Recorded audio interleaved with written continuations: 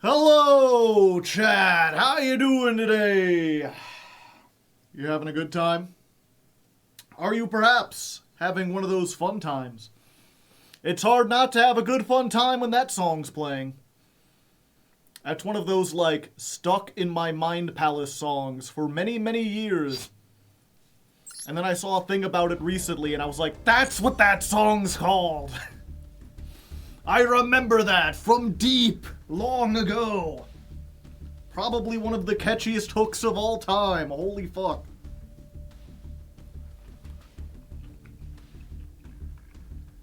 And if you're curious, if even if you're watching on YouTube and you just heard that, you're like, I think I know what you're talking about. What's that song called?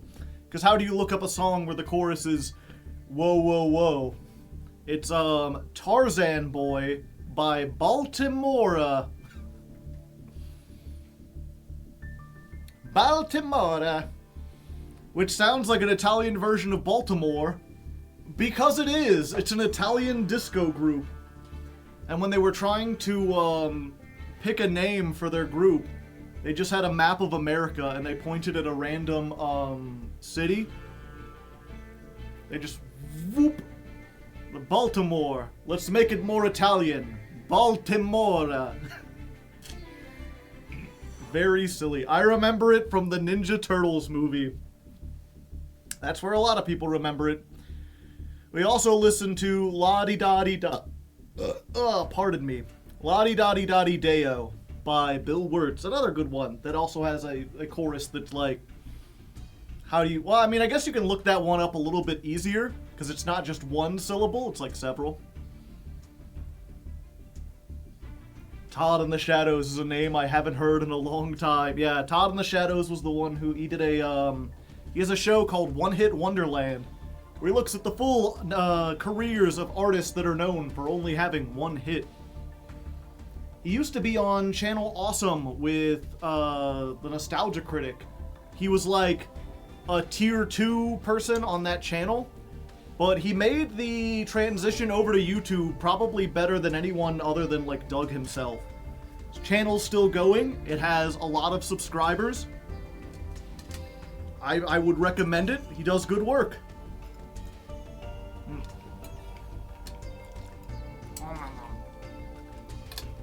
And as always,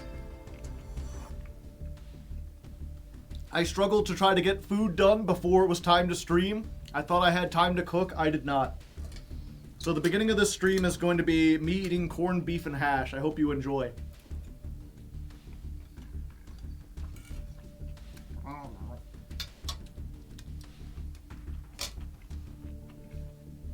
Corned beef and hash is delicious, though. Someone in chat, what was it? Someone in chat asked, where did the name Hardleg come from? It was like a nickname that a guy I worked with, he was like a stand-up comedian, and he had a bit that's admittedly like transphobic in hindsight. But at the time he thought it was funny. But it went around, the whole idea was calling guys hard leg and women soft legs. Because men, they got the hard leg. He had like a little bit or whatever. So whenever I came into work, he'd be like, there's Hardleg Joe walking into work. But he did that for like everyone, you know. I worked with my buddy Brandon at the time, so he'd be like, there's Hardleg Brandon. But something about Hardleg Joe just had a nice like ring to it. And so I decided to go with that. And then I made up a whole bunch of stories about why it was Hardleg. Because I thought it was fun to have an origin story be multiple choice, kind of like the Joker.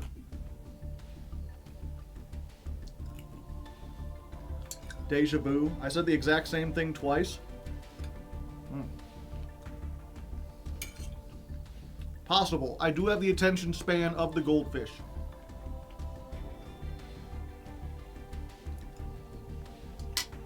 It was the war where you had to carry a hard leg, yeah. Well, I remember,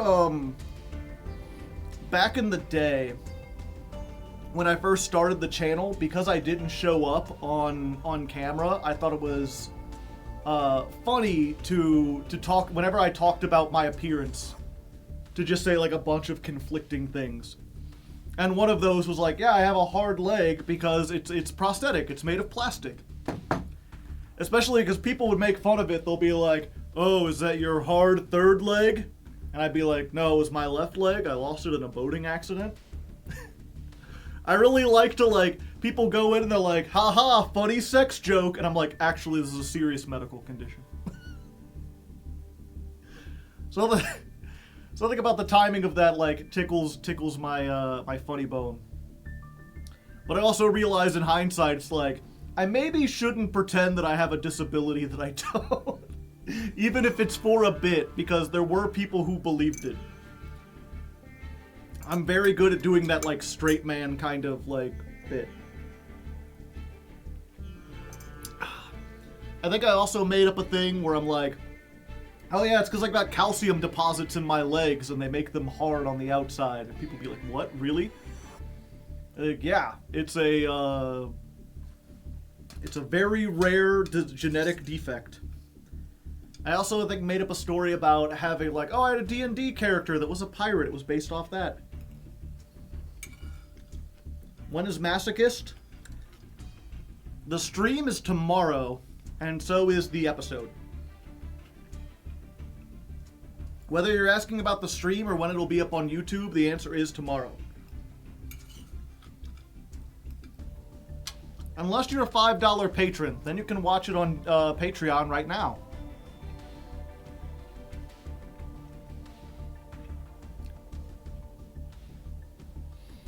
Thinking about Channel also makes me remember Spoonie. I miss Spoonie. Spoonie, that's... You talk about people who inspired my entire brand of humor. Spoonie one. He's like a godfather of internet comedians.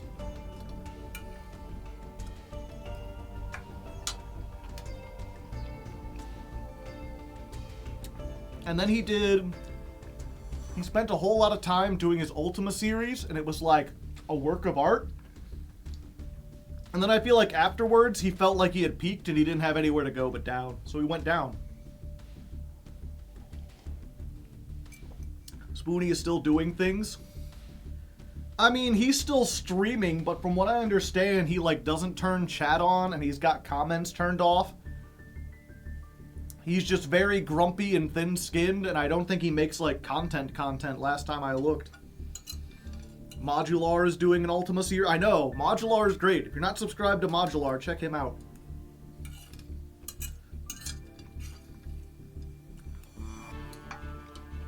Someone asking what I'm eating. I'm eating corned beef and hash. It's almost done.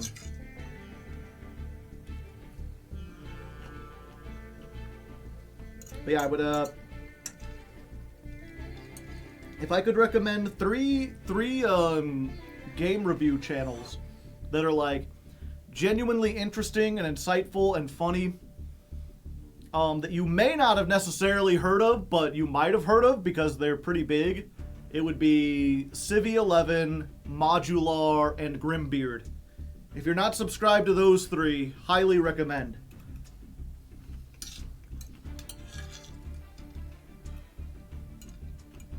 Looks like pomegranate. It is not pomegranate. What is the hash? It's potatoes. And I will not be eating pomegranate because I do not eat fruits. Remember that. Keep it in your mind, Palace.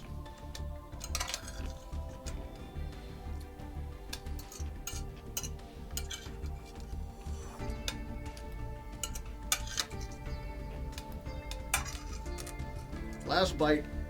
Okay. Wait, you don't eat fruits? No. I'm a weirdo.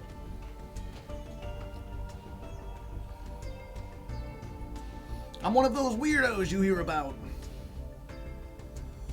I have that, like, picky eater syndrome, but, like, for adults, where I'm just, like, crazy.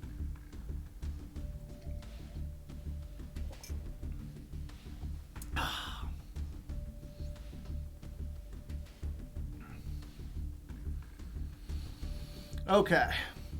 I was gonna do the commentary thing to start off the stream, but I've been like rattling through it in my mind over and over again, and I'm kind of sick of it at the moment. Plus, we're already in Master 2. We're like 3 duels away from Master 1. So, you know what? Let's finish our meal first, and the political segment can be dessert for afterwards. And also, I'm surprised to see because I've been telling people like we're gonna start off by talking about real world shit, and then come in for the Yu-Gi-Oh stream. So I'm gonna subvert some expectations. Quick stream, yeah. We're gonna jump right into the Yu-Gi-Oh, and then once the people come in to be like, oh, is he playing Yu-Gi-Oh? Let's go do that. And then it'll be like, haha, psych, we're talking about what it means to be a leftist. I hope you're prepared. And who knows, maybe we'll learn someone a thing or two. And then if you're watching this on YouTube, you know that segment is coming up. And so if you want to skip it, you can. You have the freedom to do so. I'm a lefty, does that count? Not quite. Talking about corn.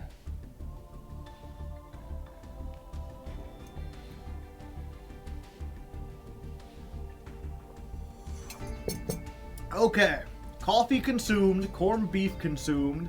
My water bottle is almost empty. Let me refill my water bottle and then we'll begin. Can you play Memento in the Zero Extra? Don't they need, like, fusion monsters to do most of their stuff? Aren't fusions, like, very important? What the heck? Ponticon has subscribed for 12 months! Why did it do that, though? It changed the one I had. I was too quick to return. Sorry, Ponticon.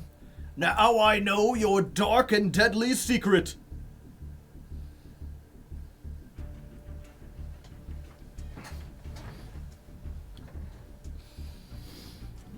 Alright, let's update. We are on stream number 6. The final one. I need the Ritual Beast time codes.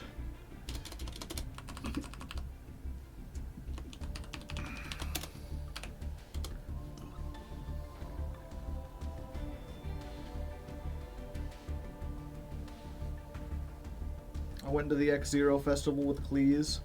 Might be fun.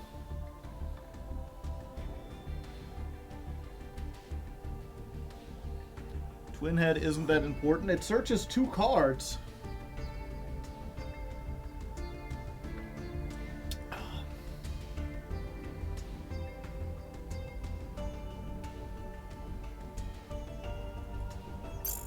Diagram is limited, yeah. Okay.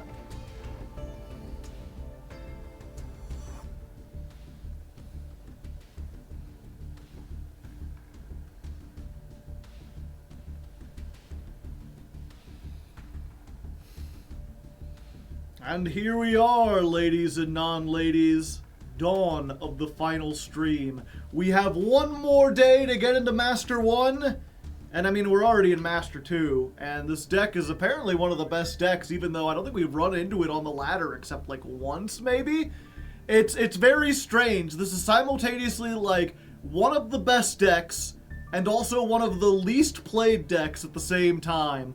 So I'm really curious to see how this episode will go if people won't tune in because they're like, this'll be easy because it's like, a meta deck. Or if they will tune in because they have no idea how this works and they haven't played it. Critter, you can't hide. Don't hide from the truth. Get back up there. We're going to be doing this. And yeah, nothing's changed about the deck. Nothing's changed in between. We're just jumping into it, trying again, see how many duels it takes to get us to Master 1. I suspect it will be easy, even if Critter disagrees.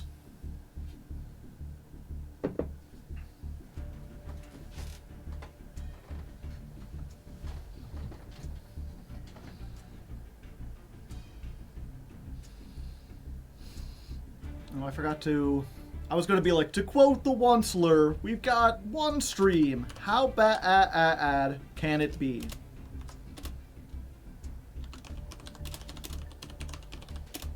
Dawn of Stream 6.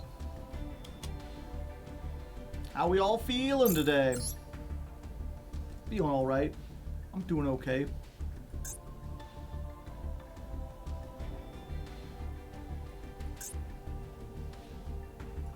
Maybe I should have done a warm-up. It's been a day.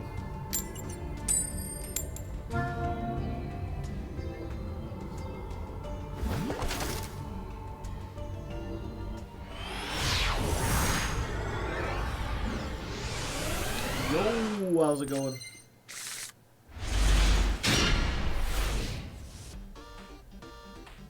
Gee, Billy, how come your mom gives you 2 dimension shifters?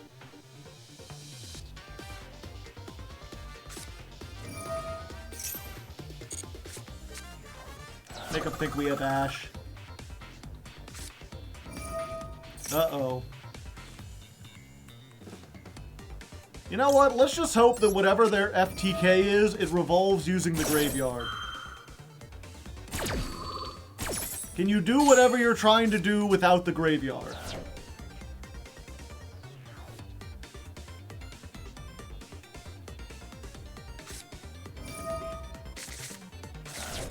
Ooh.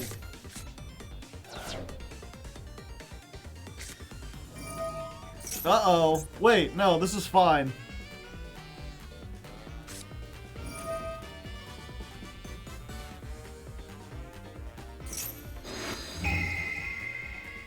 You want to get rid of this other shifter for me?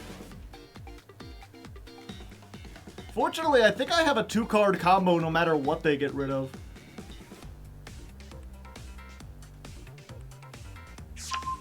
That's not the correct answer, by the way, unless they have, like, monster negates. Then it might be the correct answer.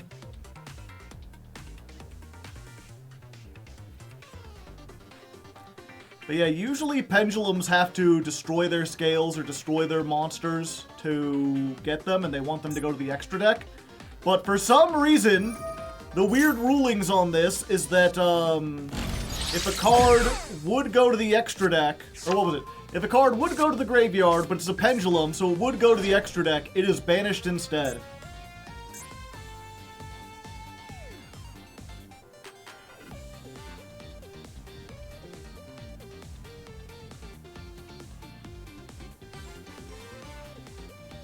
And because they used Into the Void, they can't just like pass, right? Like they have to commit.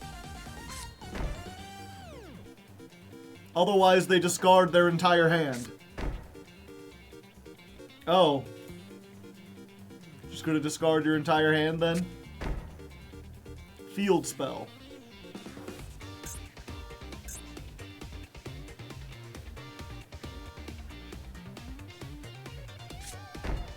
Oh. I guess they couldn't do much of anything anyway.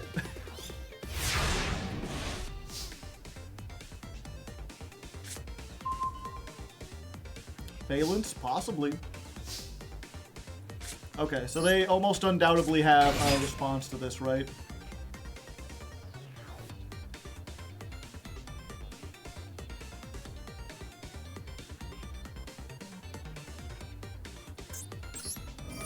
Activate. Widow Anchor.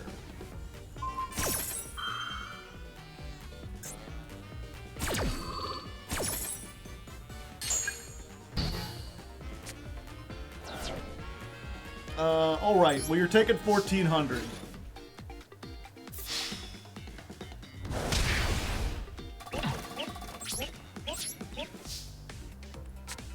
I'm gonna put this here.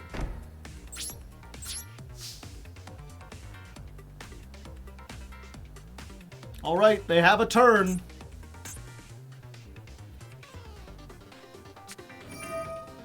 Why would you activate that now?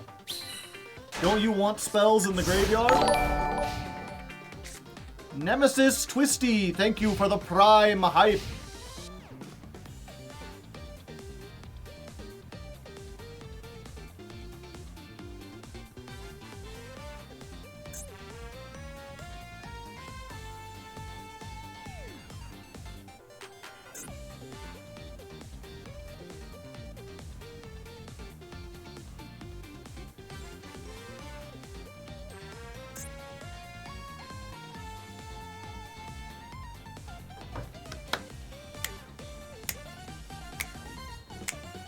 What is your favorite deck to play? Probably Paleozoic.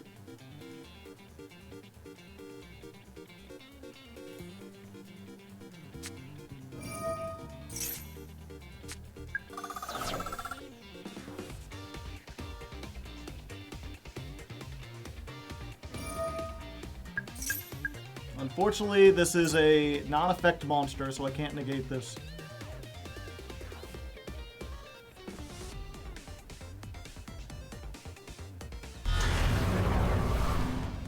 The Mighty Master of Magic.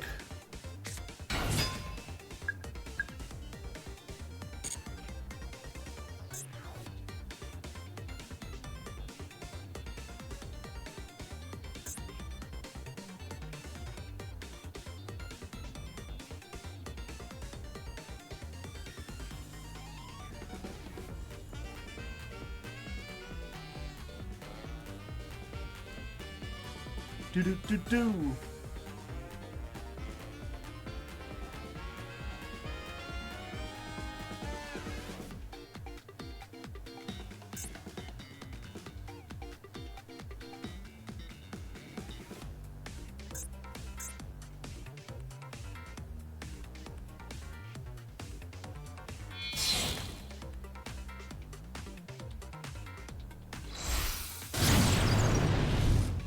Kagari, but you have nothing in the graveyard because everything was banished.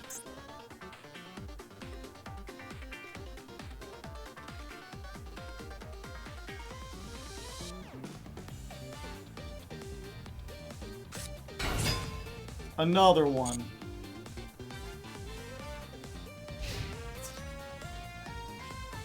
All right.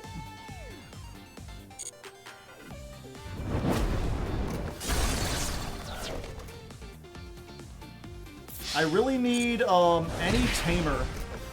Any tamer, I think, would help me get out of this situation.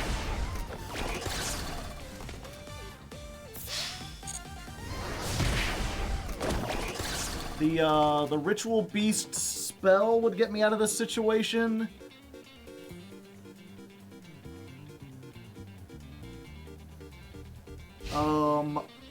And any 3 of, I believe, in my deck would get me out of this situation, except for Book of Eclipse.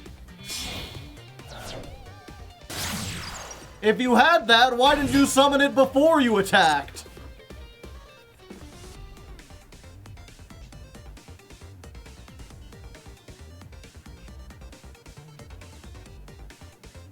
I think they were a little tilted, chat.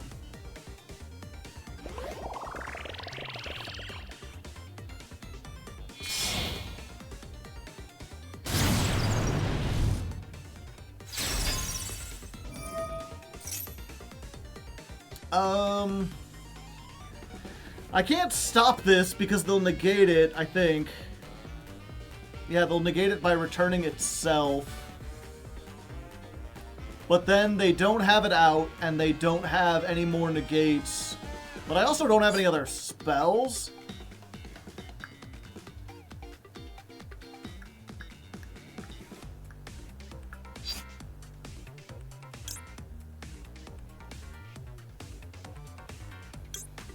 What could they theoretically do?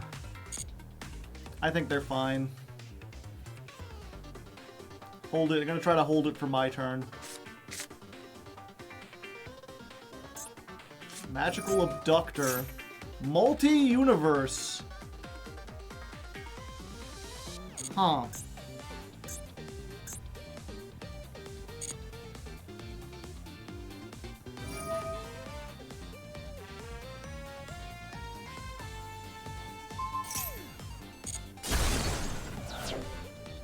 I can't target this? Oh, well, fuck. So maybe I should have just used it.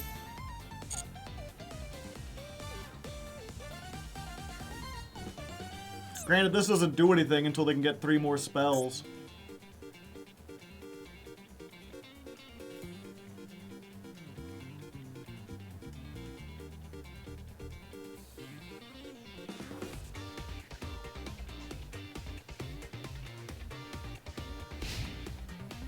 All right.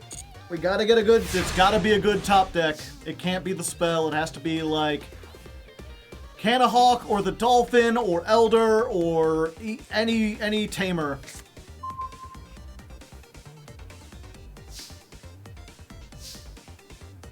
Damn it.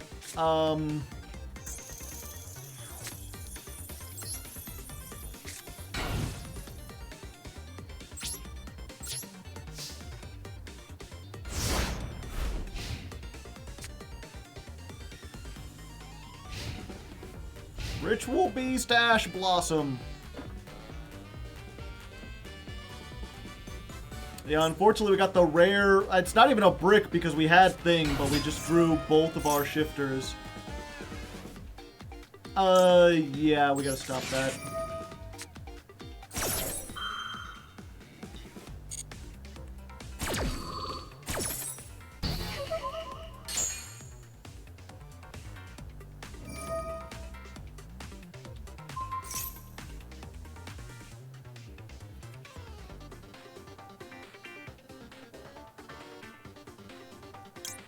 Yeah, 1 second. Let's try this. It doesn't stop them, but it puts that into their hand. And then they don't have anything that can get over the Dolphin.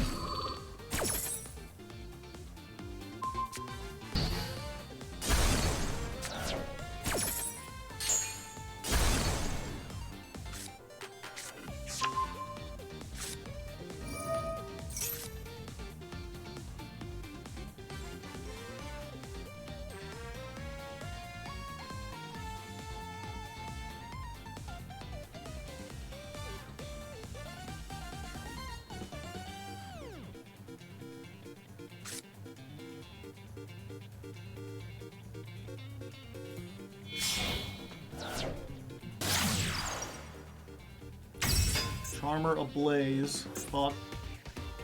Your plans to make any of the other Yugi... No, I have no plans to make any Yugi poops. I stopped doing that a while ago. I ran out of ideas.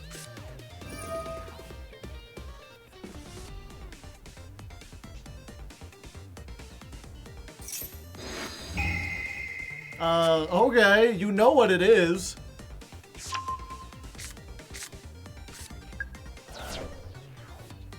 I don't know why you wouldn't just draw 2 or steal this.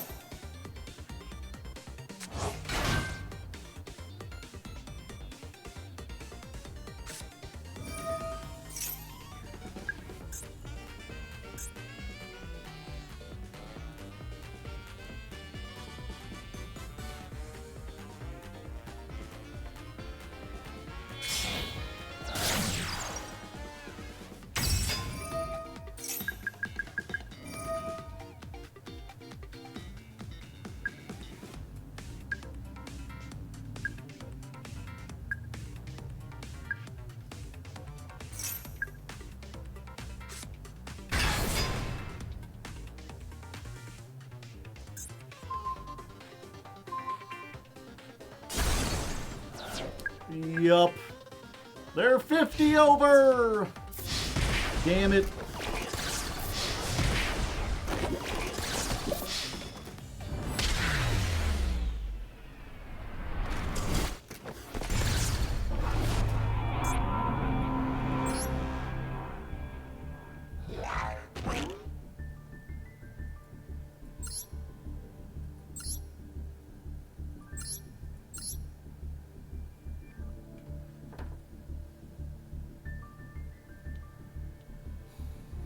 Yep, that sure is,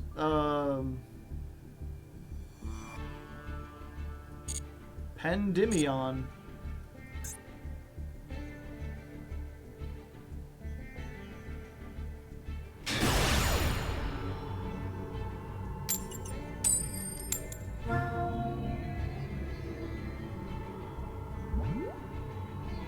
How did that list get here? Very carefully. Good Tenpai matchup, maybe?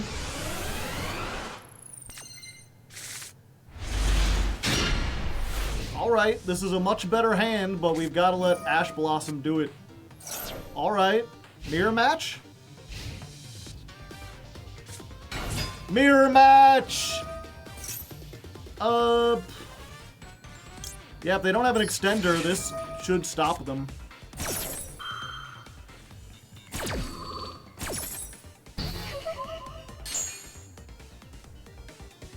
Show me the Laura.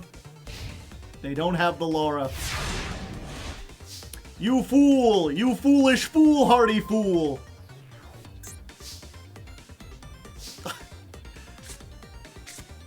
Oh, I can't send it to the graveyard. That's funny. Anyway. Laura. Summon Canahawk. Laura effect. Let's get... Elder! I need another tamer, I believe. No, I need another beast. I need the penguin. I will resolve my penguin!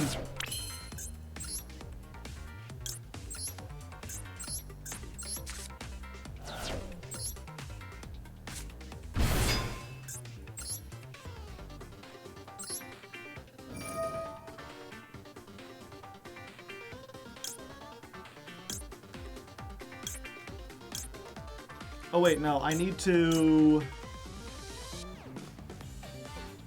Yeah.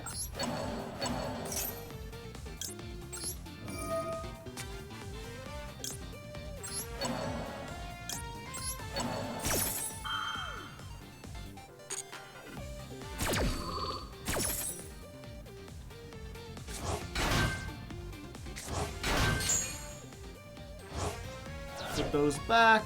Let's grab Gwen.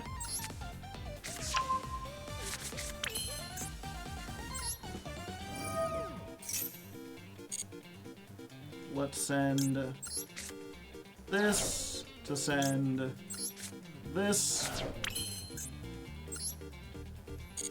Oh, I can just normal summon. I don't even need to banish stuff.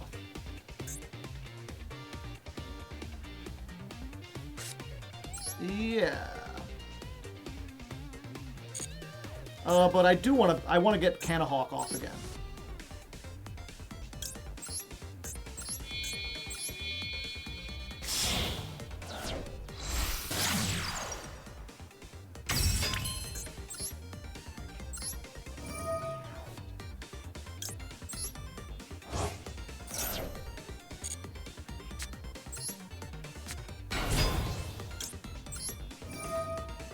Protoss call wind. Destroy my own field.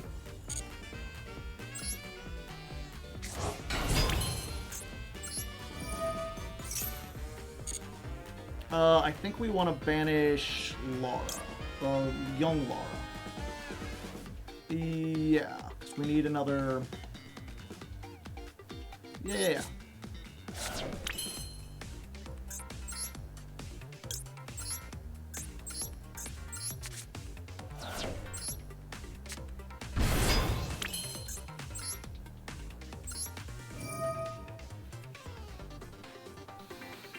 You and you have been special summoned, putting you in the graveyard.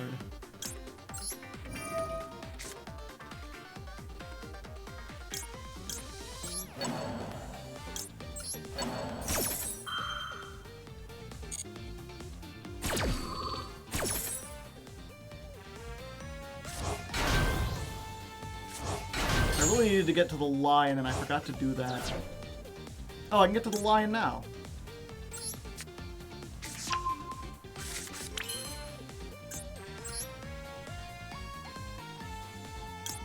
Okay.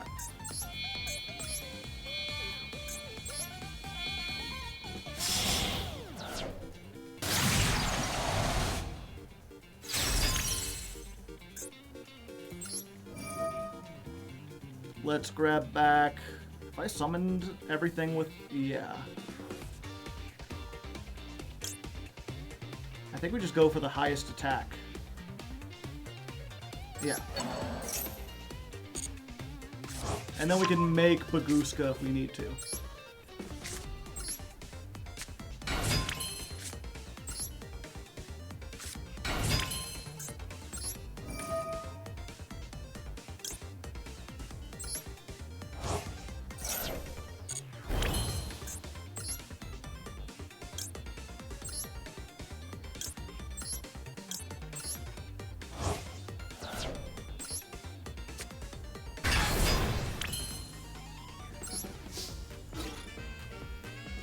think this is game.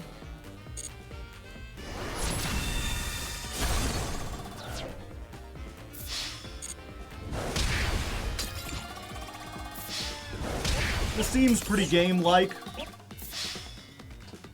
Well, there we go. We beat the mirror match. And all it took was us having Ash and them not having Ash.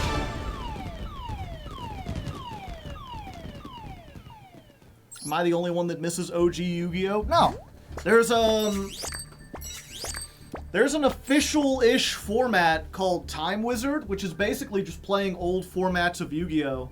Goat format, Reaper's pretty popular, Edison's probably like the most popular right now. That's like a early synchro format.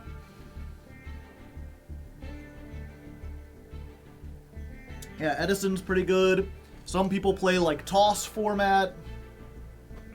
Ritual Beast, yeah. This is crazy how many things he's doing in a single turn, I'd cry.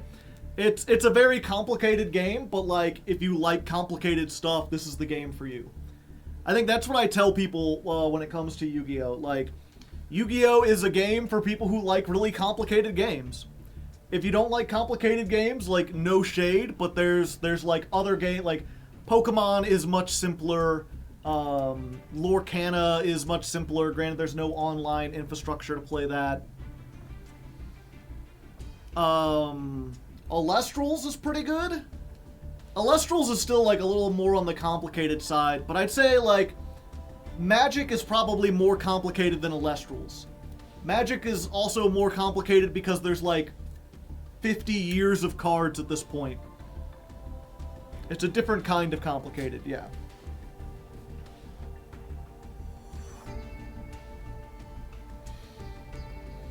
One Piece card game.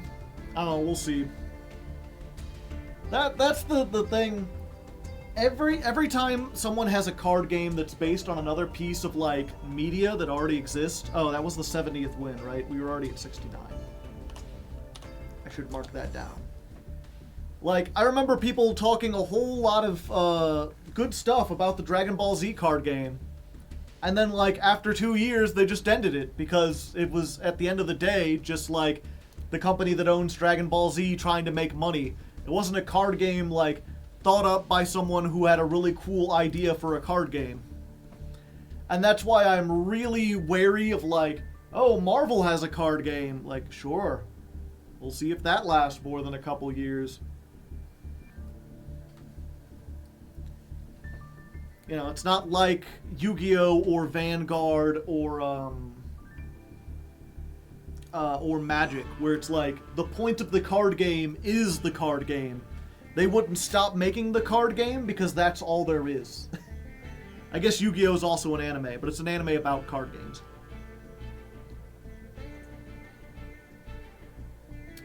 The old card game, Dragon Ball card game died, so did the Digimon TCG. Alestrals, yeah. Like, Alestrals isn't, like, based off an anime, it isn't based off, like, some other property and they're trying to use the card game to push that. Alestrals is its own thing, so their only motivation is to make the card game as good as possible. Yeah.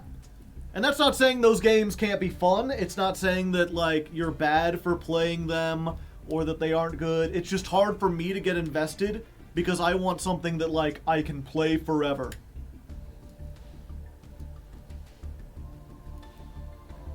Yeah, Pokemon's a bit different, although even them, like, it feels like the Pokemon card game died several years in, but Pokemon itself was so big that they just made, like, another one. I forget where it was. There was some point where, like, they basically realized, like, oh, people are actually, like, playing this competitively. We weren't designing this to be a competitive game. So every card before, like, a certain time, like, the card frames are different now, and you can't use, like, the base set ones.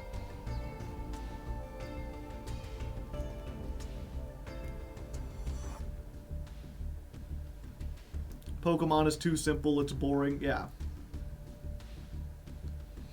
I've never played Pokemon, or I have, but like I played the old style. I haven't played like competitive modern Pokemon. But everything I've seen of it makes it seem like it's the simplest card game. And that's one thing that a bunch of Yu-Gi tubers have been like, you know, playing Pokemon feels like a cheat code because then you go to something like Hearthstone that has its things, but it's so much simpler than something like Yu-Gi-Oh! That like people are like, oh, you know, there's a whole lot of mechanics here. You've got to keep track of like 2 different things. It's like, is that it? It's playing Yu-Gi-Oh! Is like wearing weighted clothing when it comes to other card games. Do you watch Pro Yu-Gi-Oh! At all? Sometimes. If I've got free time, I'll watch, like, the YCS if they're streaming. I'll watch, like, highlights of it and stuff. Hearthstone is based on WoW. Yeah, but, like, in the same way that, like, Heroes of the Storm... Well, I guess Heroes of the Storm is a bad thing, because that went under, didn't it? But I don't feel... It's weird because Hearthstone, even though it's based off WoW, it never felt like you're playing the World of Warcraft card game. It felt like the developers at Blizzard made their own card game or wanted to make a card game, and then they just put, like, a World of Warcraft flavor over the top.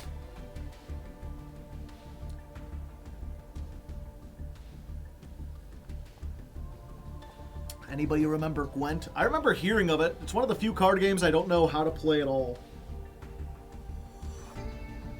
Anyone remember, like, Buddy Fight? I think that's what it was called. That was one based off, like, an anime. I remember I went through, like, a little kick where I just, like, learned to play every card game that existed at the time.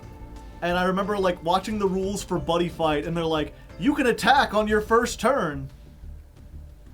I'm like, you are the only card game that would do something so stupid.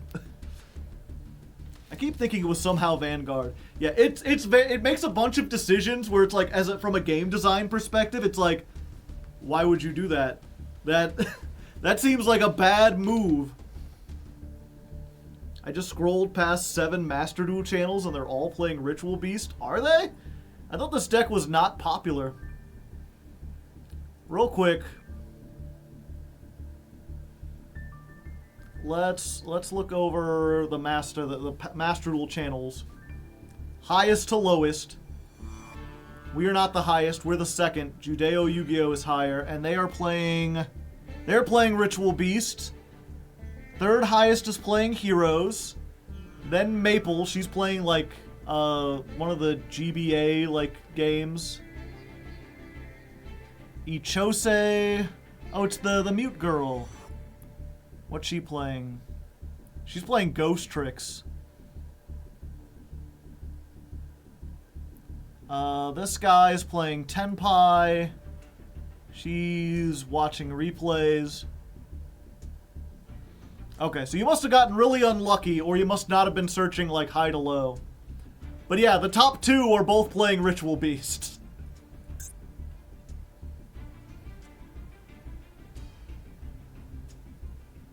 Mute Girl Lily? I think so, unless there's another mute VTuber with white hair.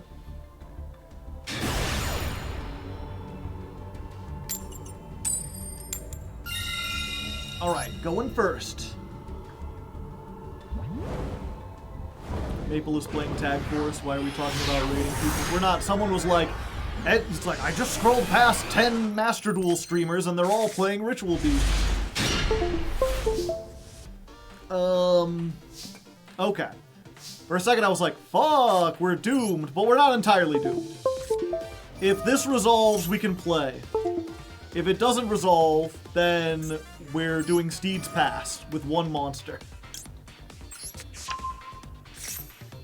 Okay, it resolves. I think it's Elder with this hand. Yeah. Elder gets us plays regardless of what we do. And then we'll toss the penguin. Or the dolphin. Whatever. Okay. Imperm this. No.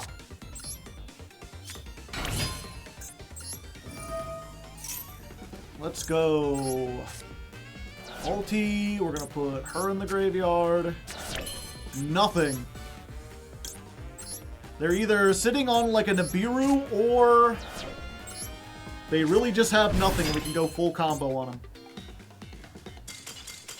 I guess it was the latter.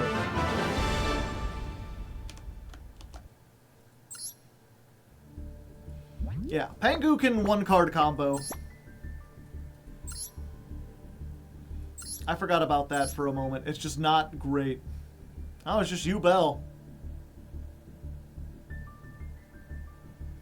Yep, so they didn't open with Maxi, Ash, or the 2 Perm. Or Gamma, I guess.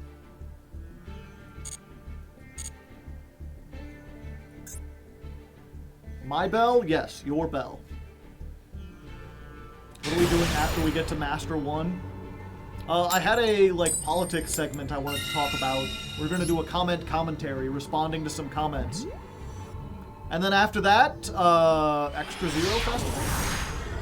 Play some Balatro, maybe? Y'all like Balatro, right?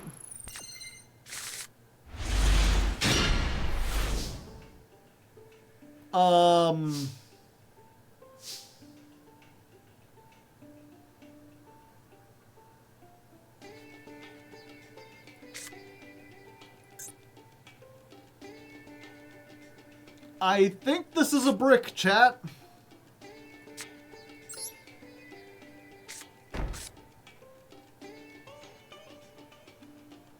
We're up against a 50-card deck, or 60-card deck. Probably not Tempai.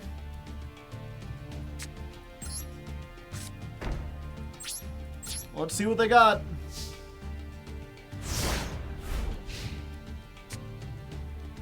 Set 4, pretend to be Lab. Yeah, I mean, I guess I could.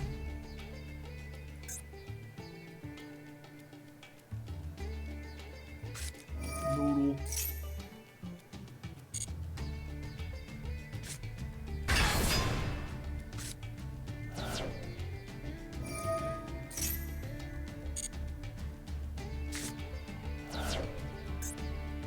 All right, big pile.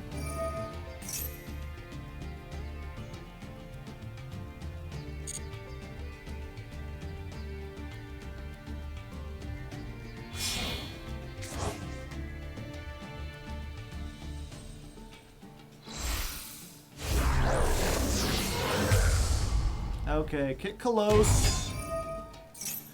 Will they send or add is the question.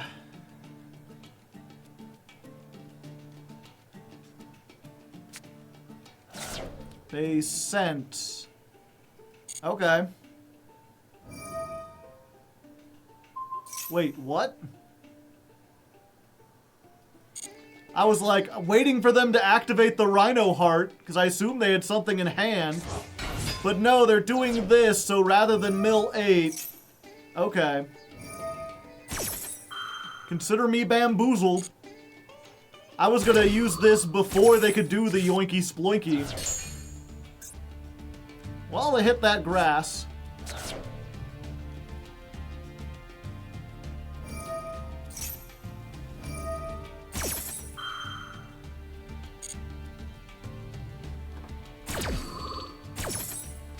I just surrender against a tier deck? Well, I'm in Master 2, so I can't afford to surrender. I'll get knocked down in ranks.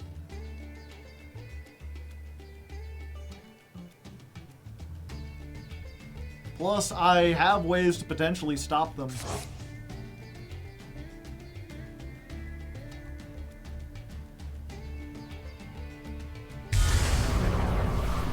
Oh, going for Kaleido Heart now. Oh, okay. Yeah, I'll chain this.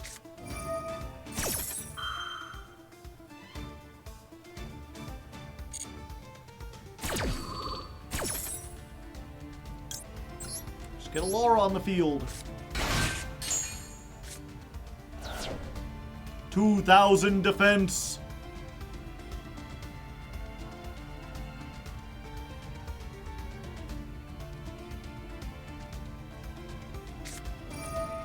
Oh, fuck.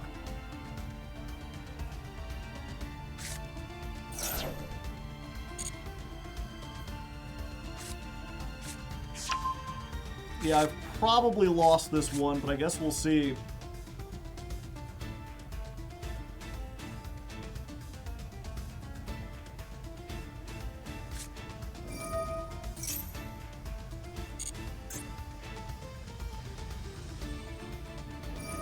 Do you dare flip all? I think that's the only hope I have.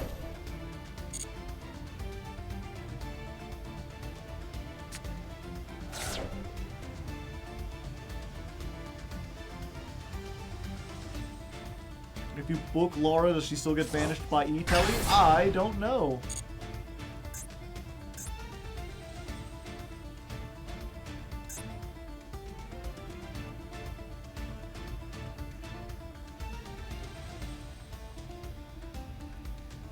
He doesn't turn on. No, I have ads. You can't turn off ads if you're on Twitch.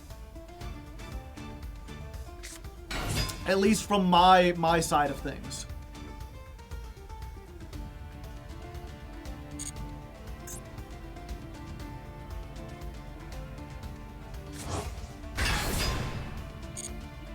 Okay, if they make zombie vampire and mill some stuff.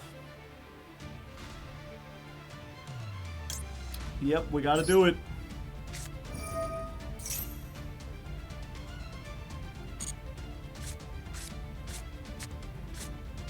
Let our opponent draw 5. But they're playing a 60-card pile deck, so they might not play any hand traps.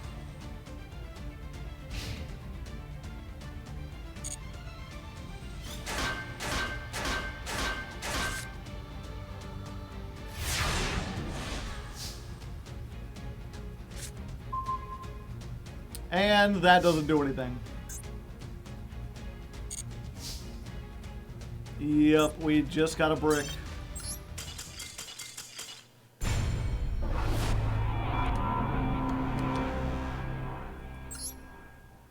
Birth by Sorrow, thank you for the gifted sub. How confident are you playing Ritual Beast? I'm pretty good.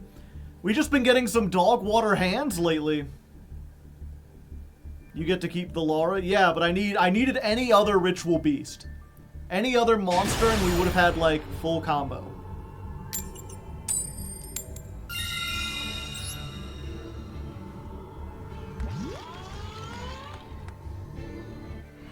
Yeah, we learned she doesn't get banished. Oh, well, thank you, Bert. Gave someone the sub, and now they don't have ads. God damn it. I open with 3 one-ups now. Why does this happen to me? I made my mistakes.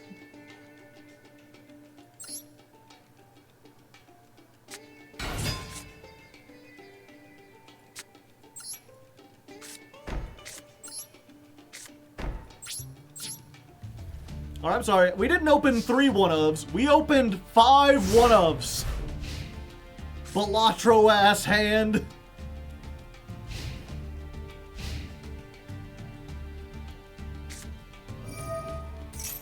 Oh. You can banish Laura with Crossout. I can. Its effect will be negated, so it won't summon anything from the deck. Oh, and then I could normal summon Wen and get it back. I forgot about that, and then I could combo.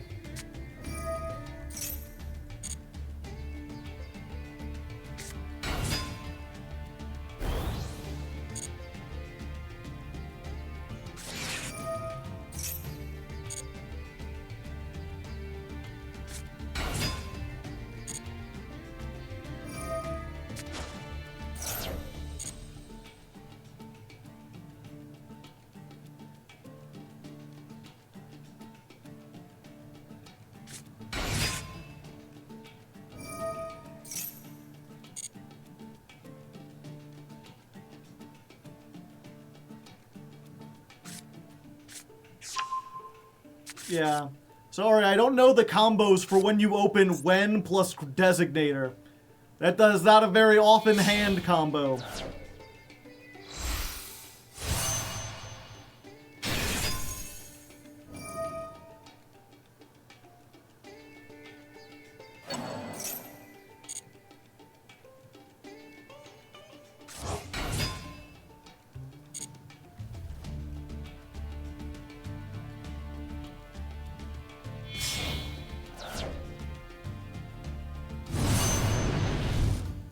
I'm already in attack mode, buddy. Oh, they're doing this now so that I can't do anything during the battle phase. Yeah.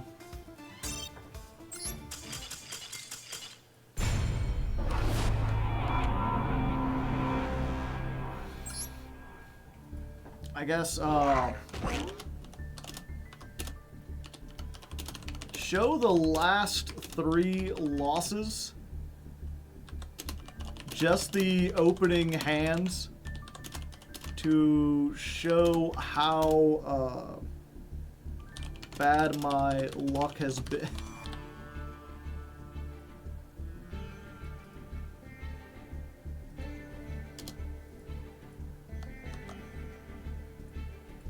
I think it was 3 hands, right?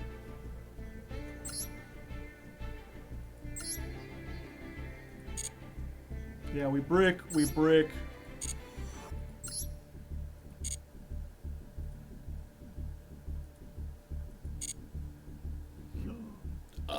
Pardon me.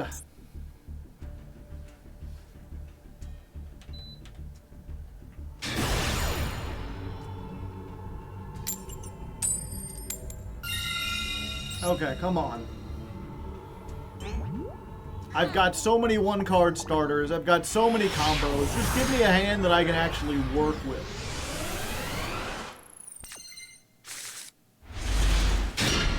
Alright.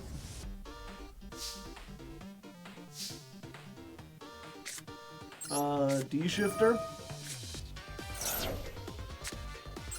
Rampangu. Pangu go. Inperm. How about no? How about no? What if you didn't get to do that? And I still got my stuff.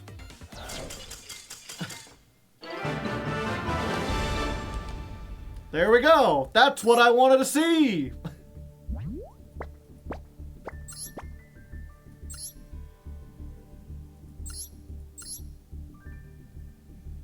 Hey, you won. Oh yeah, they were gonna have a tough time anyway.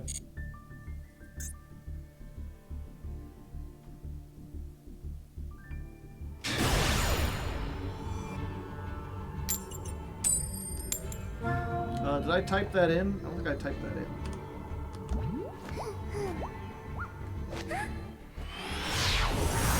Broadway performance job.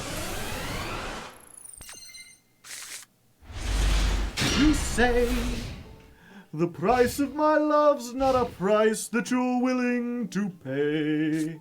You cry in your tea, which you hurl in the sea when you see me pass by. Why so sad?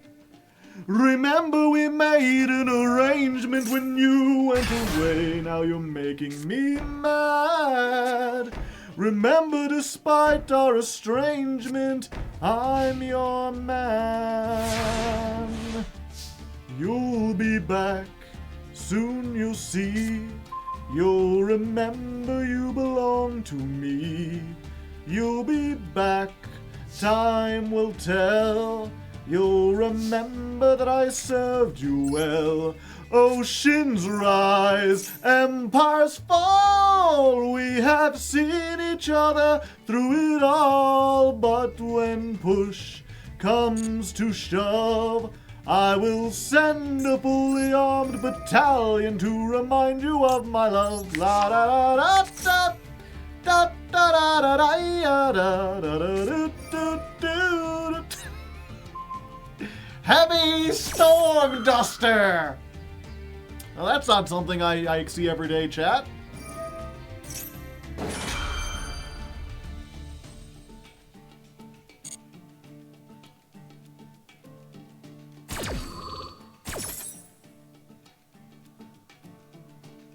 Master, huh? Yeah. I really should have Book of Eclipsed here to stop them from getting stuff. Can they activate this turn? No, they get it next turn. Okay. Penguin.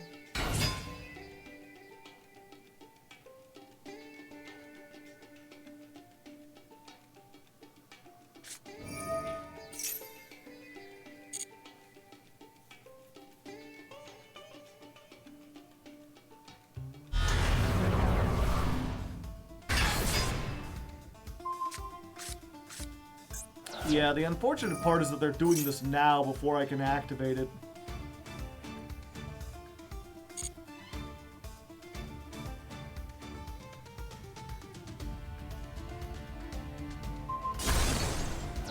Yep.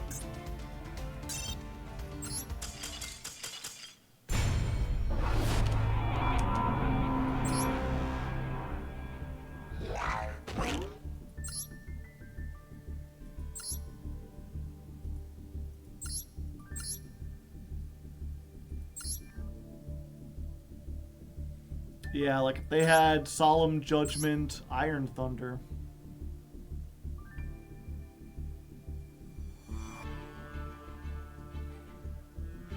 Yeah, if they had, if any of these were set, they could have like ended my turn. We're just not prepared for back row decks.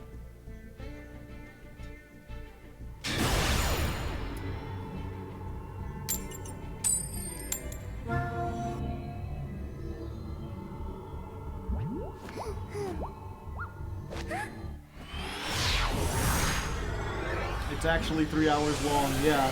Ritual beasts are complicated.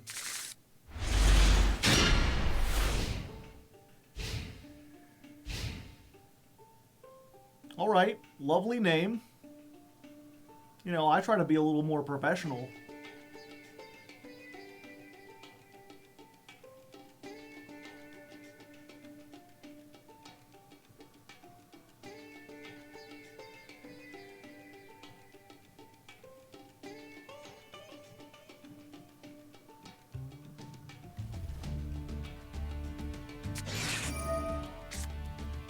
Ah, I see.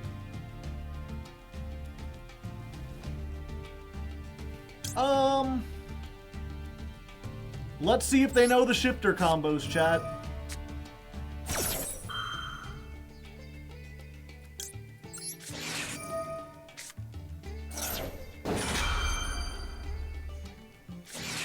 Fuck.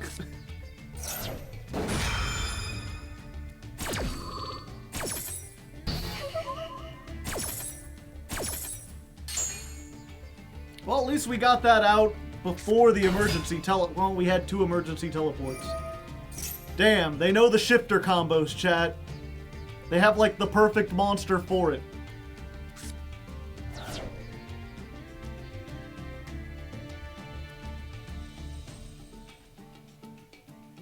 It's one of those mirror matches we heard about.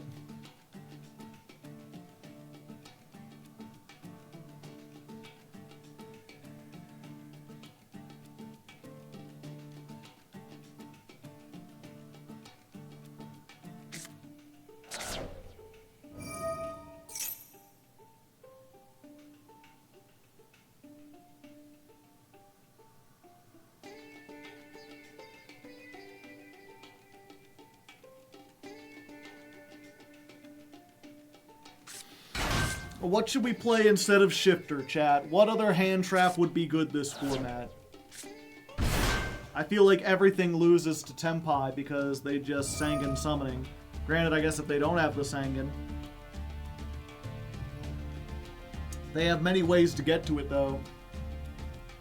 Ogre. Psy-frames. Troll.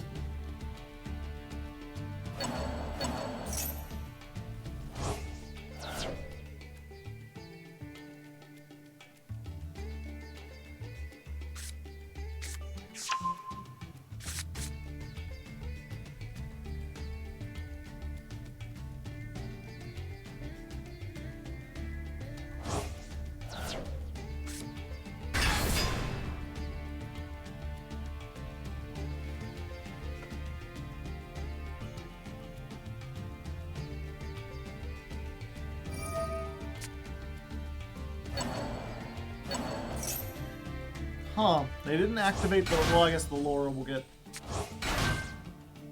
2 Lauras.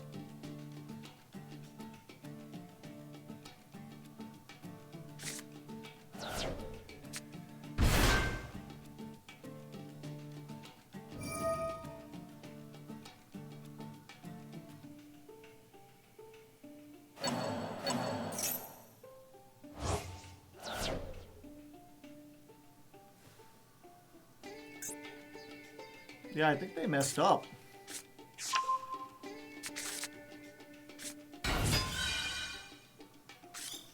Oh, do they not use their normal already? Oh yeah, they discarded it.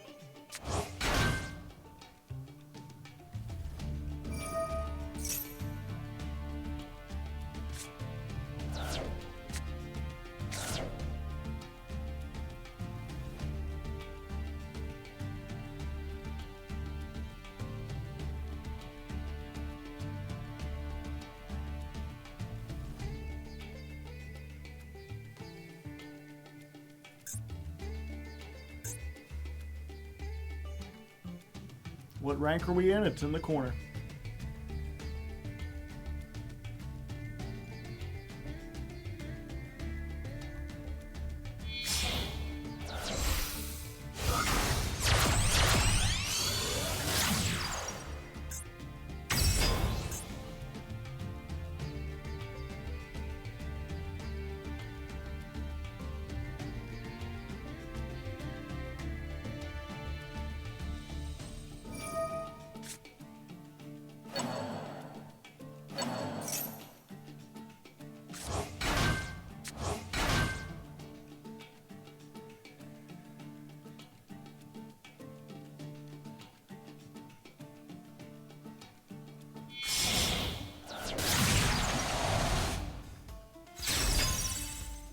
Yep, they got everything. If they've already got steeds, they just make Baguska here, and I think I'm Baskrutska.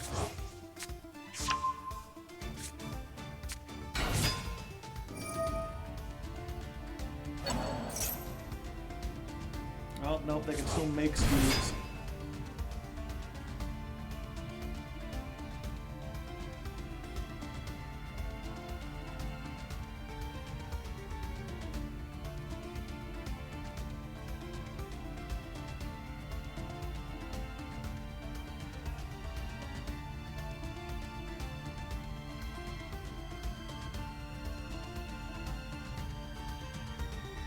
Or are they playing Protoss?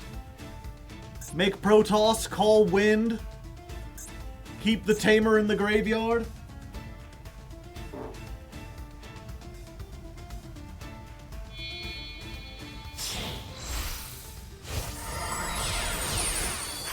Nope, it's just Baguska.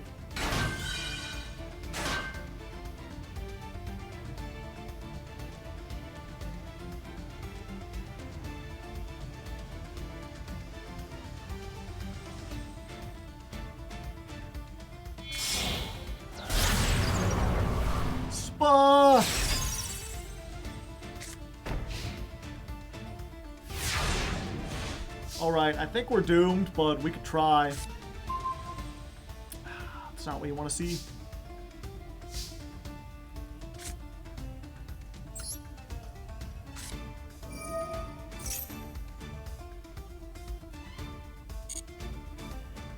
Let's go for her.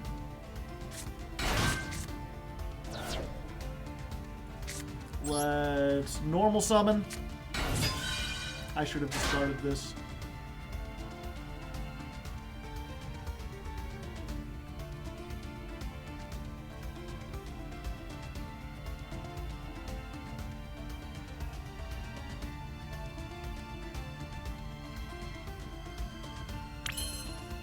Oh, okay. Oh, let's see. I can't use any of my big monsters, but I can make this. Yeah.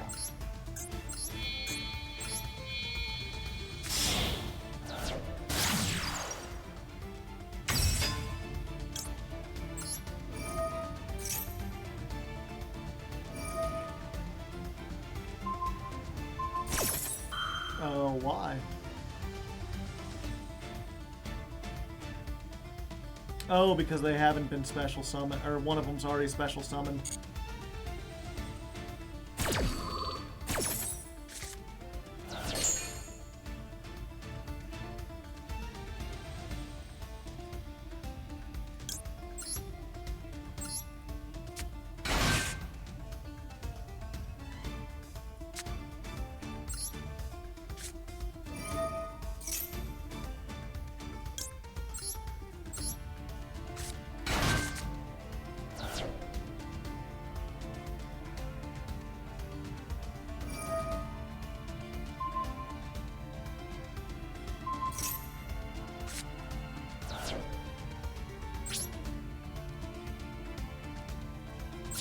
Yup.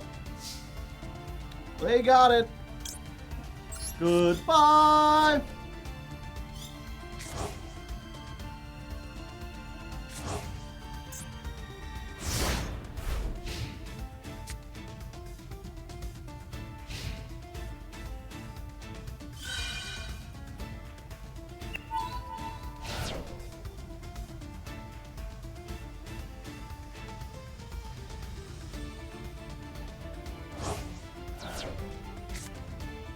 Nocio Drago!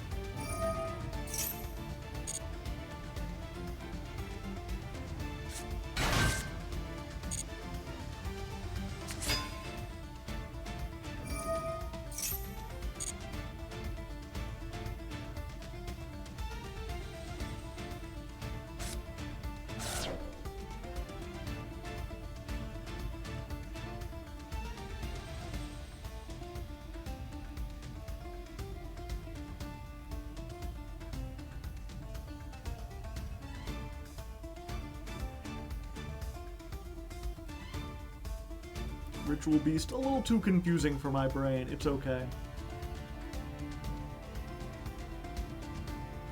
That's while I explain my plays.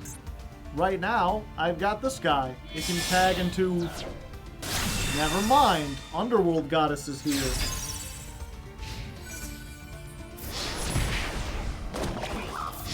Although, I'm not dead. And if that is Steeds, they don't have it. Gosh darn it!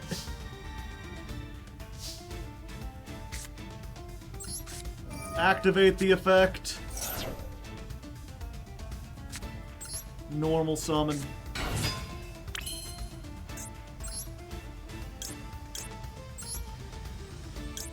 Nacho Drago.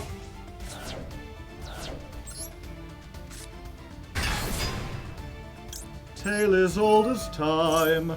Song as old as rhyme. Nacho and the Drago. What do I even get? It would be...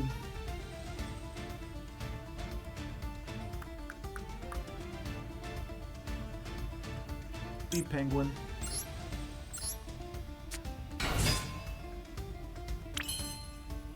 And then we have to go to the battle phase.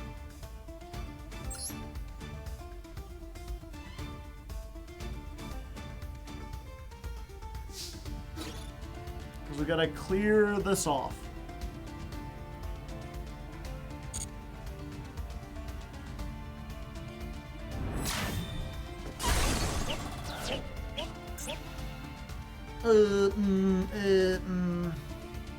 Oh, wait.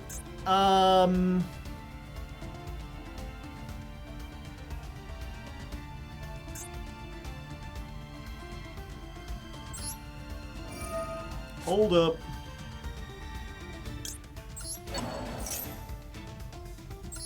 Hello, it's me. A bonk on the head. In perm? I don't think it works like that.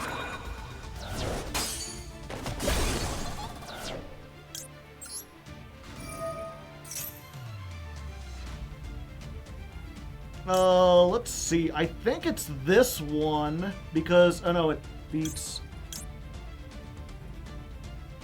Yeah, it gets this and then we can Add this back. Yeah. It's either that or we beat over, but I don't think beating over is that important. This still has all its effects. Yeah, Gaiapelio is 32, but I can't do anything with it once I get it.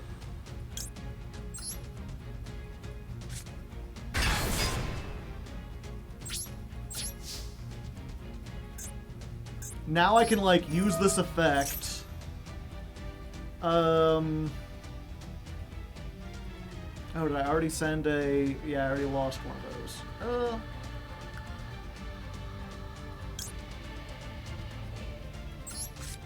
Yeah, we're gonna send the Gaiapelio. We're gonna put...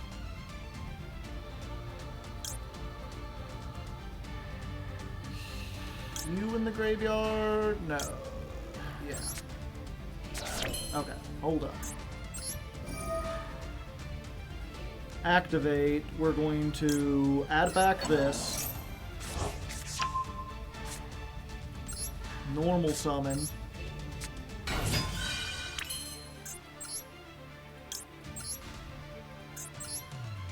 Canahawk into Canahawk into Canahawk, Canahawk, Canahawk, Canahawk.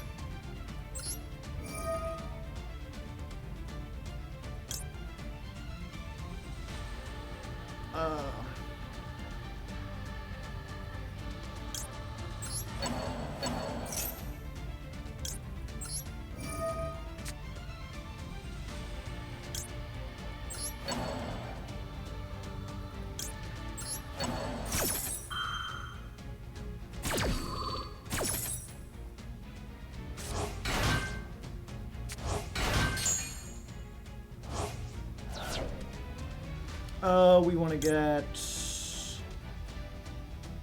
when, right? Yeah.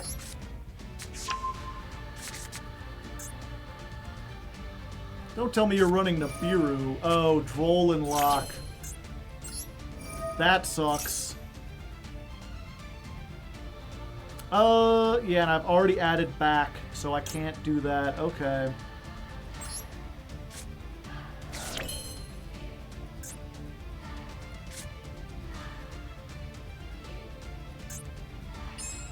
Yeah, so making another Canahawk. I almost went into Canahawk just out of tradition. Okay.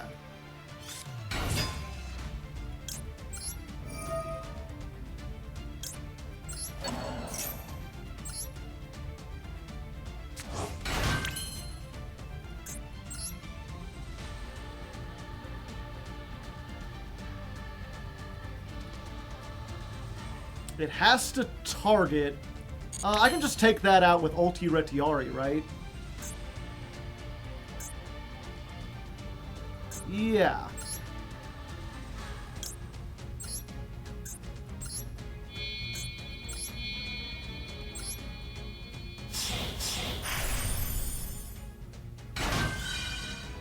We make a Baguska of our own. We pass.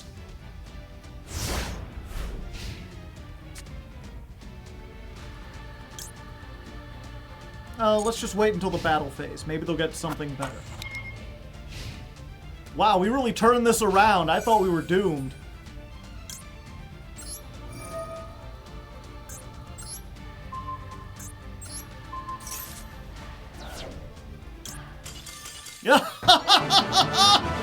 We won the mirror somehow! Holy fuck! I didn't think that would happen! I was sitting there silently grumbling the whole time because I was like, we've lost, they have such... We beat the practical exam? What was the practical exam? Hold up. 1 second. What did we do that duel? Oh yeah, now I remember. The clear conditions. It was, let me see. Win a duel while your life points are 2,000 or less. Got him. Got him. There we go.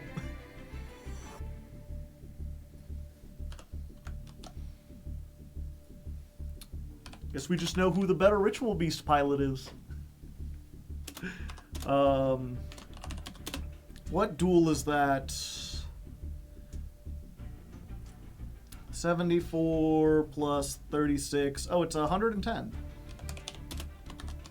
Versus Ritual Beast. You'll have to cut a lot of waiting. I thought we were doomed, so I didn't say much.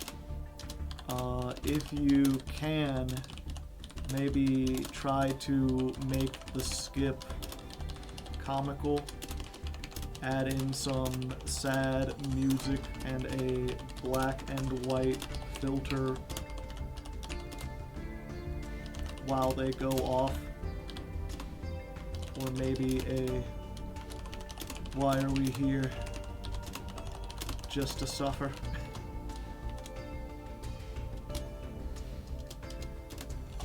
It's worth it for the comeback.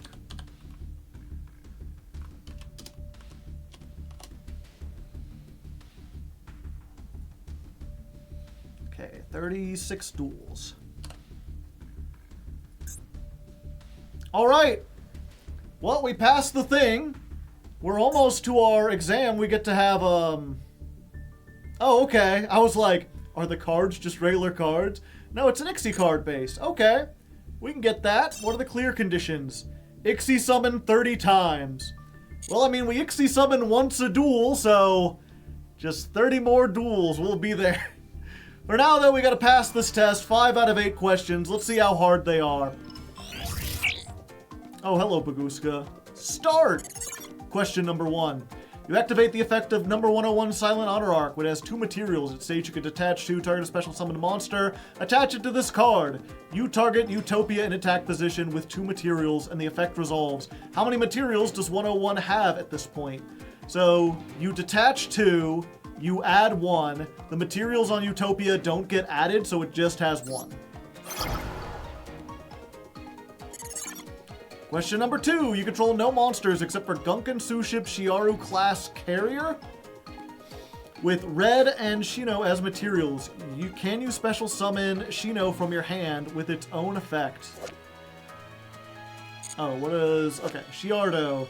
If you control a Shari or an Ixie monster that has Shari as material, you can special summon this card from your hand. This card's name on the field becomes Shari, while in the hand, deck, graveyard, or field. So this says, if you control a Shari... No, because it has to be... It's in quotes. It says a Shari, not like... Yeah. So the effect cannot be activated? Yeah, there we go. What is this monster's type? I believe it's a worm, right? Fuck. I think it's a worm. It's a reptile. I played that deck, I don't know the type. What is the name of this card? This is Utopia Beyond! We're going beyond Utopia! Pretty neat card. If you have Honest in your hand and your opponent controls a Dark Magician in attack mode and a Hope Harbinger Dragon in attack mode, and you attack the Dark Magician, which of these outcomes cannot occur? Only Dark Magician is destroyed by battle. Only Hope Harbinger is destroyed by battle. What's this? When your opponent declares an attack, you can detach 1 material. So what's the question? Which of these cannot occur? So yeah, Dark Magician could be destroyed by battle. Harbinger, Blue Eyes White Dragon, and Hope are destroyed by battle. So that cannot occur because you only get the 1 attack. Right? Only Hope... I'm confused. It didn't say what monsters we had, just that we had Honest in our hand. You control this Trap Tricks with Ixie material, and your opponent activates Skill Drain. What happens if you activate the effect of Pinkulia that states, you can detach 1 material from this card, add 1 Trap Tricks from your deck to your hand. While this card has material, it is unaffected by trap cards and the activated effects of monsters with the same type as this card's material. It has 1 material, you detach 1, So at resolution, it becomes affected. So the Ixie materials are removed, but the effect is not applied. Oh, and the effect is negated. I didn't know that was the... Okay. These are... spellcasters? Warriors. I think I've lost enough. Your opponent activates the effect of Shangri-Era that states you choose one unused monster zone. It cannot be used. In response, you special summon Link Kuriboh from your graveyard to the chosen monster zones. Which of these statements is true? After Link Kuriboh is special summoned, I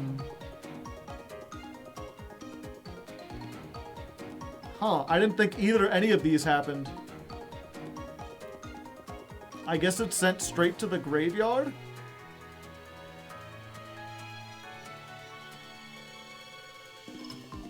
It will be able to attack and act... Oh, okay.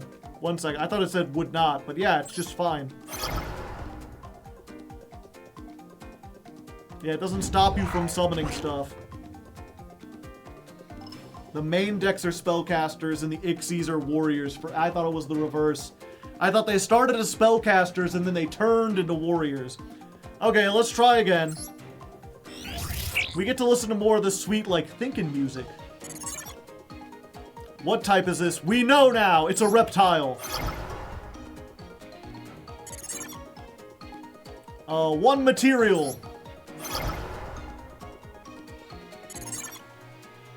When activating the effect of Redoer with only 1 trap card as material that states, can you activate the effect of Ash Blossom? So you can attach the top quick effect, detach, then apply the following effects. Can you ash it even if they don't have a spell? I think so, because it, like, determines at resolution.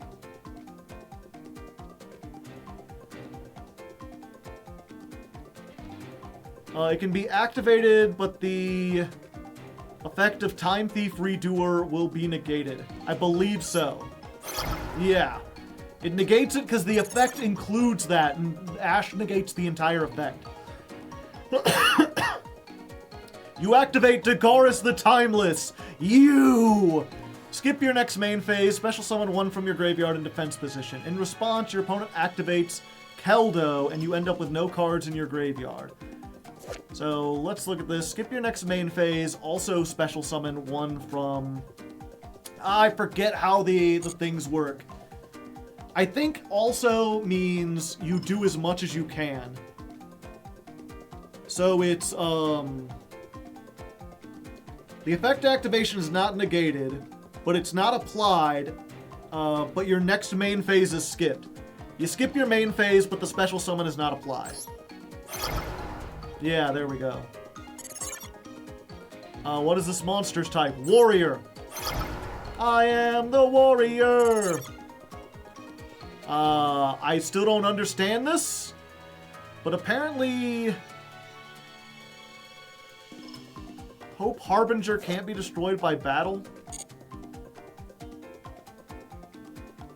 Oh, you attack with your... Oh, you have the Blue Eyes White Dragon. I thought they had all 3 of these cards. So you attack. They direct it. I don't know how this resolves. It's damage step shenanigans. We'll have to read about that one afterwards. Your opponent controls Baxia, an attack position that used Toli as synchro material, no other monsters. Somehow, you wish to activate 101 that states detach 2 materials, target a special summon a monster, and attach it with your opponent's Baxia as the target. Which of these statements is correct? So what's this material? Possession of the synchro monster on the field cannot switch. And Baxia, you could target cards. Yeah, it's equipped as an Ixie monster. Or as Ixie material. Like, you don't switch control to make it a material. The effect can't be activated. The fuck? No changing possession. I guess that counts as changing possession? I guess possession and control are different. If Magnifica has no Ixie material except for an Ixie monster owned by the opponent, and it activates its effect that states when your opponent activates a card or effect, return 1 Ixie monster you own attached to the extra deck, then special summon. No, it can't be activated. because it's not an Ixie monster you own. Okay, so we succeeded, and I'm actually curious to see what the responses are. Show me the answers. The response to this is, that's the type. The explanation is, yeah, it's that type. Memorize better next time. Okay. If you do not activate the effect of Honest, the attack of Blue Eyes will destroy Dark Magician and inflict 500. If you do activate Honest, the outcome is the same, except the damage is 3,000. If your opponent activates Hope Harbinger when you declare an attack, then Blue Eyes and 38 will both be destroyed in battle as they have the same attack. In this situation, there is no timing in which the effect of Honest can be activated because of the effect of Hope Harbinger Dragon. The damage step is entered and you proceed to damage calculation. The effect of Honest can only be activated at the start of the damage step. Huh. Good to know, I guess. The effect of Honor Arc states, yada yada, attach it. It cannot be activated because your opponent only controls Baxia, whose control cannot switch.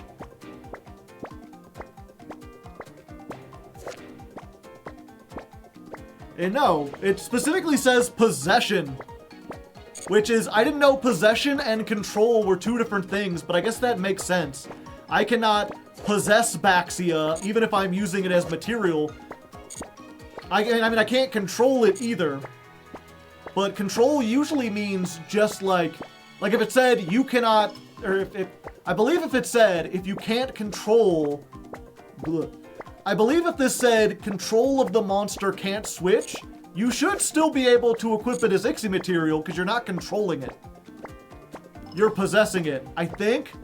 I don't know. Someone can tell me down in the comments. Either way, an interesting little thing to break up the duels. Let's go ahead and get back to the duels. See if we can Ixie summon a million billion times. 143. Proficiency exam. Cut it down as tight as possible. Guska's just head banging. Bang your head! What's the other clear condition? Ixie summon 30 times. Oh, what do I got in my gift box? Legacy pack tickets? We'll get them later. We're on a mission for now.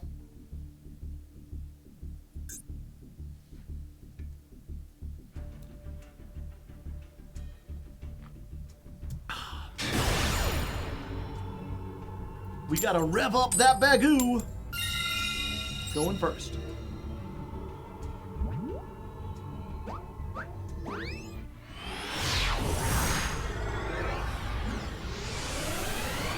Boo-doo, boo-doo. All right. I'm liking this hand. Everything? Everything I could want? Well, thank you. Let's activate this. Go ahead and negate it, I don't care. Let's get the Elder. Oh, I gotta discard one. I think it's the emergency teleport. Everything else I want. I don't want to use my normal summon. I want to get a second normal summon. I want the Canahawk. Canahawk effect. We just need another monster. I think it's just the oh,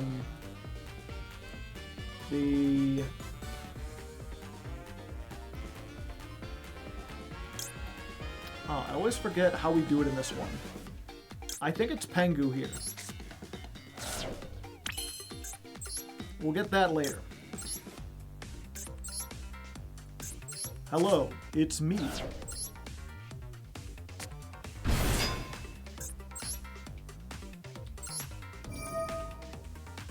Let's go ahead and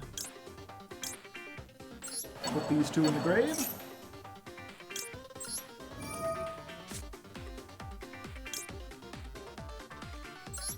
I might have done that a little backwards, but I'm not sure it really matters.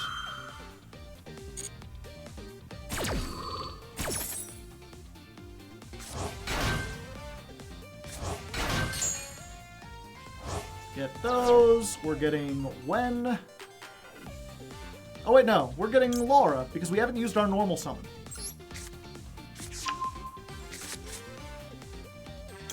Sure, we'll use this now. Just so it stops asking.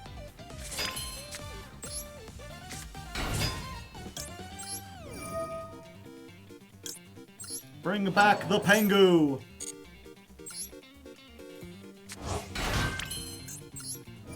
Pengu Effectu!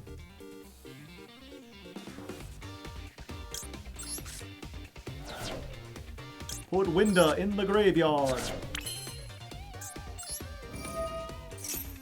This Effectu. Get a Pelio banished.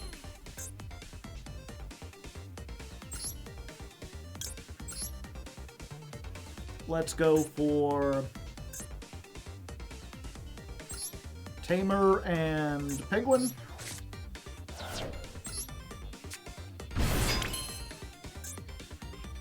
Wait, do I not have one?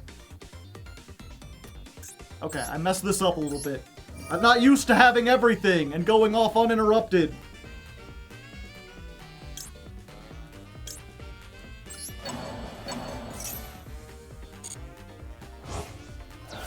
We're fine, we're fine, we're fine! I'm fine, chat.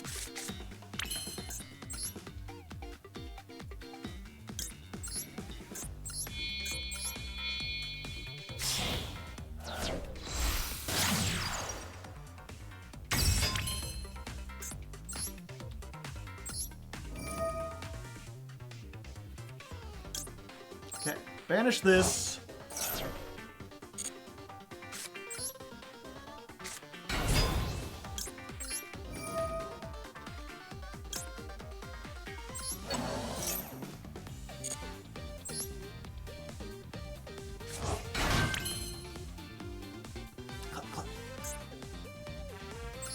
No, I'm not fine. I keep messing shit up.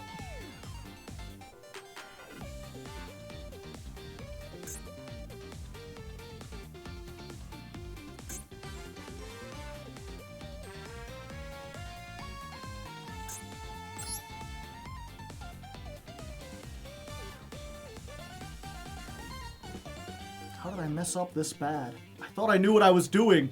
I was so confident.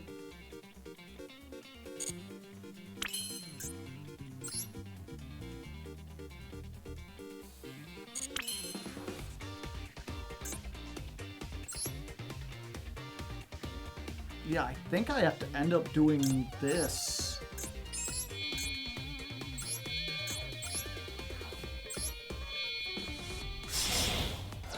Yeah, I should have no-Chio Drago to get something that I needed.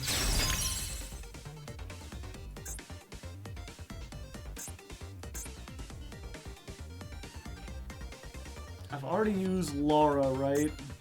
Oh, but I can use Laura again, but do I have anything that hasn't been special summoned? That's a level 4. No. Yeah, I fucked up really bad.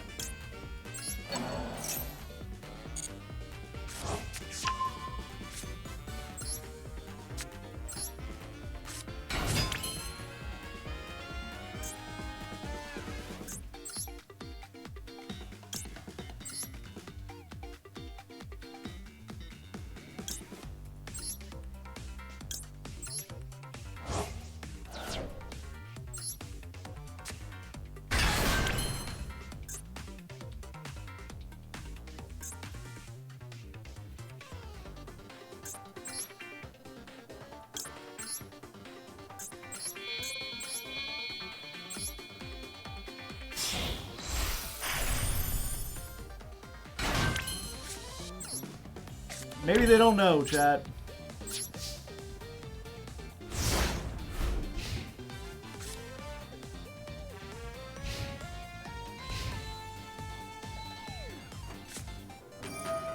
Light Sworn. Interesting.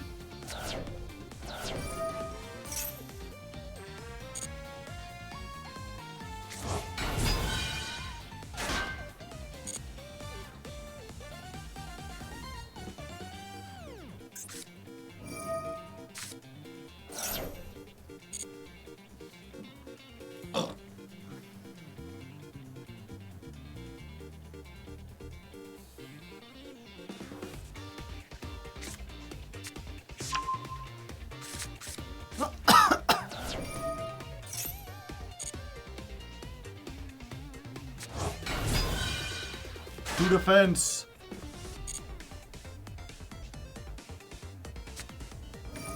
The question is, are they if they have something like a Nightmare Cerberus, that actually gets them out of this. But if not, I struggle to think of what else they could do that would, like, deal with this.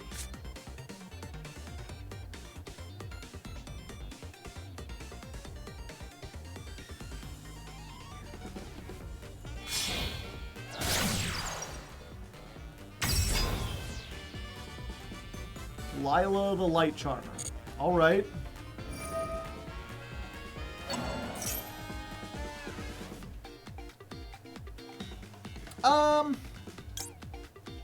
Yeah, you know what? I think this... Because if they can go into SP or, Nightmare Unicorn from here, they can be good. So instead, what we'll do is we'll use this now.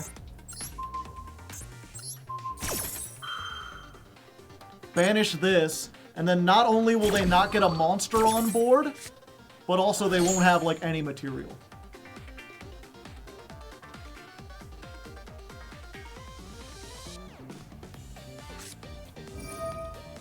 Fuck. My monster!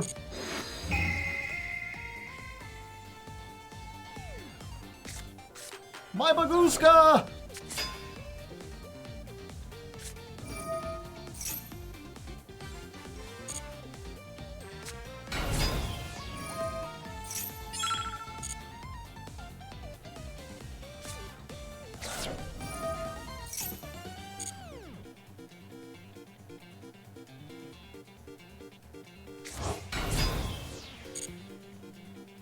It's not terribly tired anymore. It has awakened.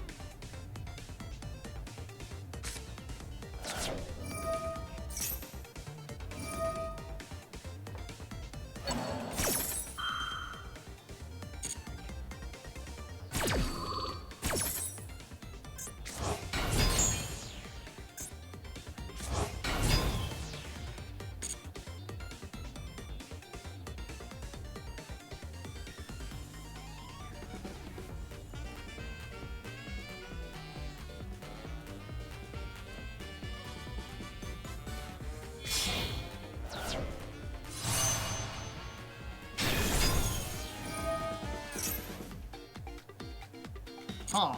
Visa Starfrost, eh?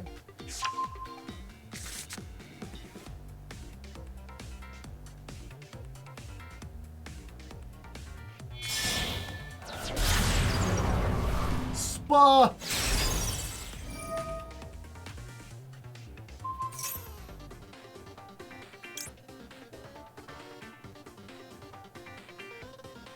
Do I activate this just to get something out?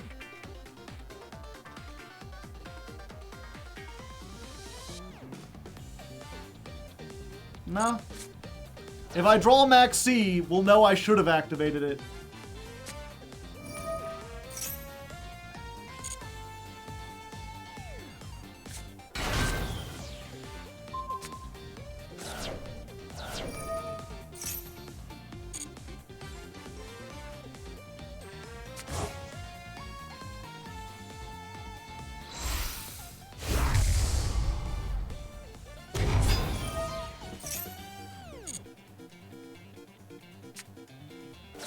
Oh yeah, they have no direct attack, so we live regardless.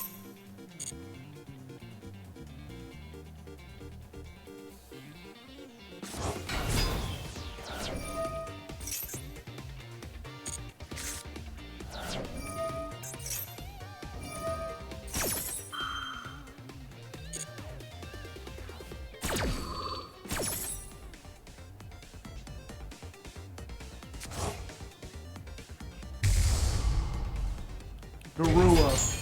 I don't think they remember, chat.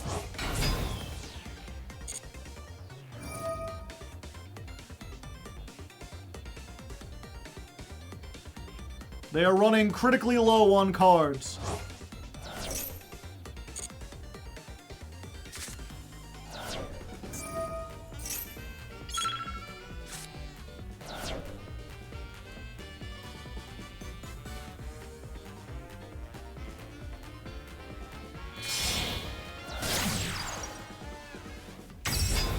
They must have some alt-win condition, and they just cannot get to it for the life of them.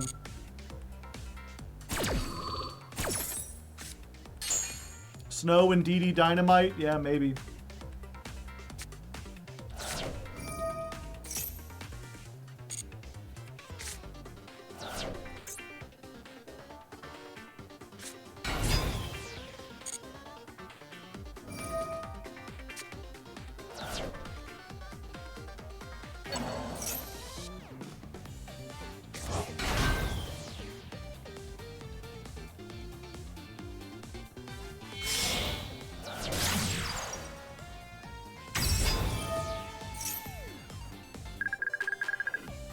So many counters!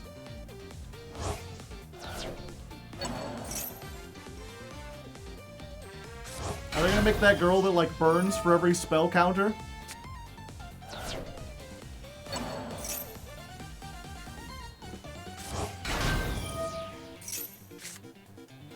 Alright, every card is in the graveyard, chat.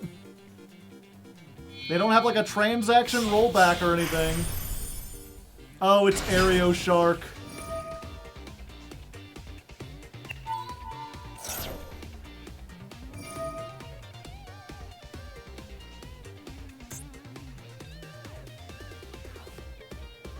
I forgot they could do this.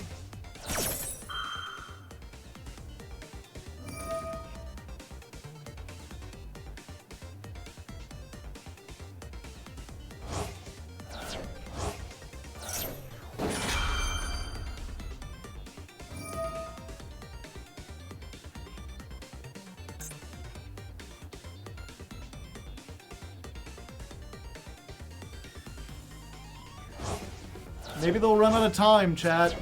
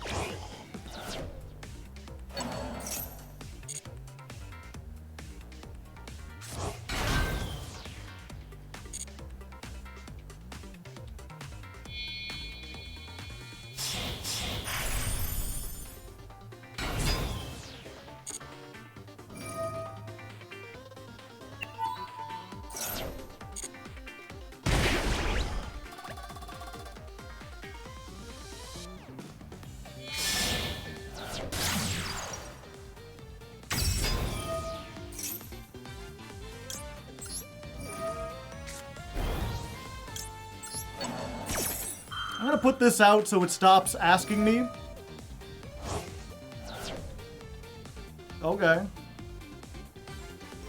And also I'm going to hope that maybe something they do requires them to tribute cards.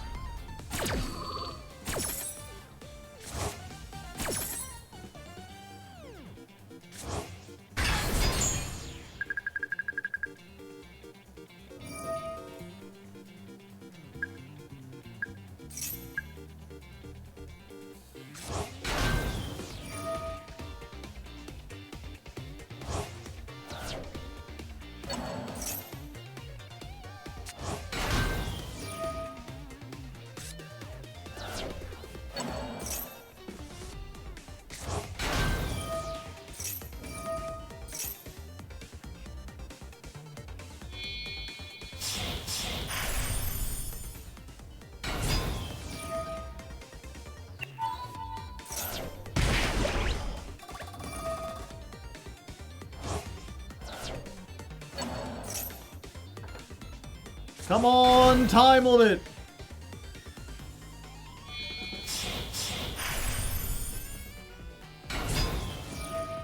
Yep.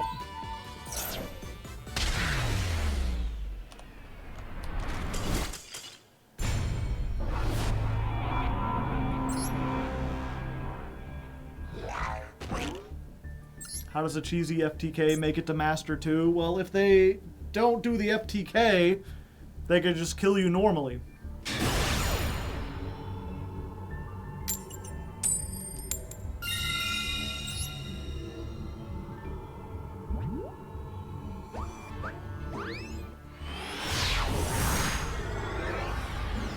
Yeah, it's just a pity I messed up the combo. I might have been able to do it, and now I got a garbage hand.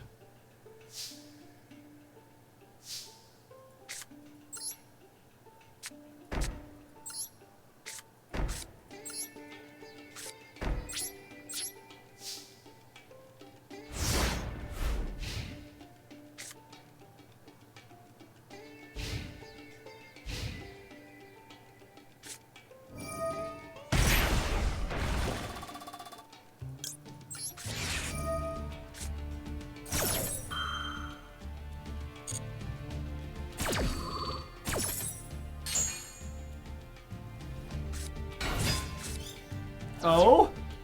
That's not something I expected. Oh, it's you. Huh.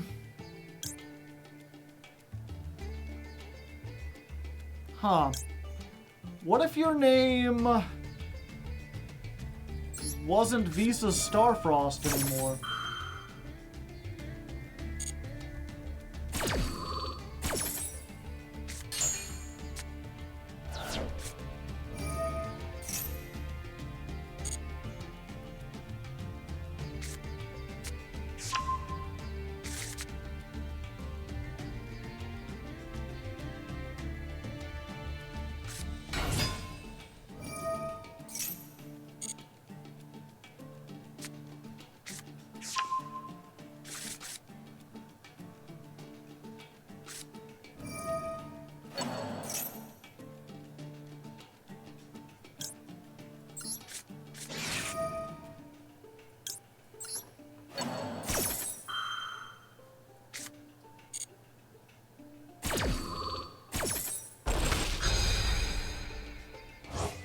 Yeah, I've got to do that because otherwise they can make Barone right here.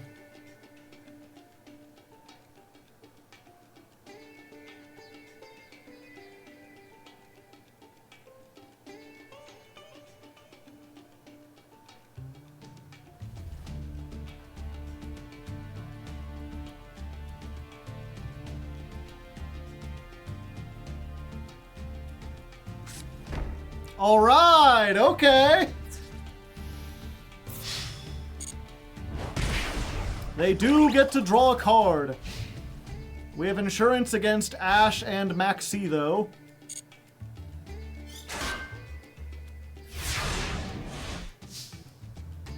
And called by, I guess. That's a good one.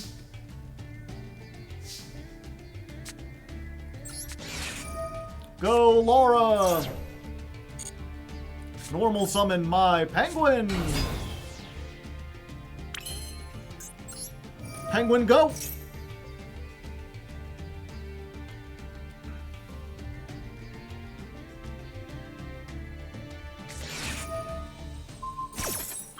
Imperm. I could stop that, but that leaves me open to every other hand trap, and I think I can still go off from here. Yeah, I think we're fine.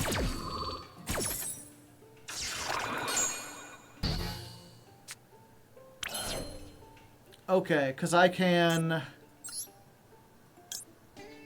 make Nacho Drago using these two.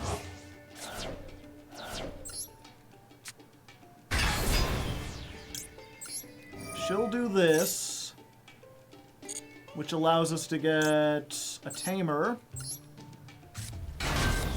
And then we've retained the normal summon.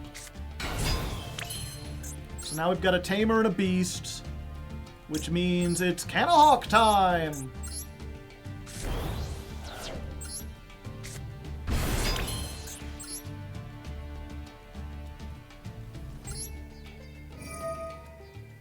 Let's put... You can't be special summoned.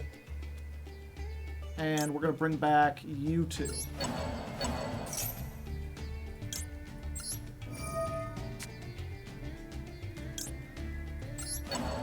you and the penguin.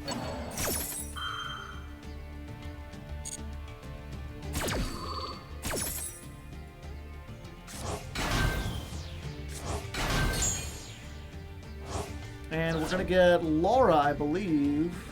No, we always get Wen. Yeah.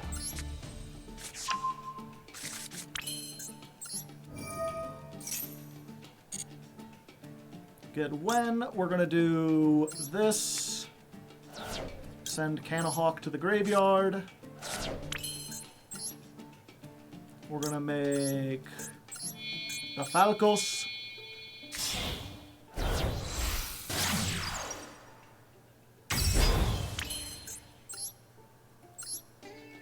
We're going to banish the Falcon.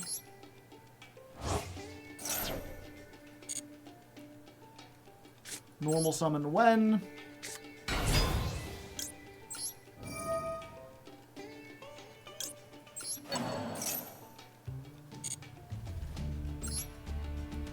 Bring back this.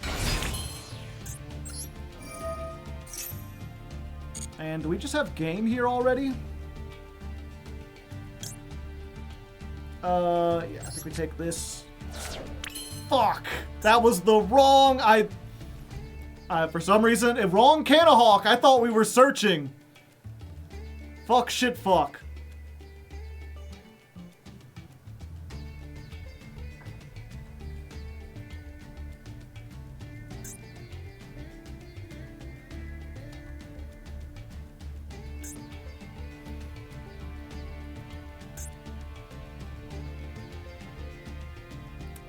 Okay. We just gotta hope, chat.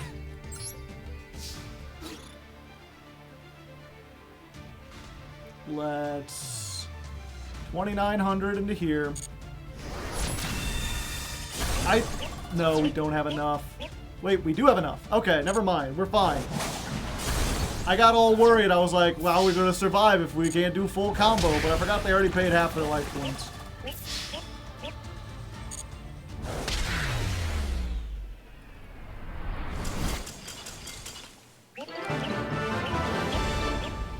Yeah, we could have... What we would have done if that hadn't won is we would have made the rank 4, or the link 4, and we would have added it back. So we'd still have 2 non-targeting pops and a banish. We just wouldn't have had Baguska to back it up.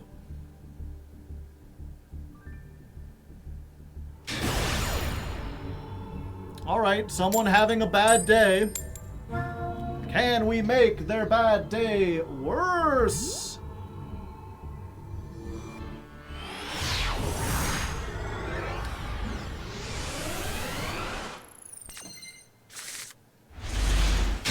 Alright, 60 cards. Saving the ash for the grass.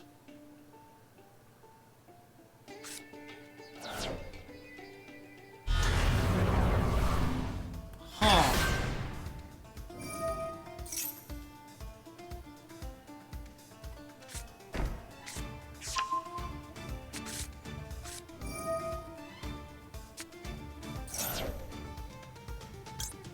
Yeah, I think we have to do it here and then hope they don't have grass.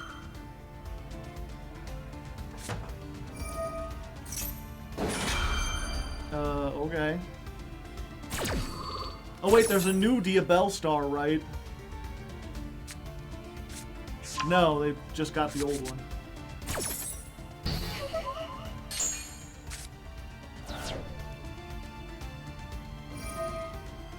Now they can try to draw a card!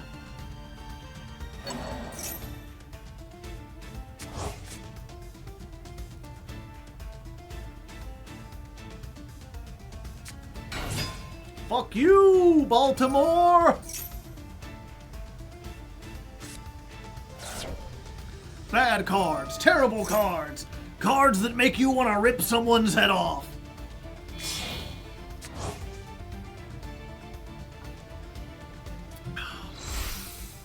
Baltimore mentioned, I awaken. What about Baltimora? The 80s Italian disco band. Famous for Tarzan Boy. Y'all know the song Tarzan Boy, right?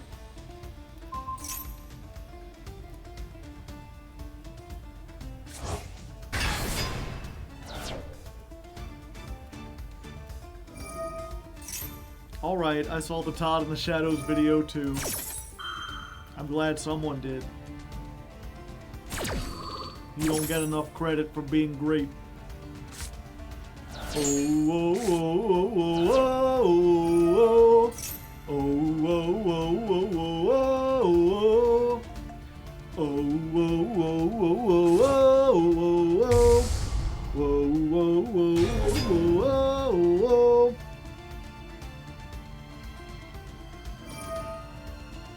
Well, tonight we do the thing we want to, and we go like Tarzan Boy.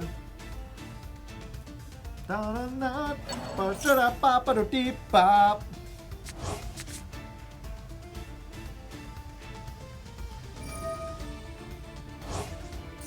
Tonight, giving it all, night to night.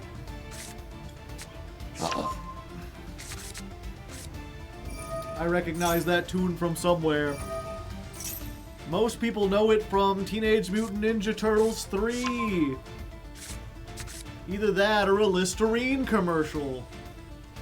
Or they mistakenly believe that it's actually from the movie Tarzan, but it's not.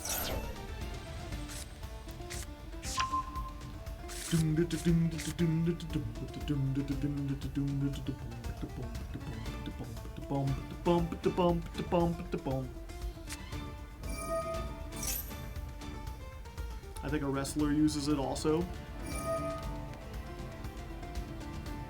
It's not Phil Collins enough. I imagine Phil Collins could be like, whoa, whoa, whoa.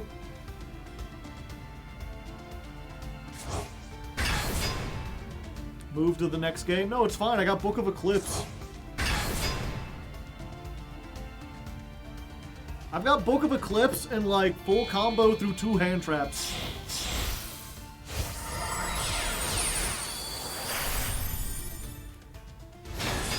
Plus, they might put 2 monsters in my graveyard and then I can make Nochio Drago.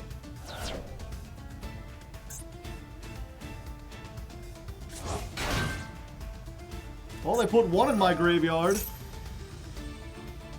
Cannon Gen!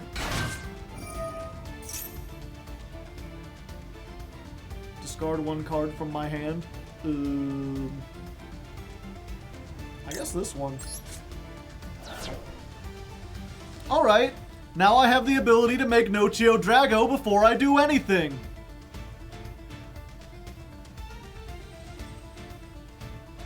Thanks for putting a Tamer and a Beast in my graveyard, buddy. Buddy.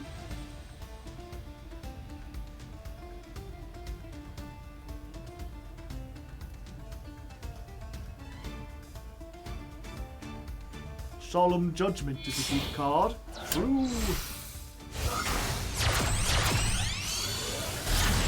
Verte. Make Verte.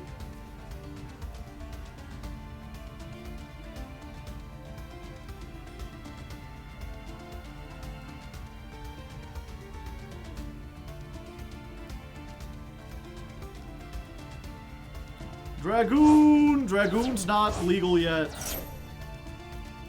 Hi, I'm from the Roman Empire and I was wondering, is loving Jesus legal yet? No.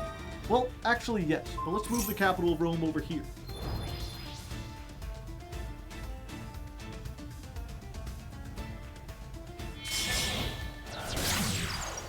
Oh.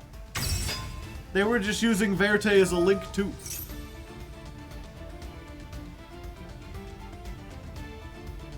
They didn't even want to fuse or anything. Ghost Girl.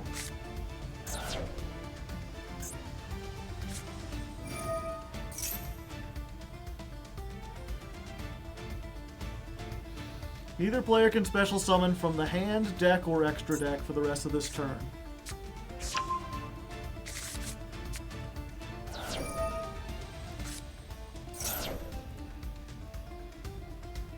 Oh, they're just skipping our turn. Okay.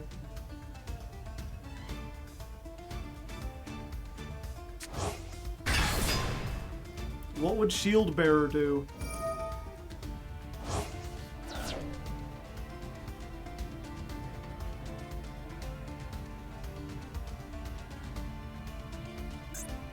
Do they know how my deck works? Are they putting my beasts back?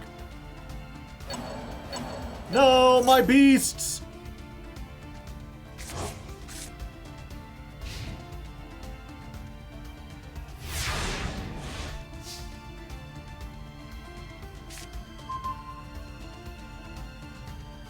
Neat.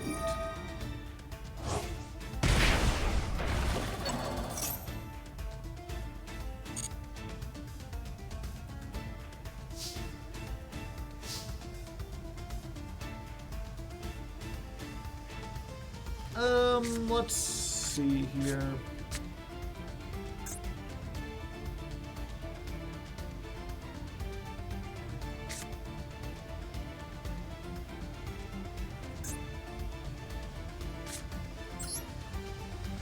Yeah, they can just set this and hope.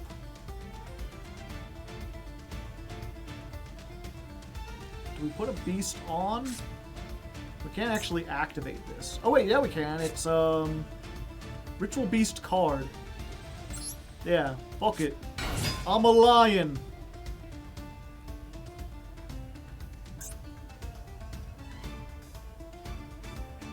I got 2,300, which is not enough to get over anything.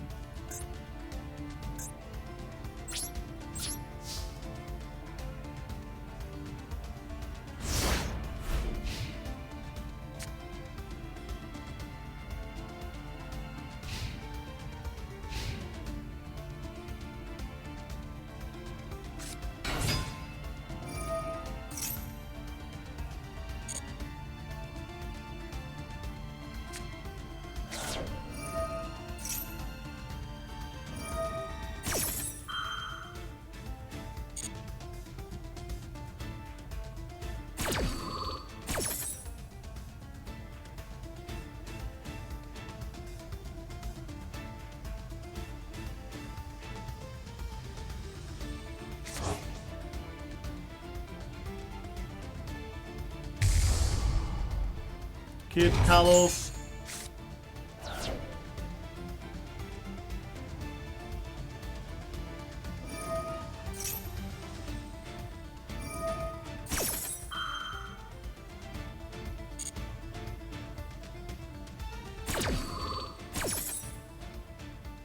Why the hell is Curious still legal? Because the people who run Master Duel think that it, like, Yu-Gi-Oh! Is not a serious game.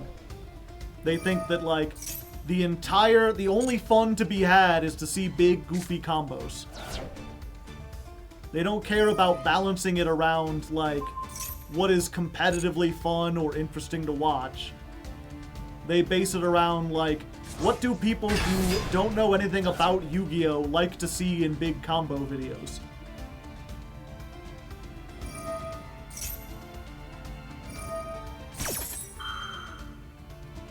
They prioritize it being fun to watch once over the long-term enjoyability for, like, people who actually play the game or are interested in it.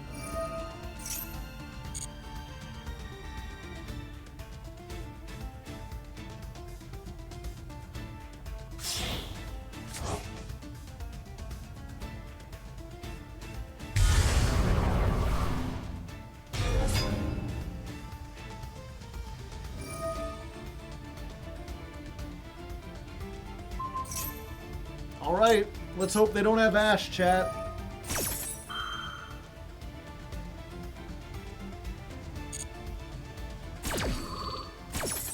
Everybody go face down.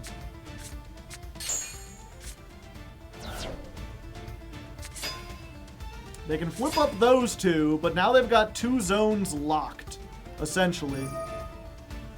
Oh, I guess they can snow and banish their stuff.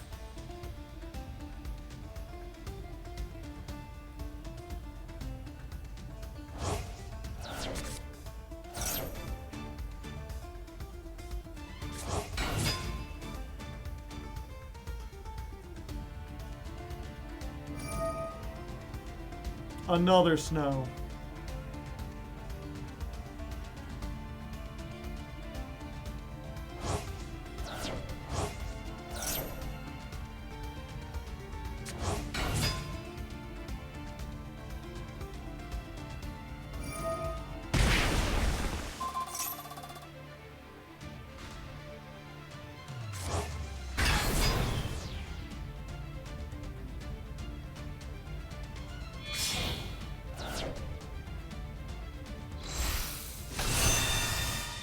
Ah, well, that does it.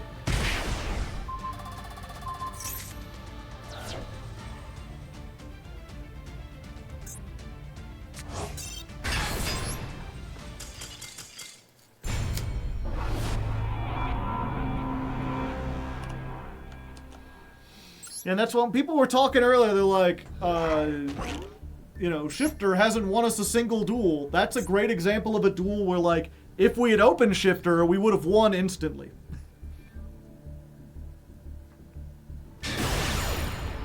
The problem is not that Shifter is bad. The problem is we get Shifter when we don't need it.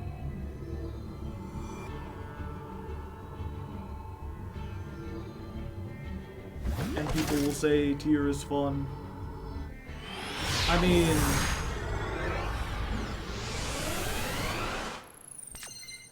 Tier is, the tier mirrors are fun, but in a way that almost feels like this is a different game other than Yu-Gi-Oh!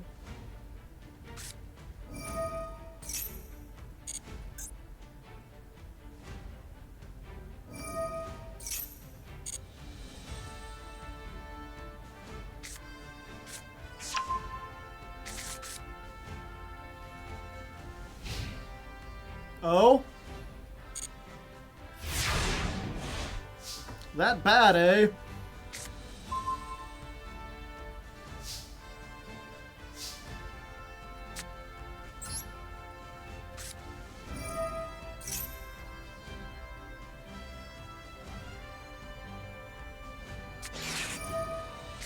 Maxi? Fuck it, I'm not afraid to die.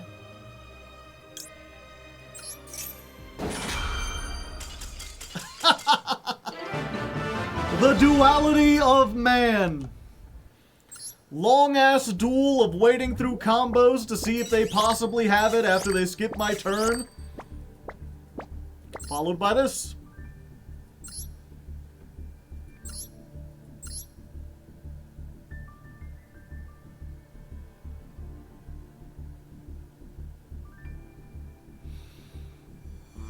Melodious Zark? No, they're not playing Zark. I don't know what they're doing, chat. Some kind of pendulum brew.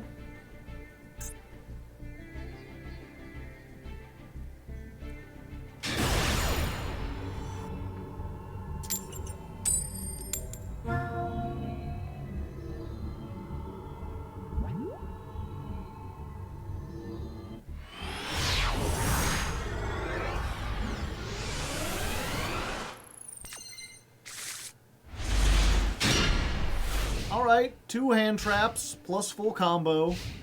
45 cards. You. I think we imperm this. Because not only does it stop them from getting the search, but it stops them from using it as the entire tribute.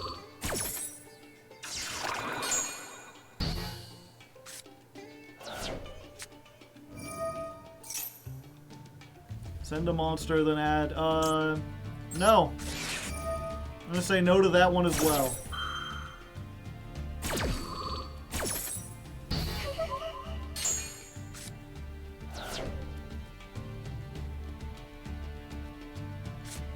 Good. Most good indeed, chat. Oh boy, what is it, my birthday? Tamer. Normal summon Canahawk. The scariest thing you could hope to see. Normal summon Rempengu. The second scariest thing you could hope to see.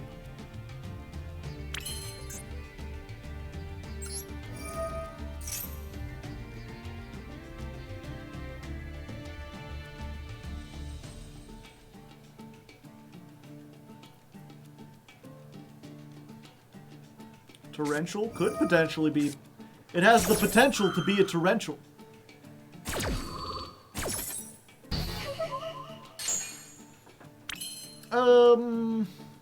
Okay.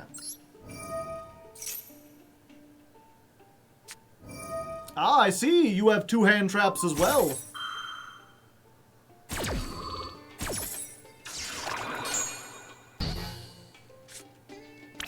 Unfortunately, my hand traps are better.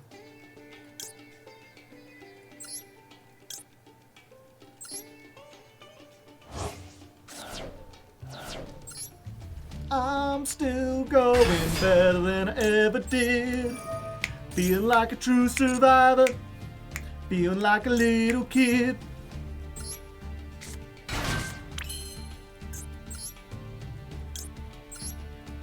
Can a hawk into can a hawk into can a hawk into can a hawk into can a hawk to can a hawk into can a hawk into can a hawk. We want Rempangu.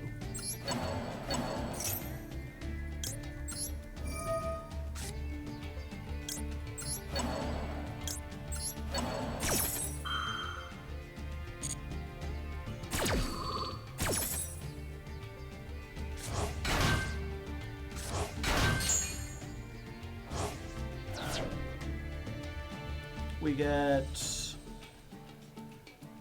Where's she at? When?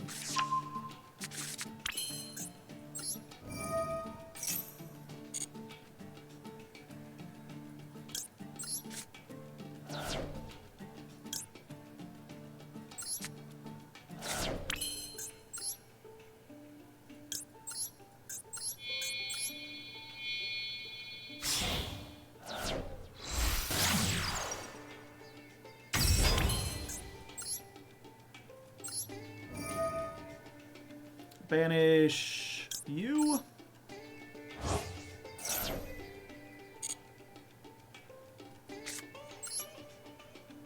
Normal summon. There we go.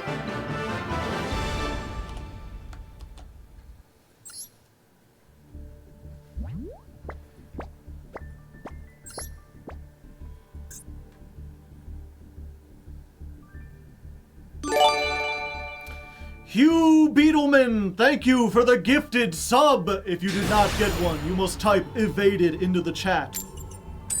It is the law of this land. 3 more wins. Yep, we just gotta hope we get it. I can't believe we've been here for 2.5 hours already.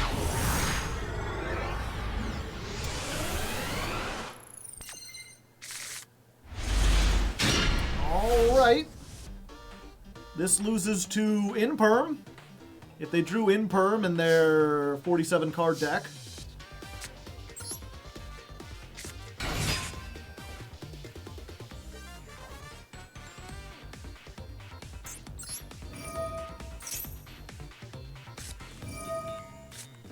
Okay, but we have the called by for the Veiler.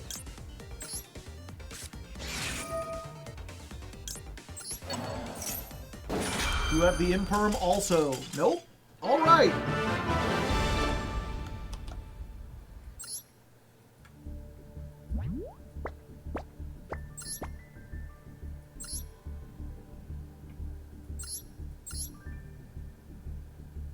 Rescue Ace. I see. They only had one.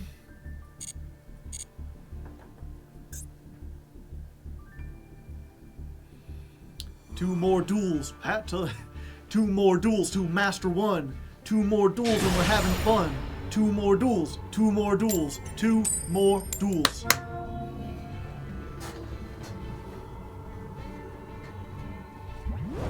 I'm going first. Tempai alert. Tempai alert. Sound the Tempai alarm. The fire dragons are here. That's pretty good.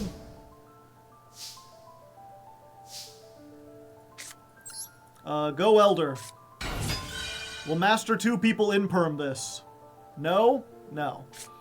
I think Canahawk's the better.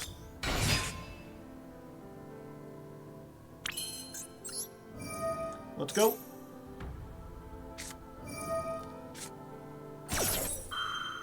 Ghost Ogre. Now that's a name I've not heard in a long time. Alright, go Tamer. Do they have the Ash for the Tamer?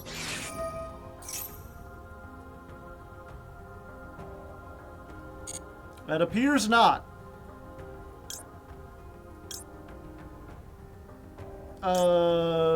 We go for the Pengu, yeah.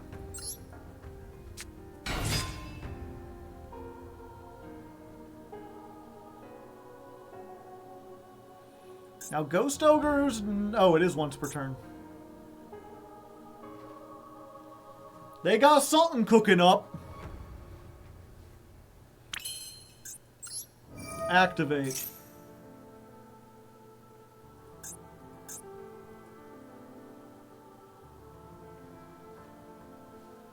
Impermer Veiler, maybe Gamma. They would all slow us down. Okay, Imperm on the Pengu. That sucks because I don't have an easy way to get the Pengu back. Oh wait, yes I do. I can normal summon one of the ones from my hand.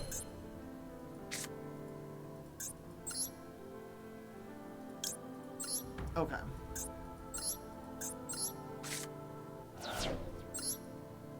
Canahawk. Ooh.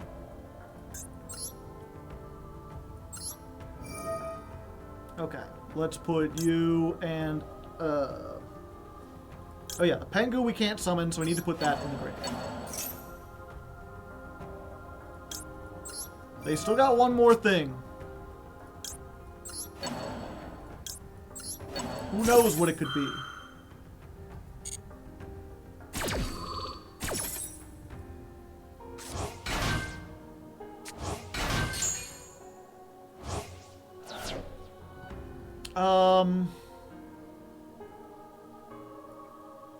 Yeah, I think we still go for when, because we haven't summoned the Canahawk yet. Yeah.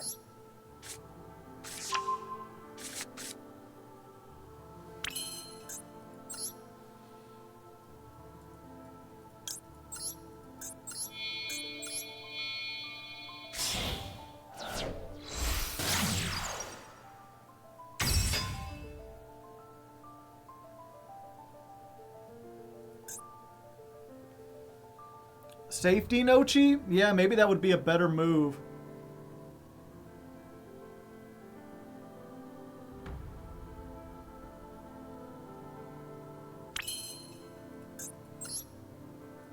Because it looks like they're reading this, which makes me think they have something. So let's make Nochi. Now they can't target this.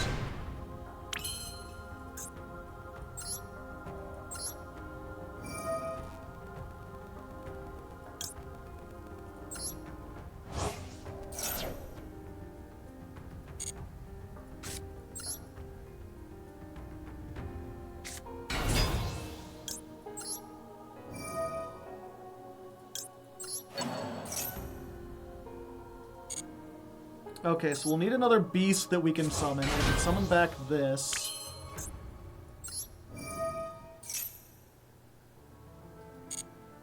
Let's put you out there.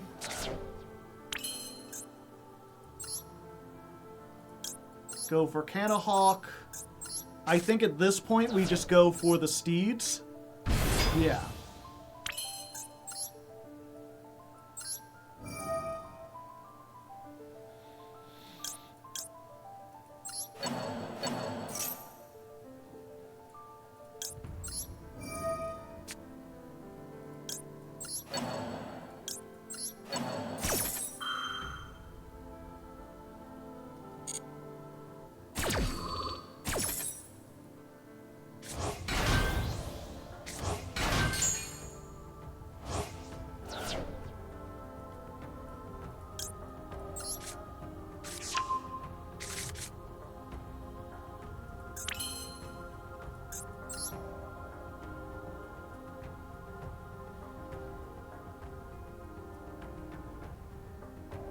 If we want to make Baguska, we have to use the Nochi.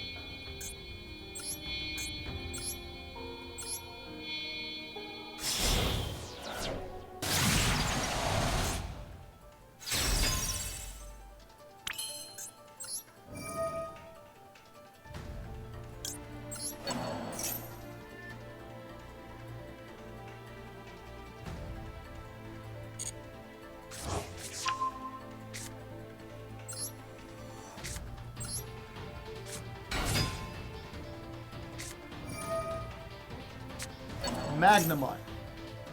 Okay.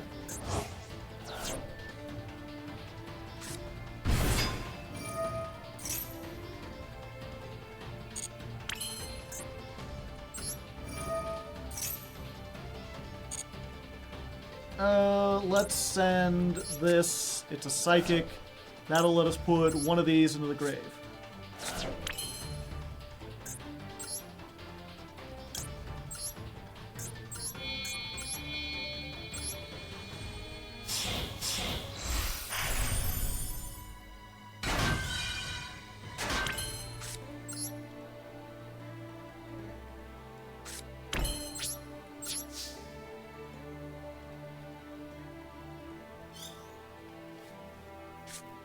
Okay, Magnemite, get the Genroku. They seem to lack critical knowledge.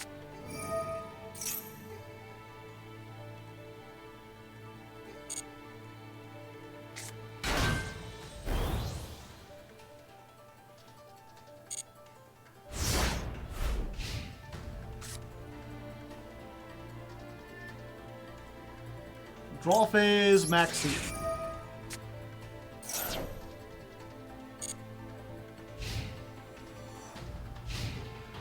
They could potentially make a link, but, like, what link would be able to stop us?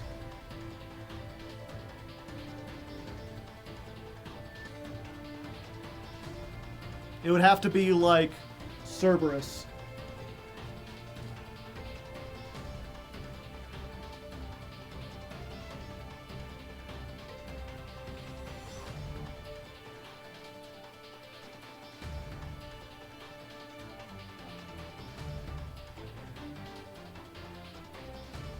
Would Seals do it?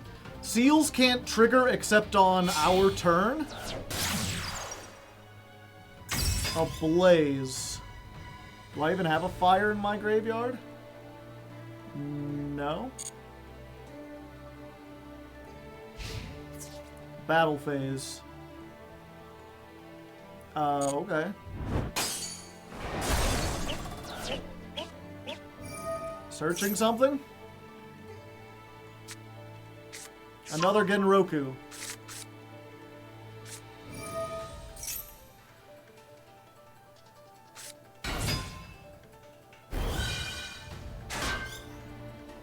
Okay, you can't attack, and you can't tribute because of this effect that neither player can tribute cards to activate effects. Alright!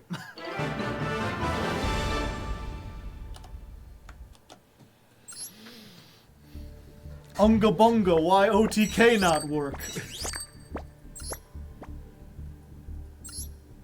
The lore got him. Were they playing any board breakers? Yeah, this would have helped this would have helped this would have done nothing because I had the Lara in the graveyard.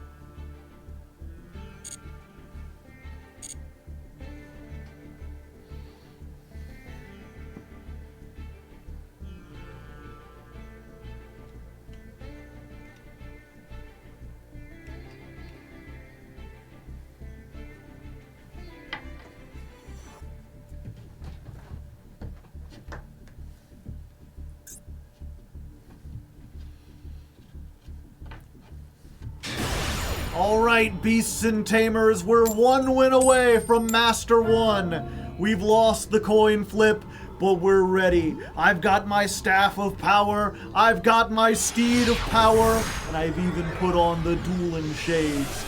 Nothing can stop me now! Nothing! Especially, we got a Maxi. Maxi's pretty good. Like the best card in the game. Should be banned. Check out the name. We got Book of Eclipse. And we're against dragons. A 40 card deck.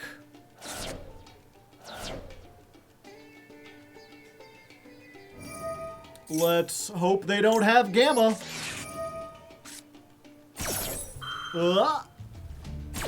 Hey, it resolves.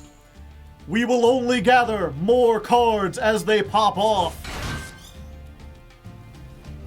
The question is, can they make something that, like, no matter how many cards we get, we're still screwed? I've been hearing about this deck. We've yet to see it actually, like, play through everything.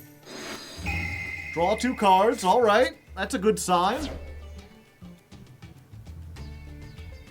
They're more concerned about getting their plays started than stopping me. And end phase.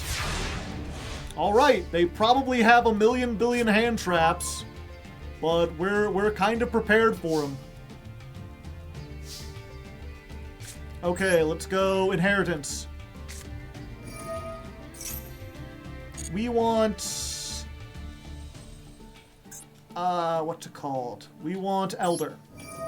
So we will reveal the non-psychic monster and grab a psychic monster. Let's go for Elder. I think we toss one of these. Let's activate the Laura. Normal summon. Oh, please, like, use Valor on this. Be like, I don't want you to get another normal summon. Can we add one more to the counter before the end of this?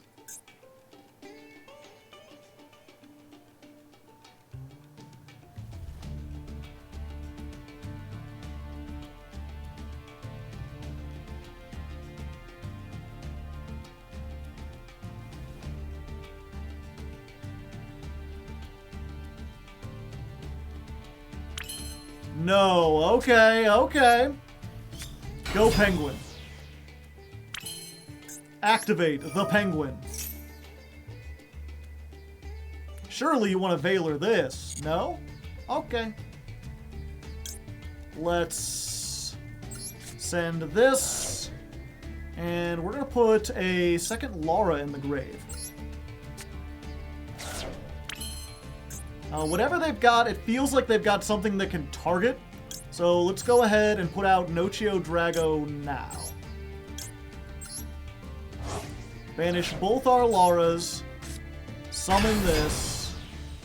Trigger one of the Lauras. Get a Canahawk.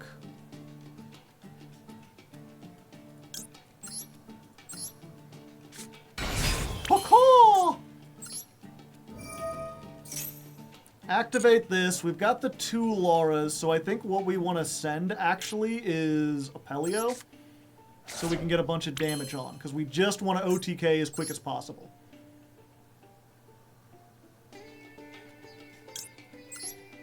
So let's go for this. Hello there. Let's put Laura and you into the graveyard, because we've got nothing there now. Tag back out. Let's get oh yeah, Laura and Laura. We can get both at the same time.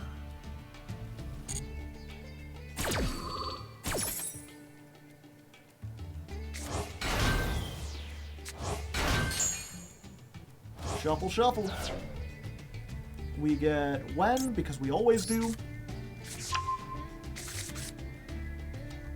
Use this? Yes. Get into attack position, Dragoon. You will not be blocking today.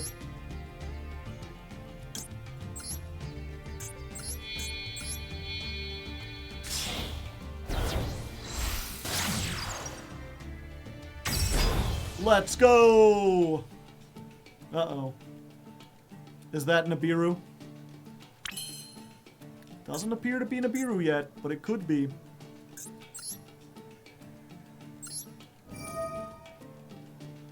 Let's banish this.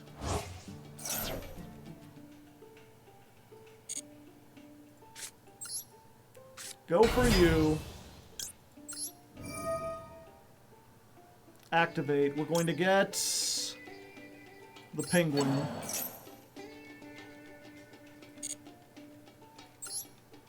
Okay. I think what we're going to do here, chat...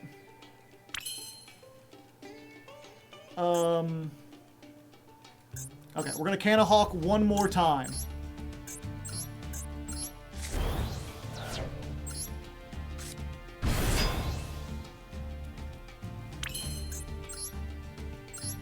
Let's do this.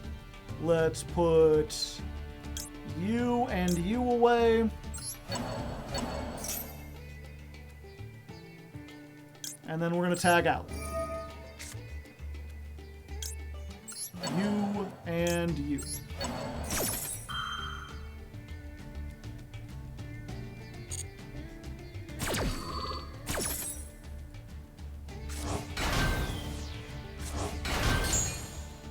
And we're gonna grab steeds. Our faithful steed. So grab steeds.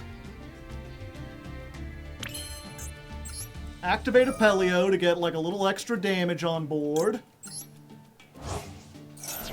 Everyone goes up by 500.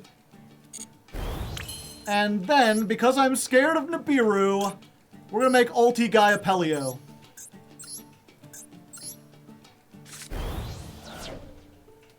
Yo, what up? Surprised to see me? Magnamut. I was afraid for nothing, chat.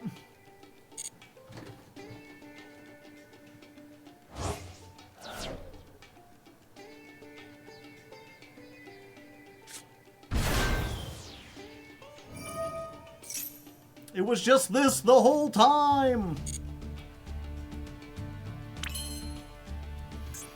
Okay, that was actually a huge misplay, I think, because we can't kill them now. Battle phase. We can do a lot of damage, though. I think what we want to do is 19 into this.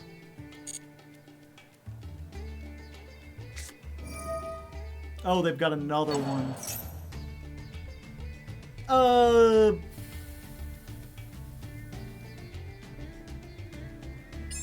The problem is we only got one negate. Yeah, I think we want to use it. We'll give up the steeds.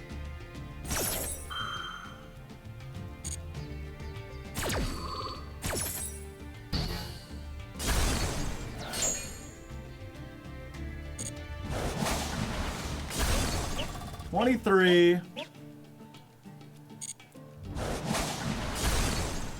Then we'll hit them for 43. We've got no more negates left, so I think we could tag these out and get 2, but that's not going to do a whole lot. I think this is probably the better move, is to use all 3 of these, or all 3 of these. Make the Retiari. Grab the steeds back.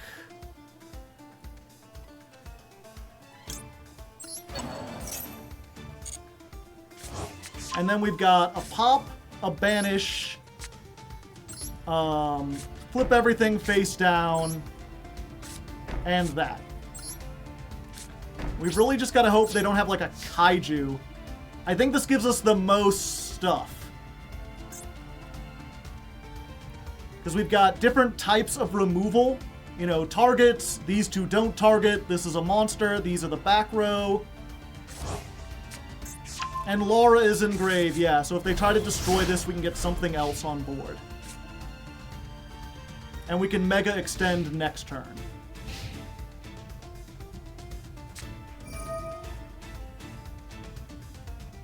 Okay, Laura is no longer in grave.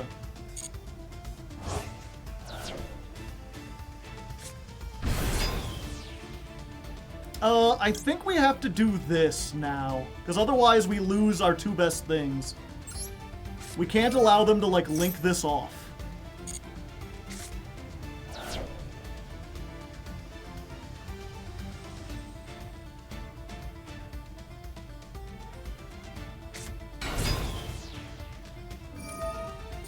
Alright, you get your Supreme Gate.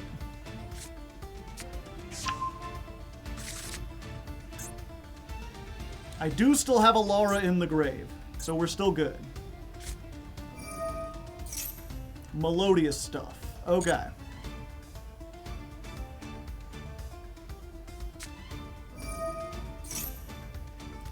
The gate.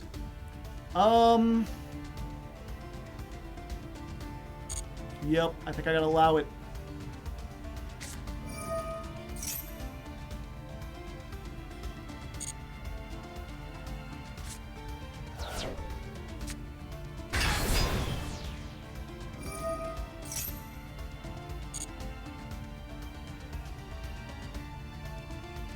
I wish I knew what this deck was trying to do, but I know it's not make Zark.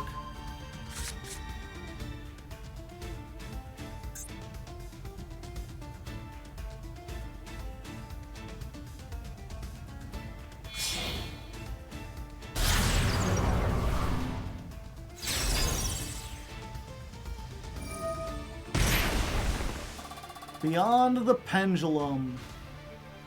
Okay, let's see what they get.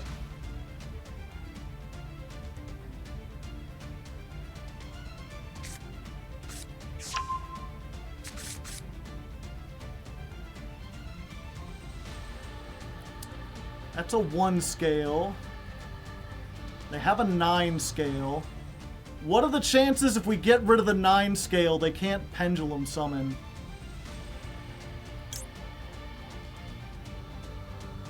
I think we've got to launch everything and hope. So I'm going to do this. Pop the Beyond. I'm going to do this. Banish the high scale.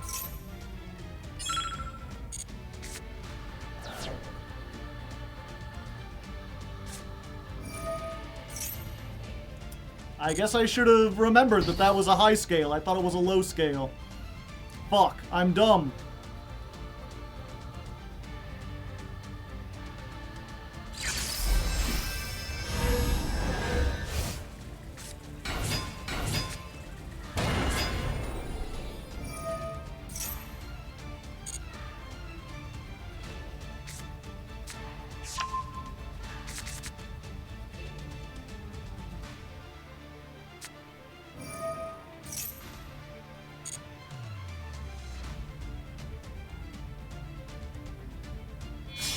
Could have banished your back row. Oh, could I?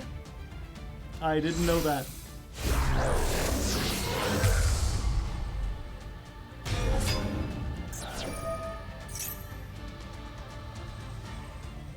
No, no, no!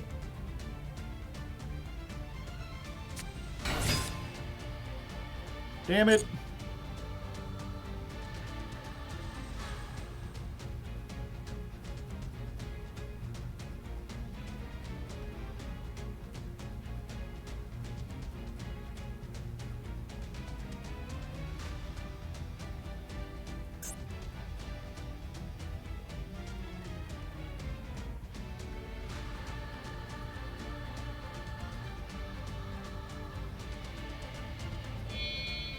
Oh, whoa! Hold up!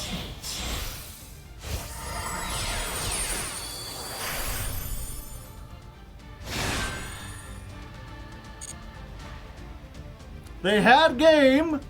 They have decided not to. They're worried about the back row.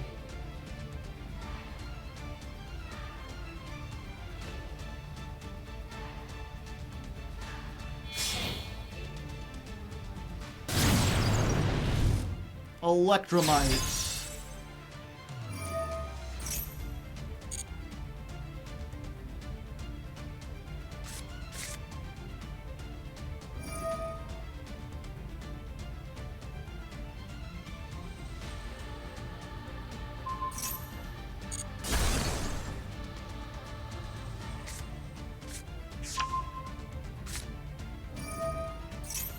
Fuck, does this still give them game regardless?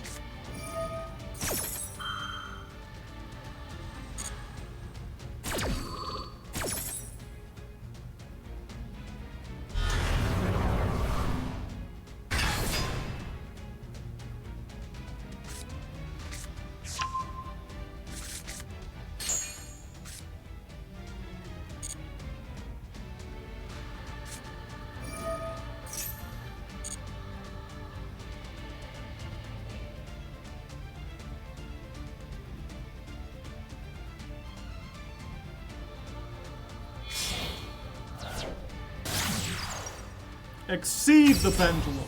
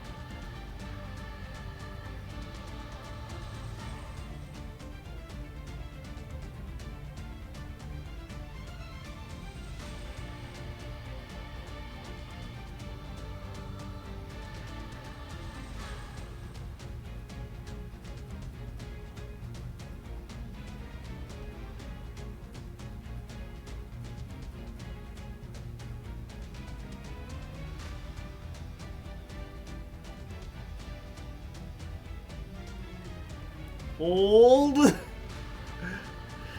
Hold on. Yeah, I'm trying to think. If they make access code with this, they also get the Fusion Dragon, but I don't think that's game. I think that's like 7,800 or something.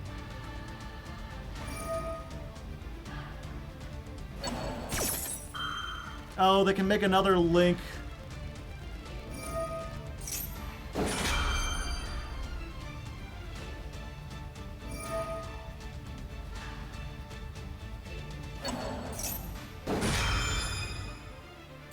Oh yeah, the arrows are weird. They can't make another link. They went to the wrong zone. Unless they get rid of access code. So that's 7,800.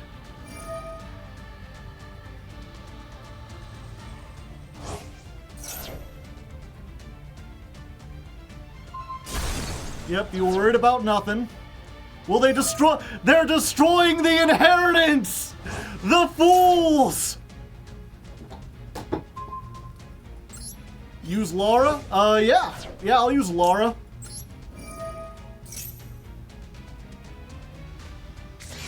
Ash Blossom. I was doomed from the start, chat. Yep, Critter has given up on this.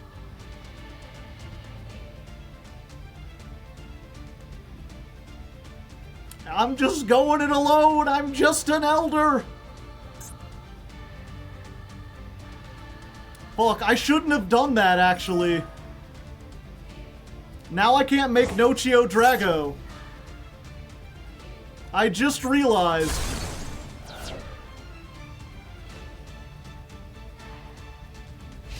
Okay, so I'm still alive somehow, but I have to open exactly a tamer. And I'm very low on tamers. It has to be like exactly Laura. Laura or Elder.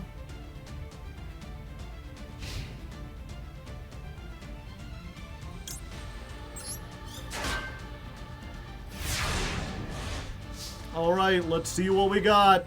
Drum roll, please. That's...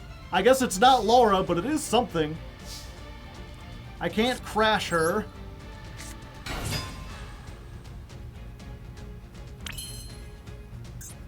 Oh, but this doesn't do anything. Because they can just negate stuff. Damn it, why? I should have saved the Laura. I guess it didn't matter. Because then I would have just used it now. I should have just set this, maybe.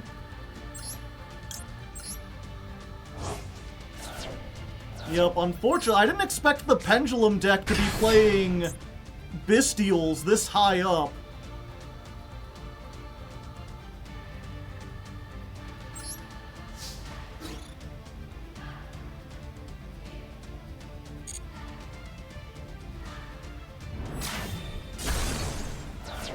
A sad state of affairs.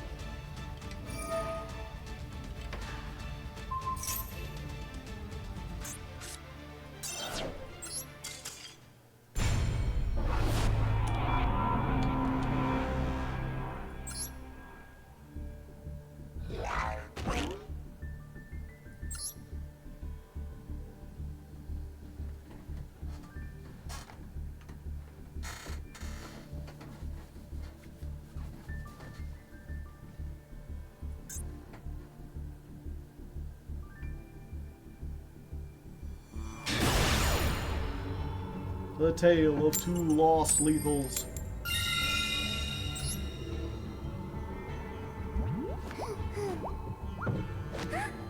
Everything looks weird now. I'm used to it being darker.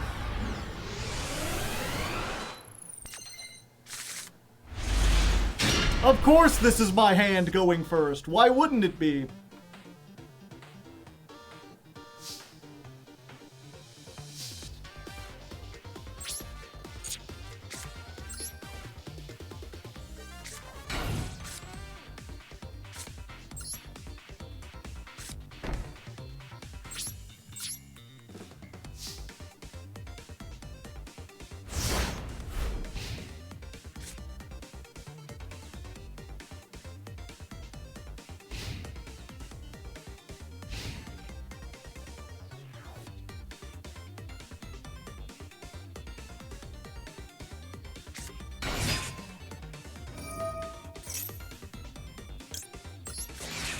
Ash.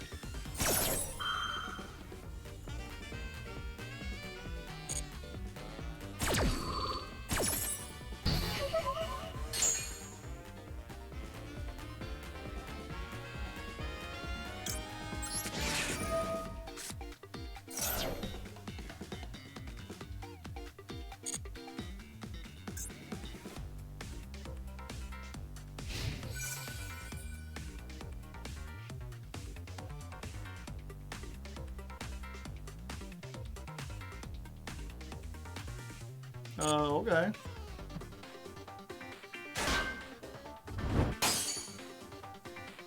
Dolphin!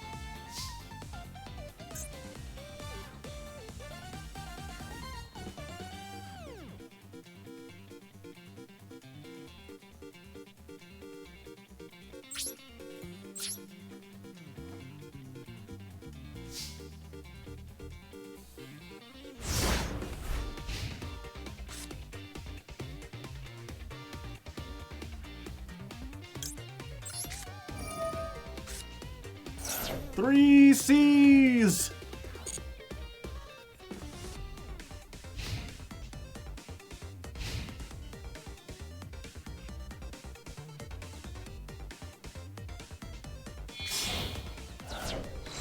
Oh?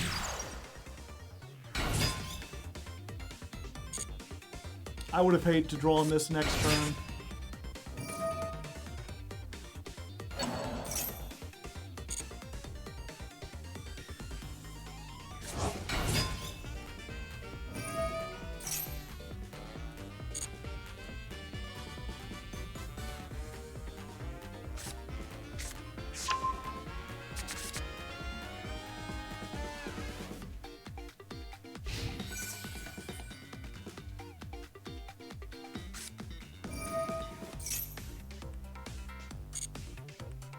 Sure. If they're gonna draw 3, I might as well draw more too.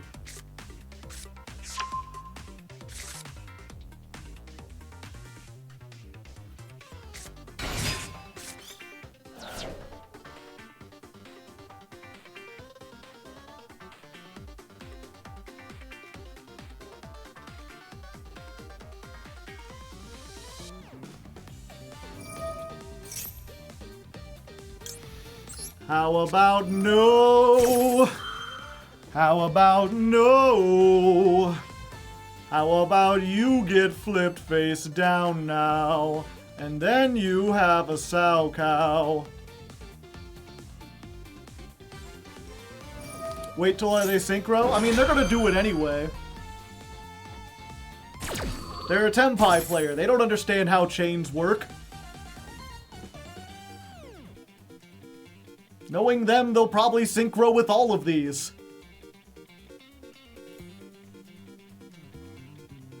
And then they'll get 1 draw instead of 3. Yay me.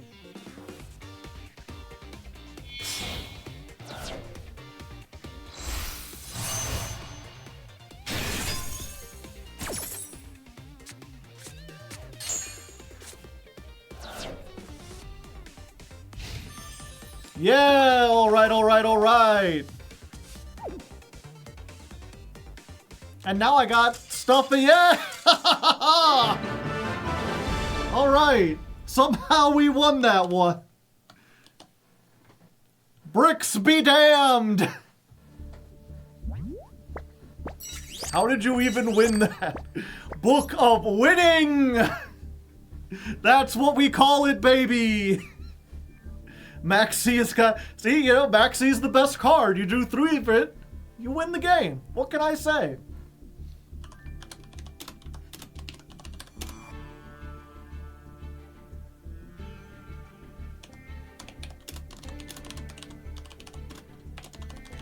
Funny brick.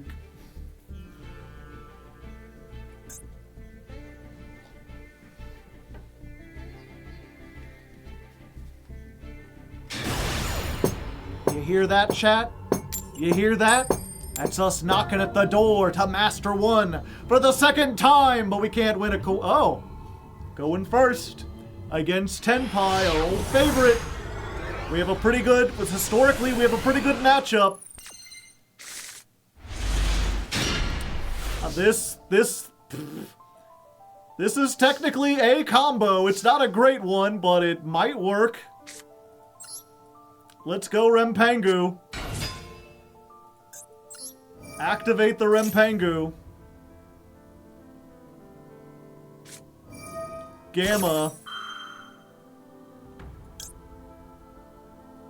I think we have to ash that.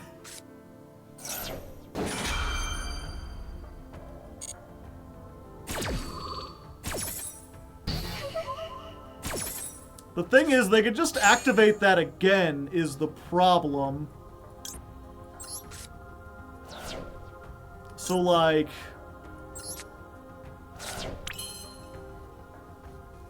what do we do from here? Damn. Well, we've got Book of Eclipse. That's helped us before. What are the chances they have Heavy Storm or Duster, chat? 0%. And it's not like they can get rid of our Pangu. We've got Laura in the graveyard.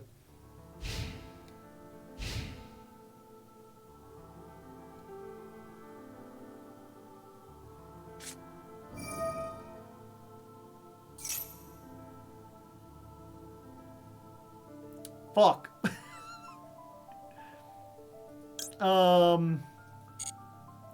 Put Pangu into defense position. Or not. I thought I said yes.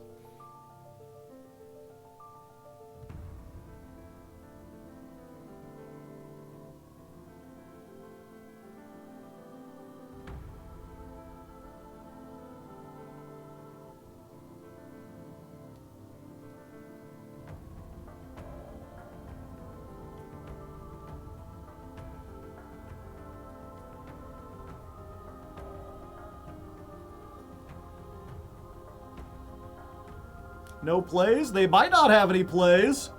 Maybe they didn't open any in-engine stuff, chat. That's unfortunate.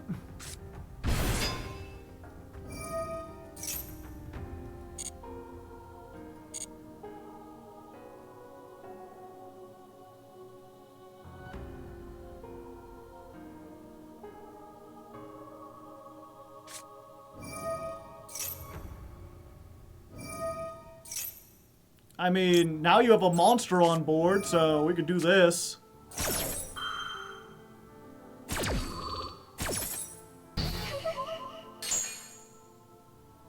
Why didn't we Lara? You can't... Lara's not a quick effect? Damn it. They already had it.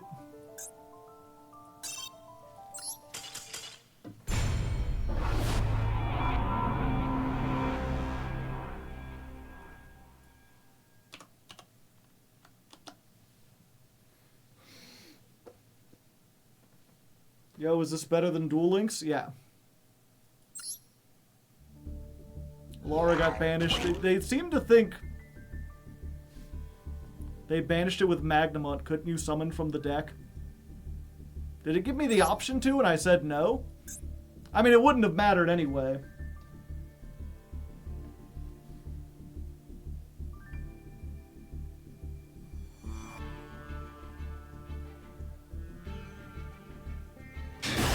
Yeah, I didn't even notice the pop-up.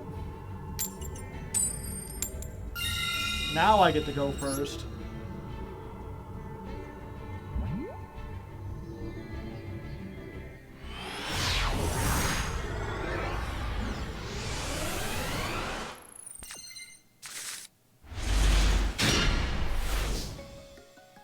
Son of Abyss.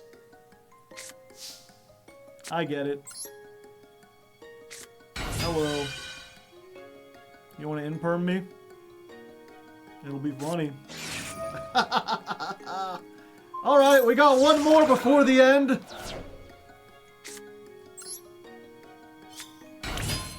Anyway. Ash Blossom? Okay.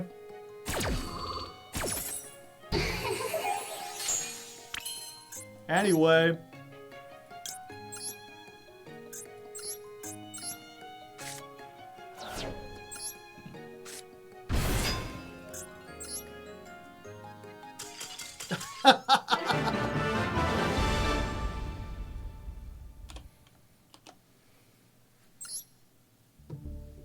Come back here, critter.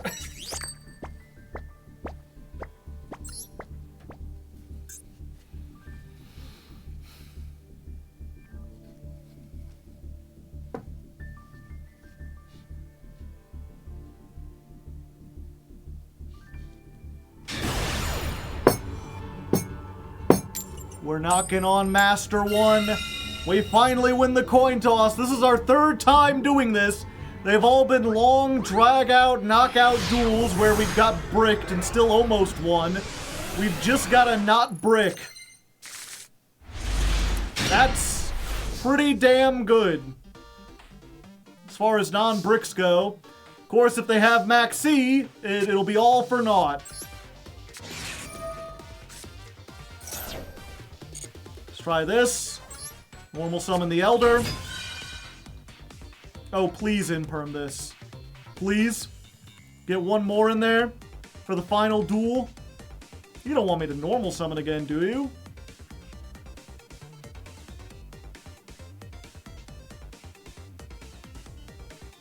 That would be awful. Go Rempengu. Rempengu effect.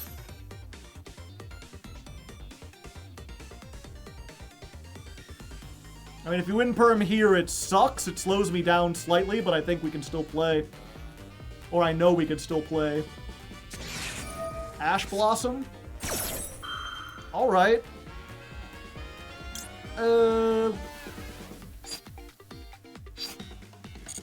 Yeah, that's fine. We need to get a third card banished. We still have another normal summon.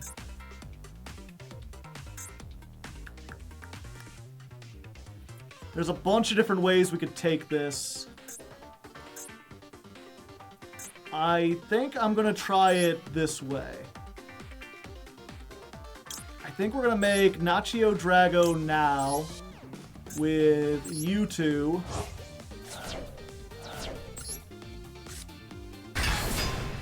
That'll trigger the Lara. Lara will get me another Tamer that hasn't been special summoned. I think we're gonna go for a regular Lara.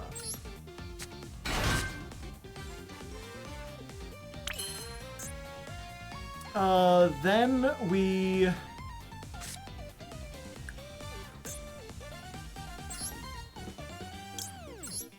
Yeah, this is a tricky one. Okay, so what can we special summon back? Those two, right? Yeah.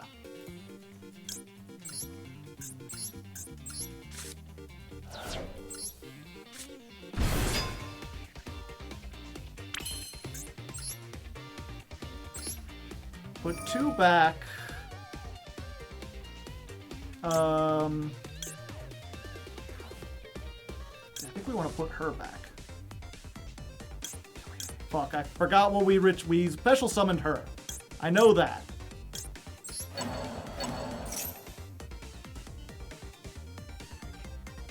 Oh, what are you gonna Imperm or Veiler this? That would be great. That hasn't happened in a while.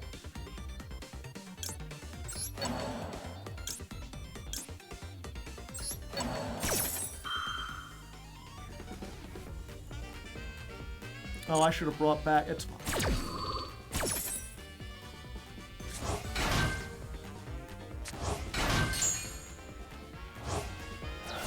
We're just going to get Steeds now.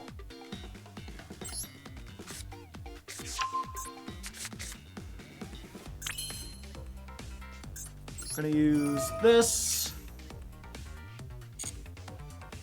Actually resolve it this time.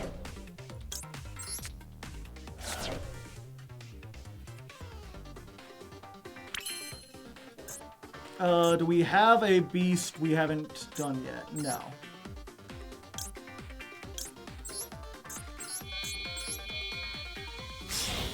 Let's go for this.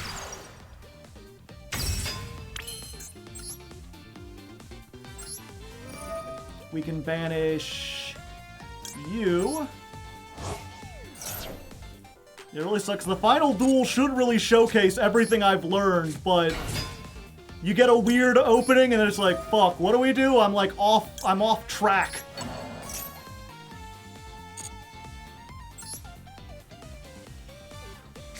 We never got to Canahawk somehow. This can still summon something. Yeah, I think we do this. Oh, it's the Elder. Gotcha. Okay, so we get the Elder.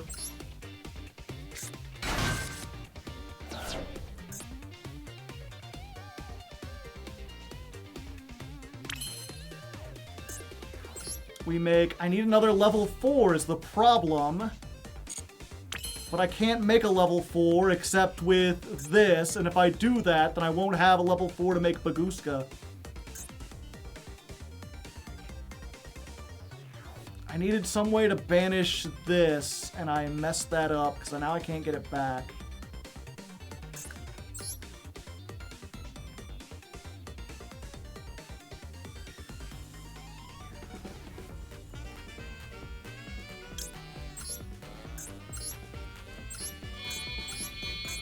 Yep, we were doing so good yesterday and one day without practice. What can I say? The deck is hard!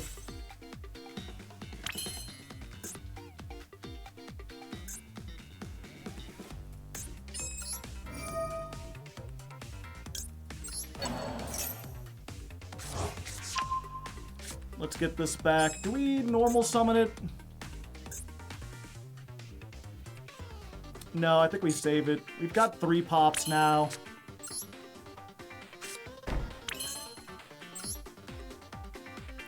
We could also make... Oh, yeah, you know what? We haven't done this in a while.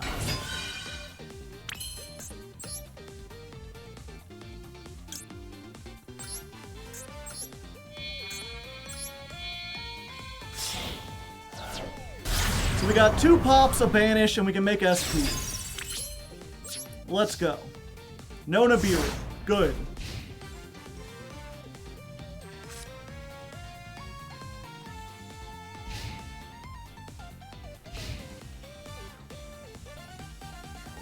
What are they on? Is it more Tenpai? Santa Claus.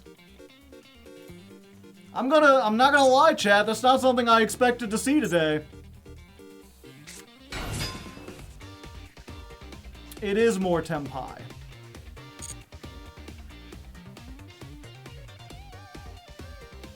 At least they knew they couldn't Drago without this. Yeah, I guess Christmas is coming.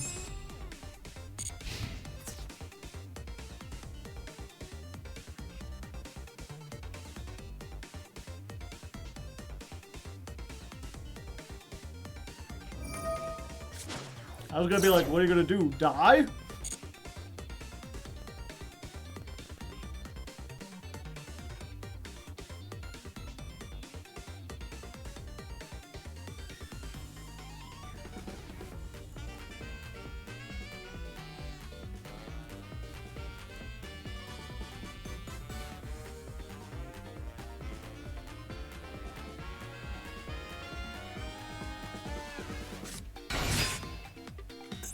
Okay, Chandra.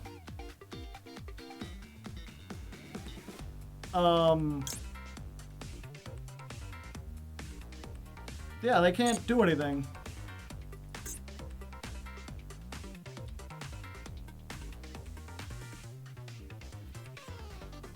It's not the start of the damage step, right? Like... Ritual Beast Steeds? Goodbye? I guess if they have the spell... Yeah, now they can do stuff.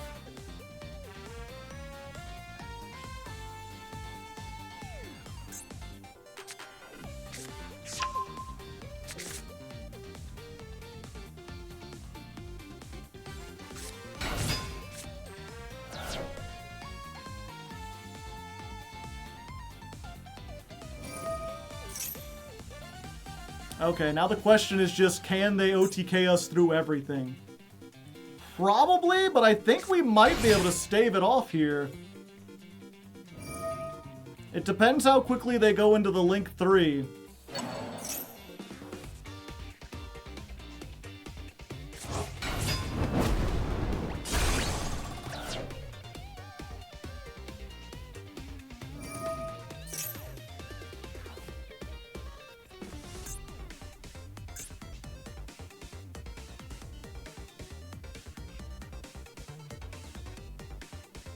Yeah, they need the field spell to go into the big guy.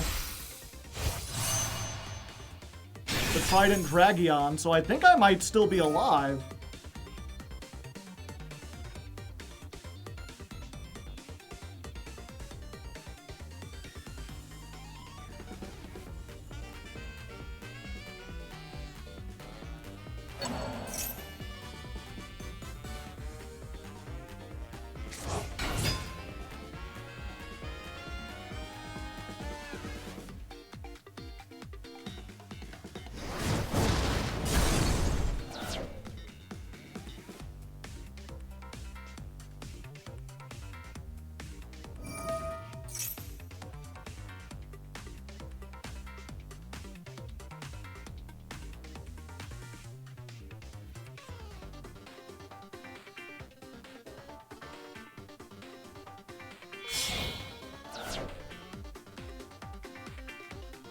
Yeah, we do have Laura. Even if they go into the Transcendent, that doesn't stop Laura from saving me.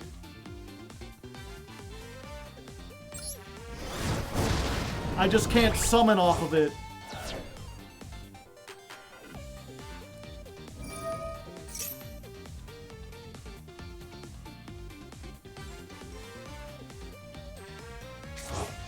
They've already used the Chandra, right? So they can't use it again?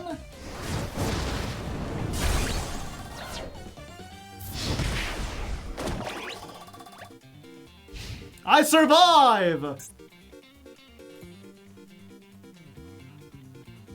The question is, can I come back from this?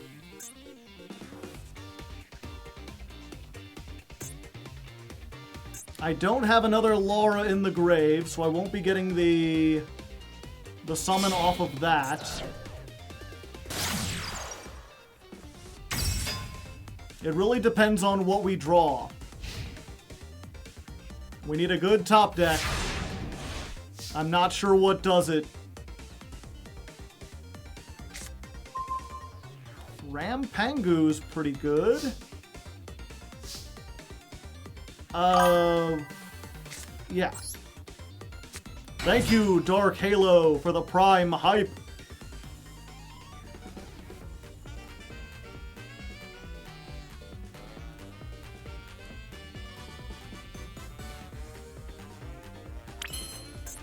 They're allowing it to go. Do they have Ash in hand? Or they just not care? Valor.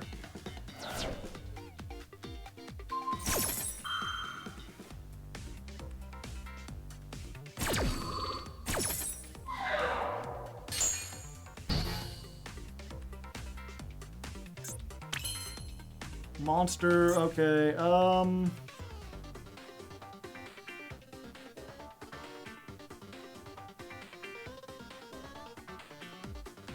yeah, unfortunately this is a non-targeting bounce. So I think I have to bait it out.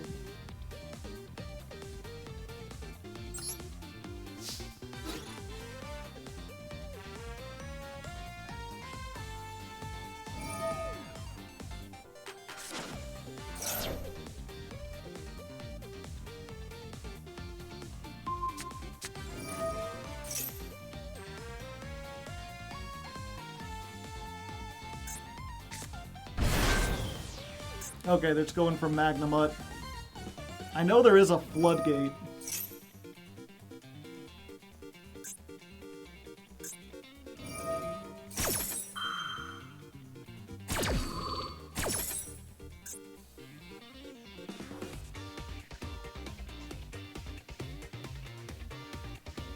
Oh, they can make Barone.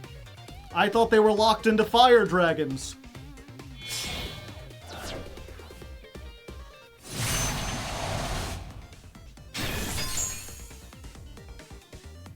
Damn.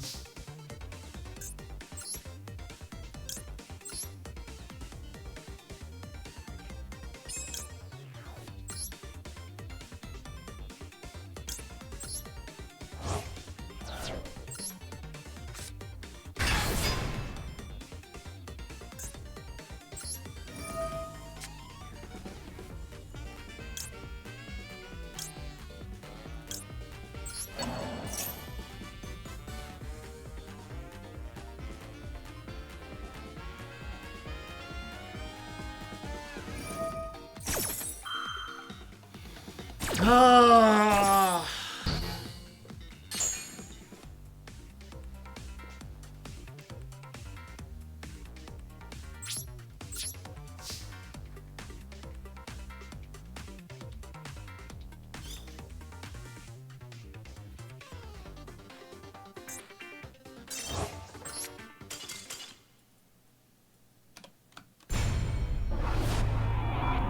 I gotta watch that back. Where did I mess up? I should have had full combo. What did I do wrong?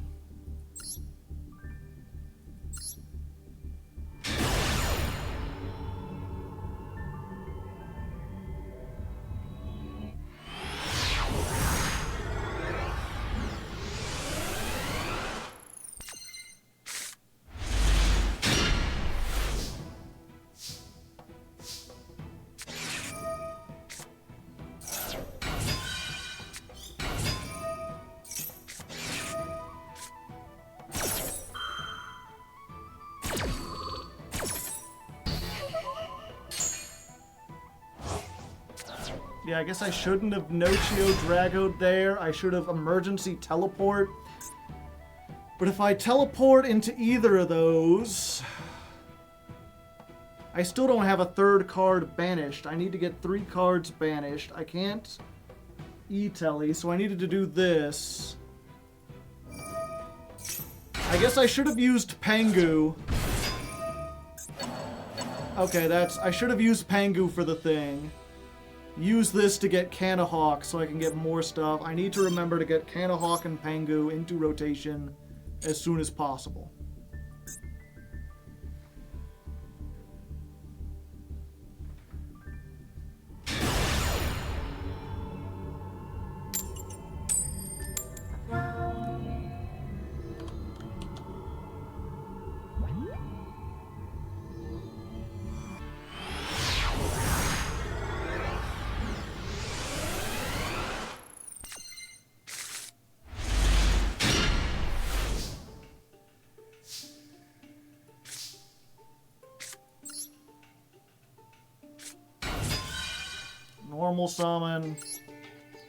Normal summon, activate Canahawk, send Laura, Laura effect,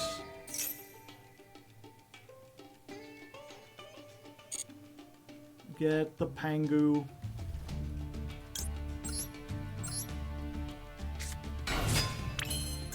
Pengu effect.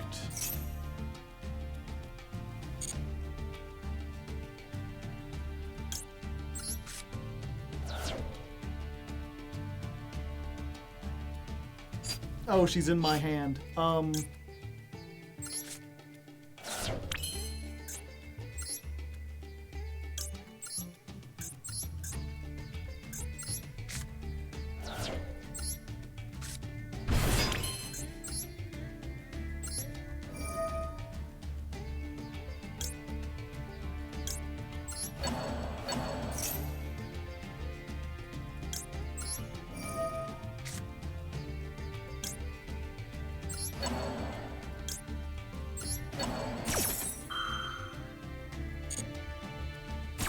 They've got something. I don't know what they're not activating.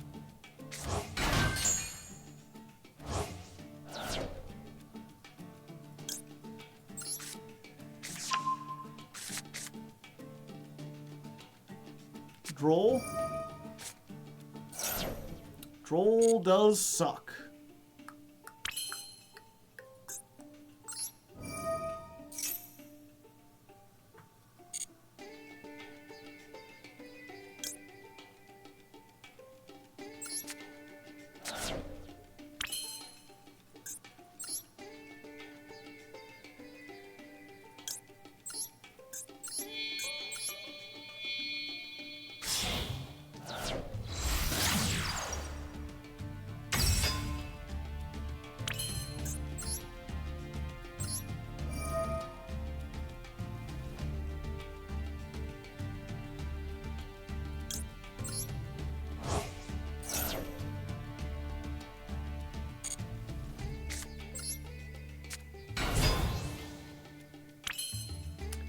I needed to summon when I clicked the wrong click.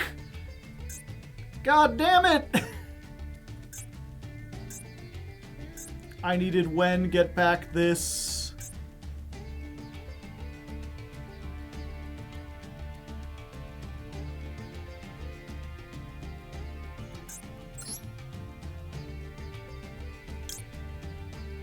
Tag out the link. That doesn't do anything.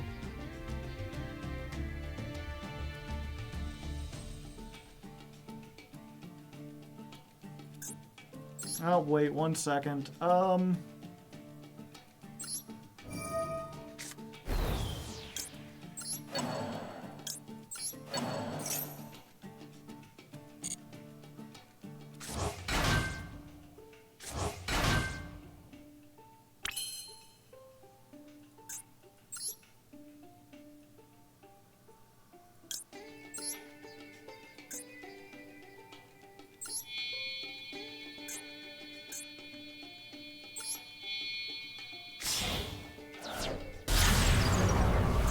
Nibiru. I mean, if they have Nibiru, I would have lost anyway.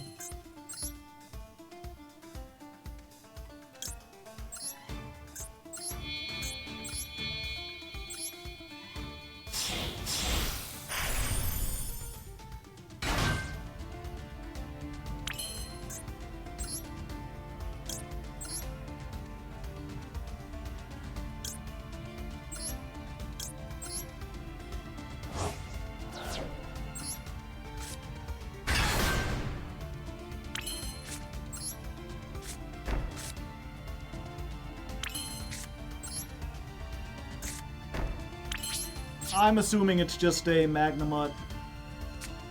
Nope, it was a Nibiru.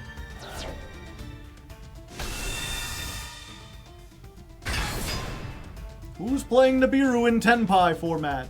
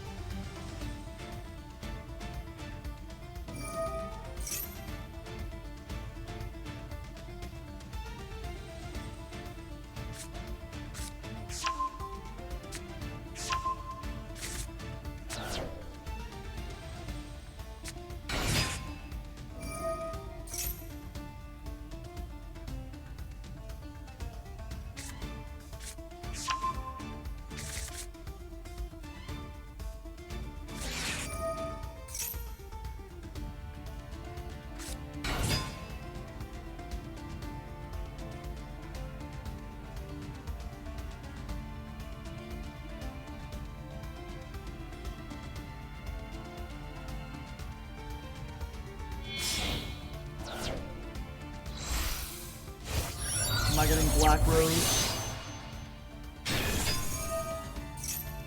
It's a fire dragon, right?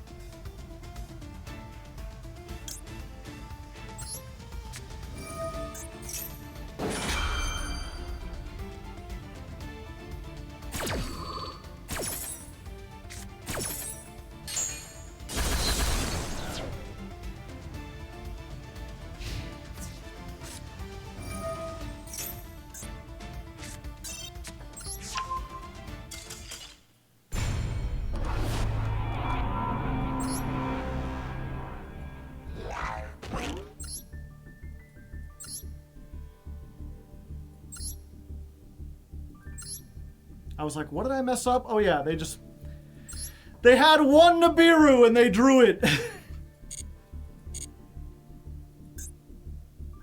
Sangan protects, yeah, it protects all fire dragons. That's why people make Black Rose.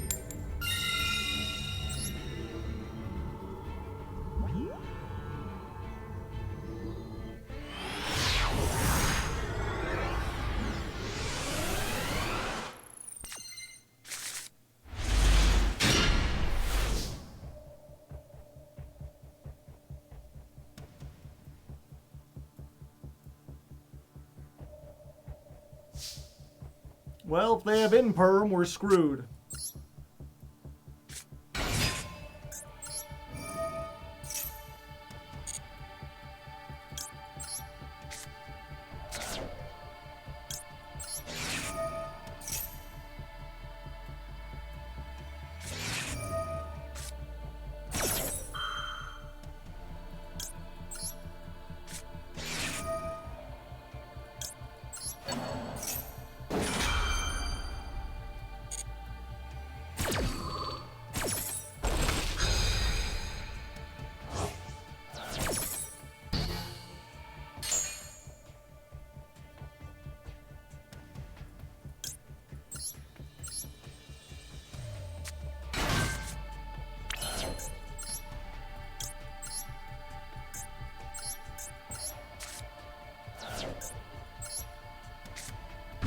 Remember, Ash is offline. I will try to do my best. I have a lot of things to keep in memory.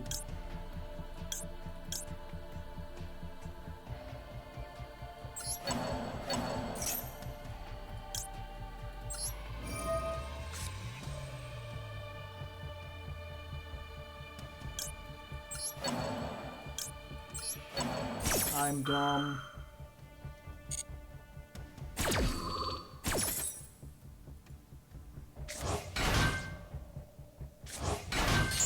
How am I fumbling this hard this late in the game?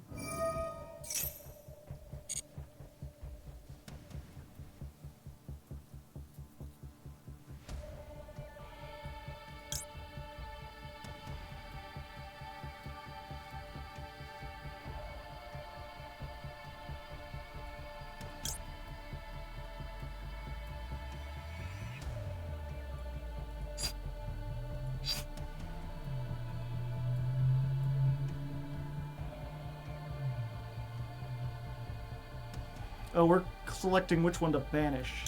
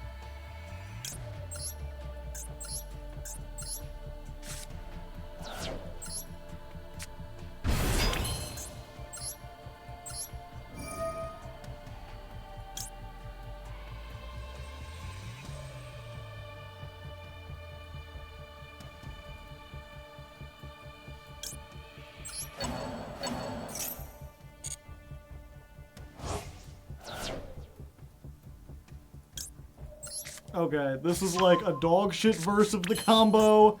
I fucked up a lot. Why is my brain turned to jelly and I cannot use Ash? Mind you, Ash is useless. Do not use Ash. Ash is dead. It has been called by the grave to hell.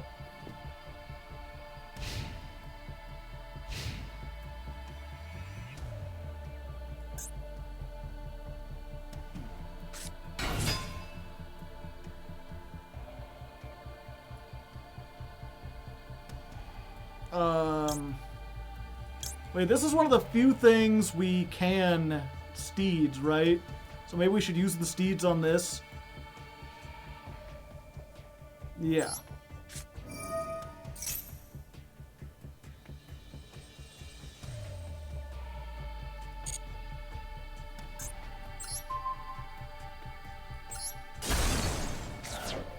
Yeah, almost everything else in their deck we don't want to destroy.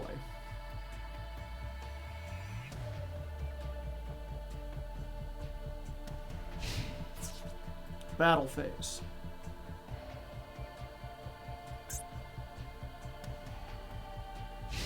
Main phase.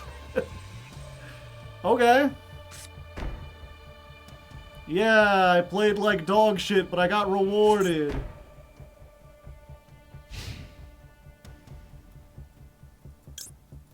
Caw.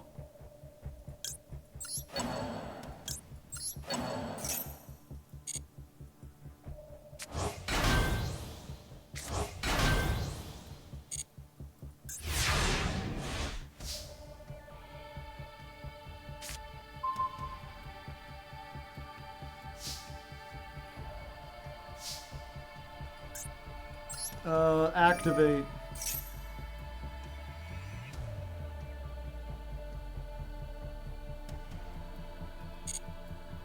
Let's go for Laura. Yeah. Go Laura.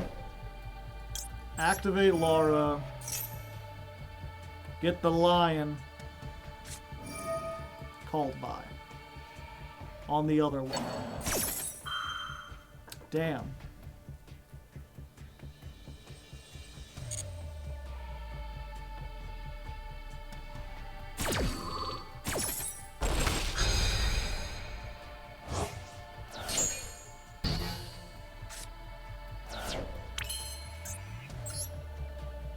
Let's make ulti.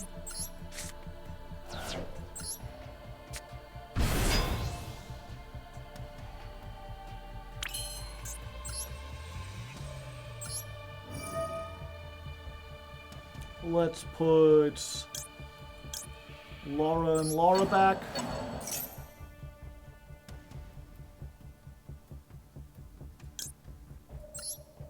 Activate this.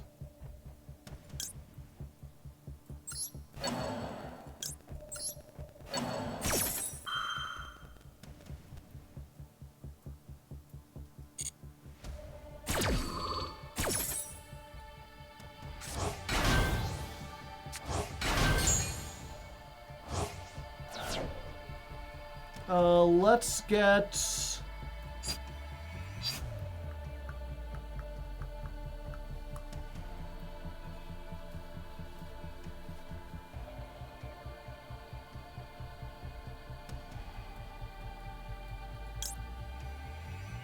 I think we get Elder.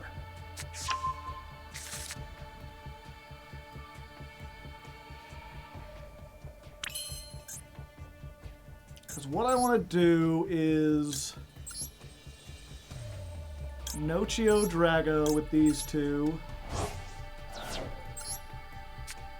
Because it's likely they've got Spirit of Yubel in the hand, and I'm worried about that.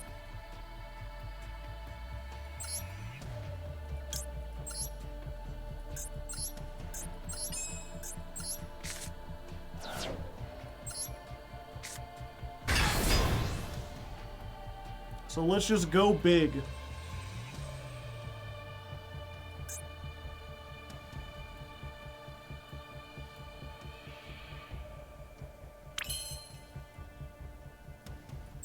Battle phase.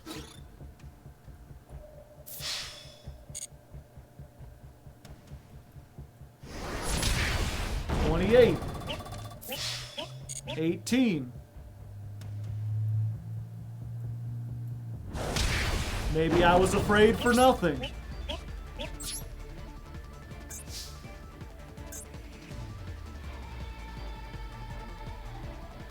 Summon them in defense position. Okay.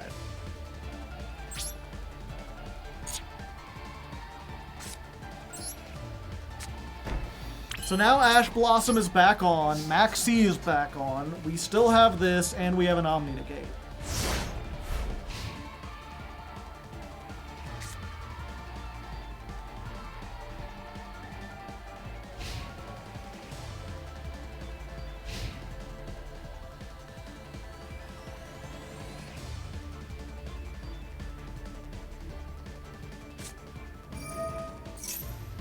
The fuck? Earth.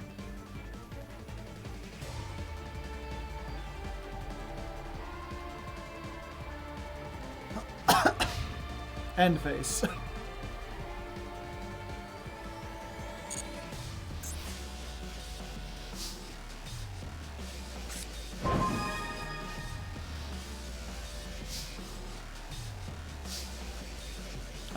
Let's not mess around. Let's just go to battle. 2800.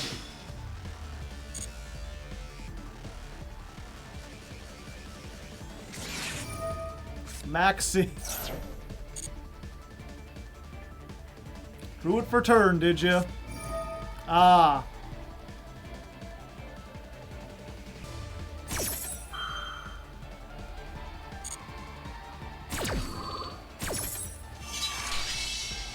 Yep, I've been there, buddy.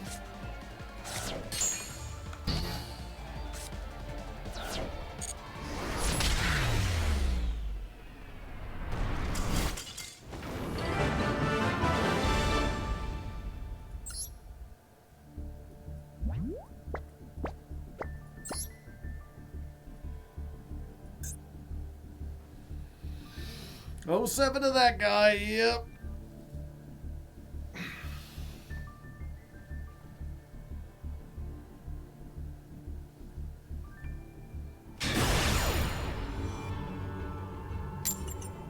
They're banning Max C! They wanted to show they care.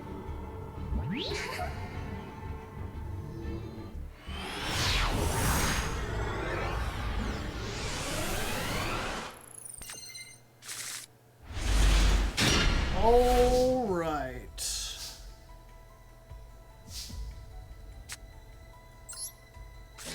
60 cards. What are the chances they drew Gamma?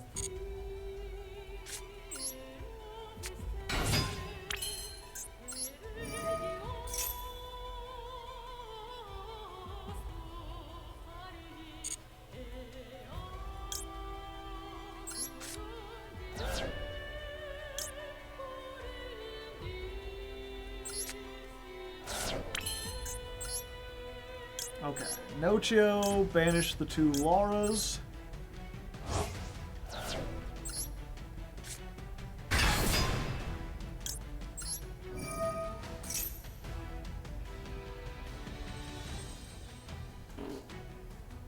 I probably should have sent Canahawk now that I think about it.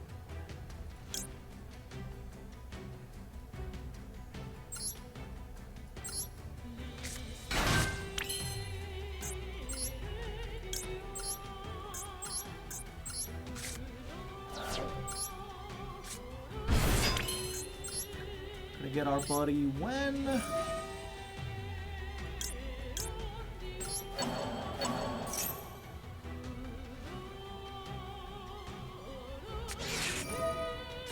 Ashblood. I'm sorry, friend.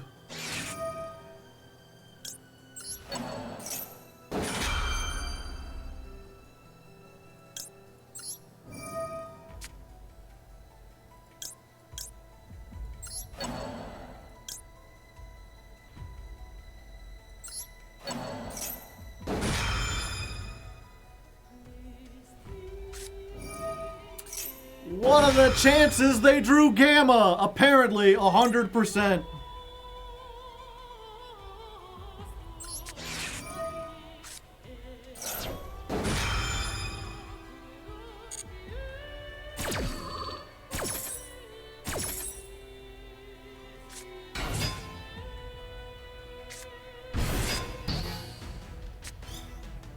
That's a pretty good draw.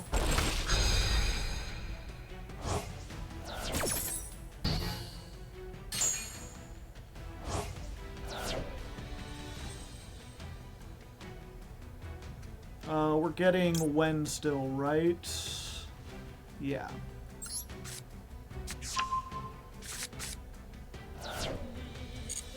Because I have not used my normal summon.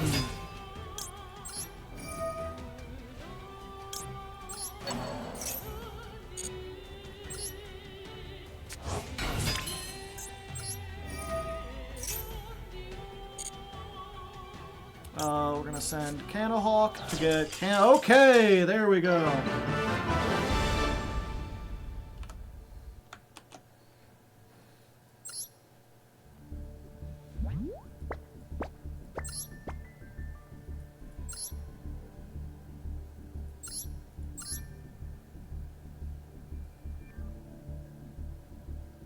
That's certainly a deck.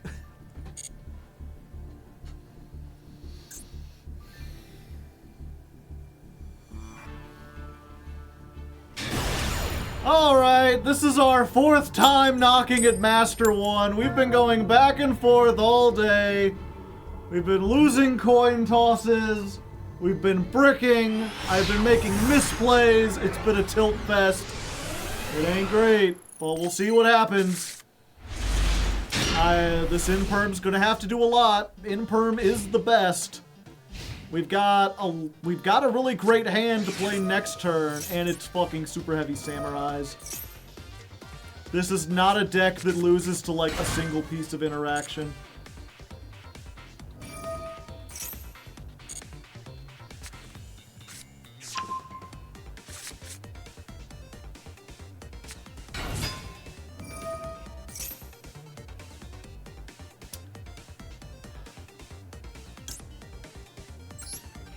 I'm just gonna hit this.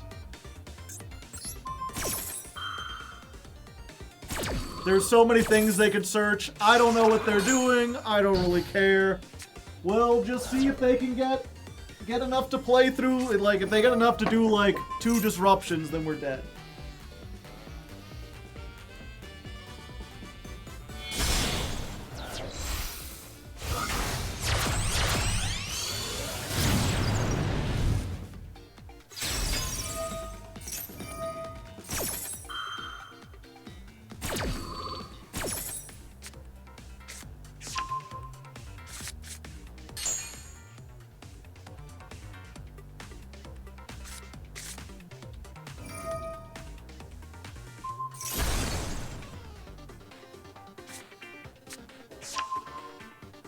Oh, it's Valence.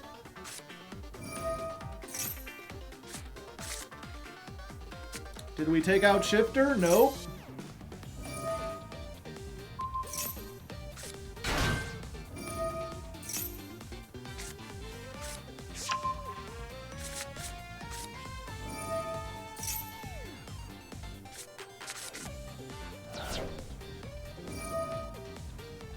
Yep, I impermed at the only reasonable time I could have, you know, at this point. I mean, I guess you know, it would have been better to imperm the Electromite.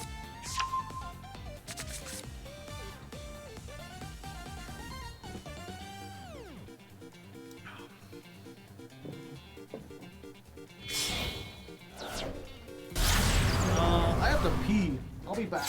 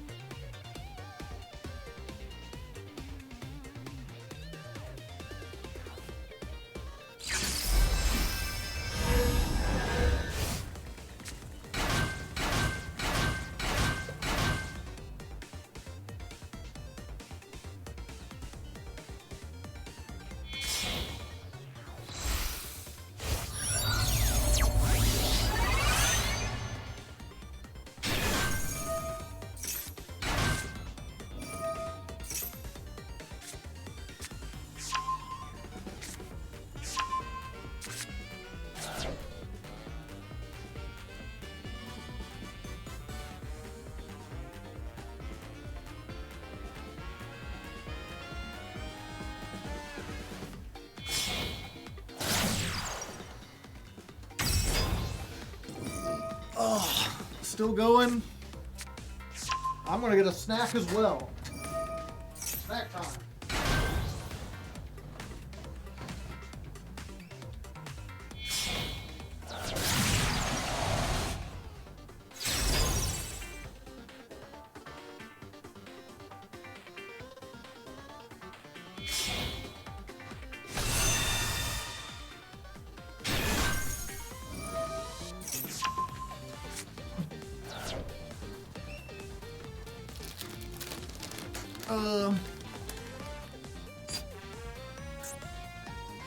They activate? Sure. What happened?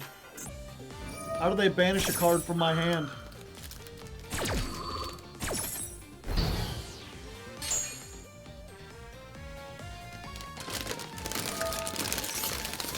Omega happened? Oh.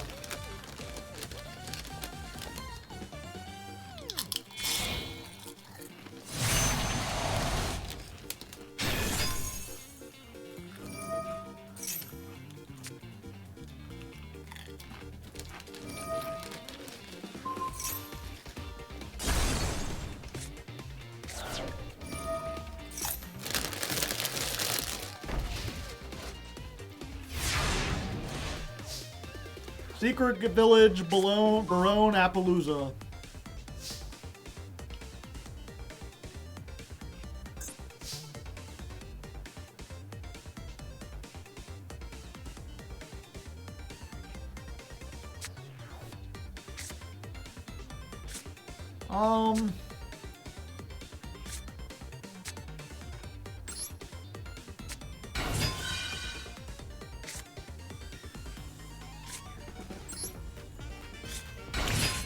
Do this.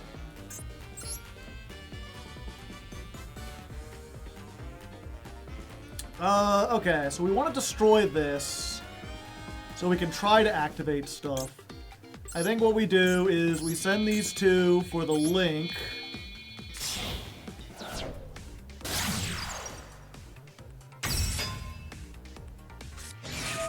Called by. Of course the last card is called by.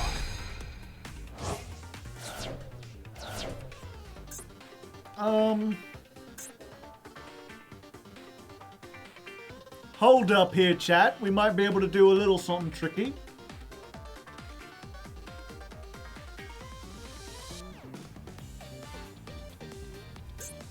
The thing is, they can stop their monster from being the destroyed. So I need to hit two things.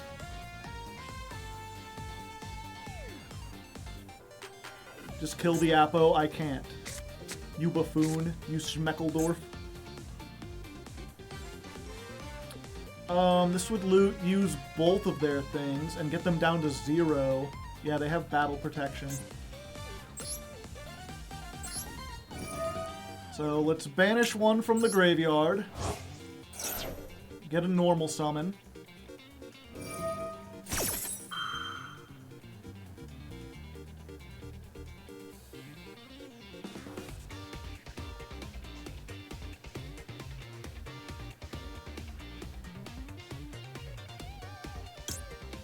We go for this now. There's a chance they don't have another field spell. No, they of course play. Oh!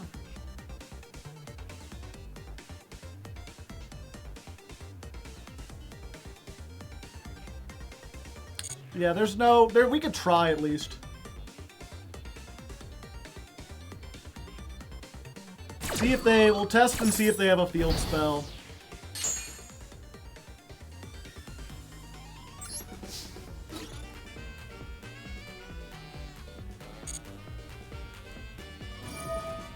Yeah, of course they do. Austin. Oh, it's just a spell.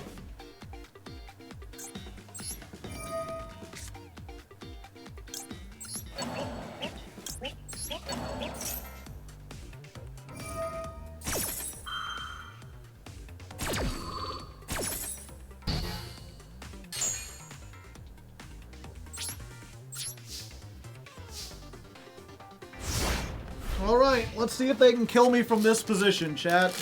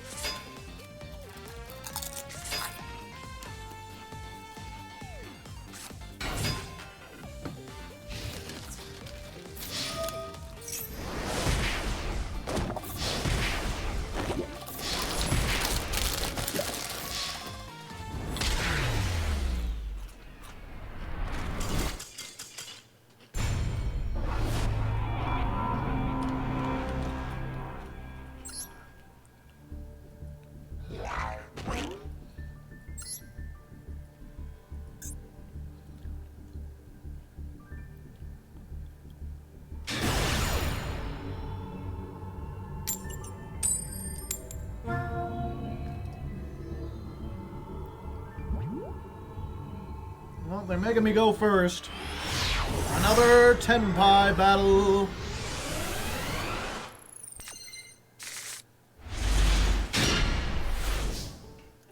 Do I want a shifter here?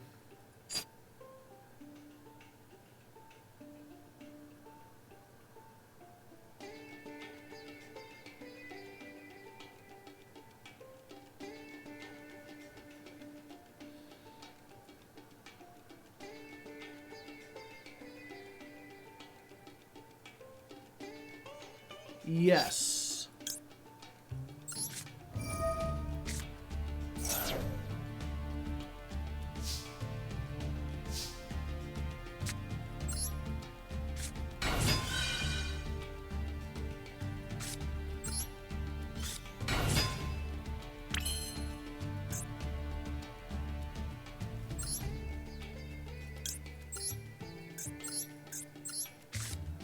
So we do this, we make Gamma. I'm not Gamma, Canna. Canna Hawk.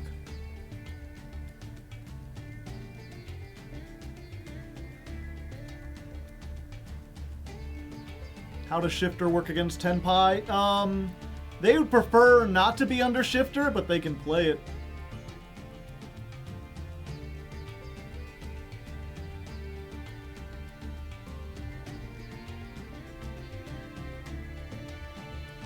It turns off Roll and Valor. That is unfortunate.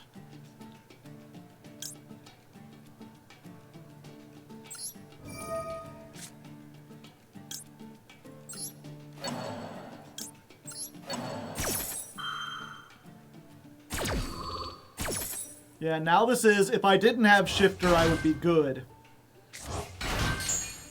I was really hoping they had anything but that.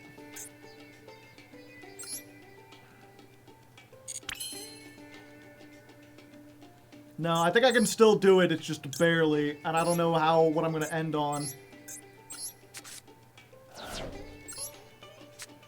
Try it again.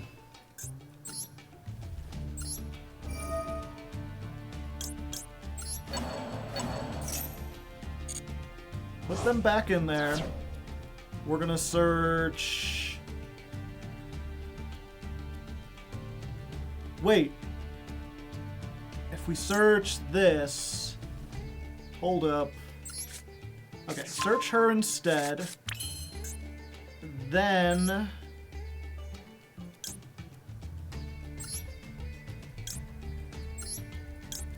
banish these two. Make Nacho Drago. Activate the Tamer, and because of Shifter, it'll be banished. So we normal summon Win.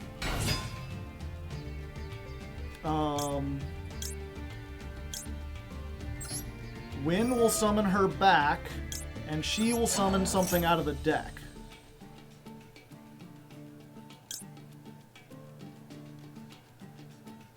Isn't that what I already activated?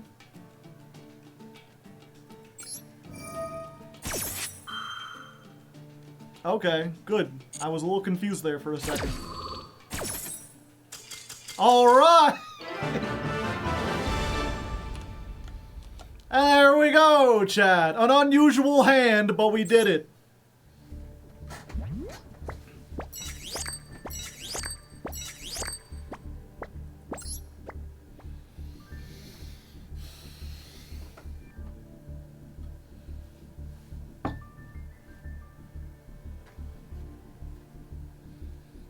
That was win number 85, right?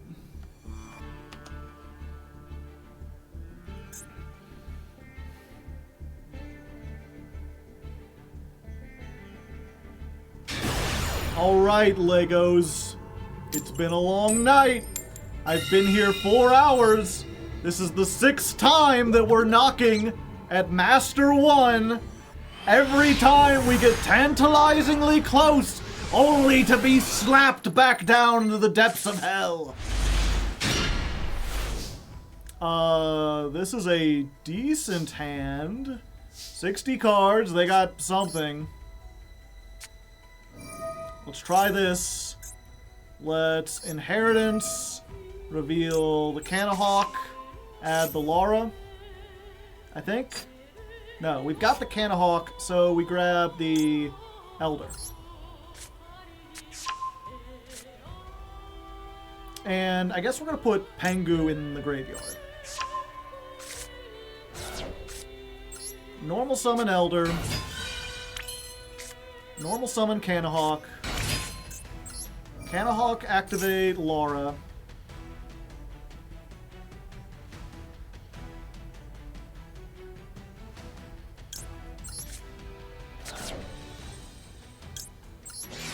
Laura effect. Guess we just get another Pengu. Or do we want to get as many into rotation? No, we want to get stuff that actually does stuff. This will help us get more into rotation.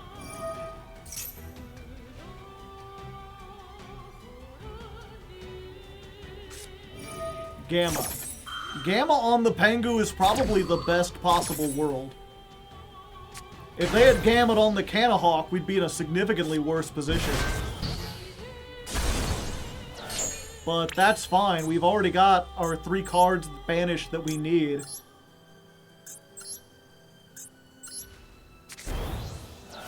Banish these. Get the Canahawk.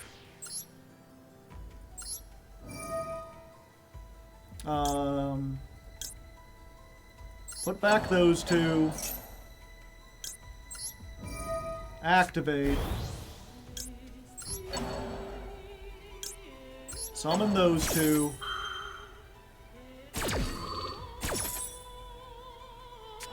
Yeah, at this point, I think it really is just down to, do they have Nibiru?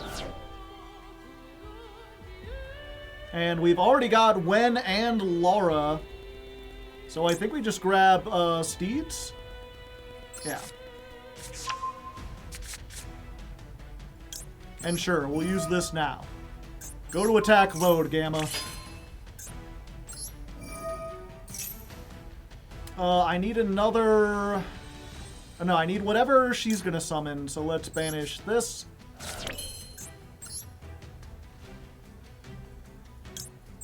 Let's go for Cumulo Falcos.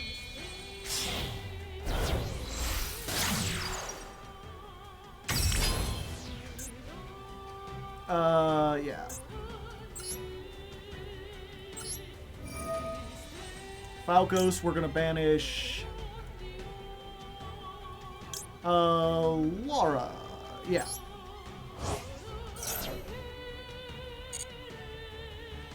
Normal summon the Wen.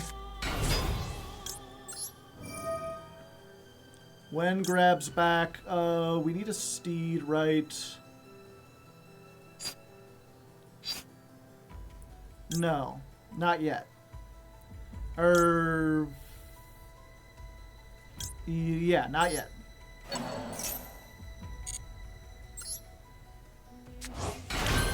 Gonna bring those back. Then we make Canahawk.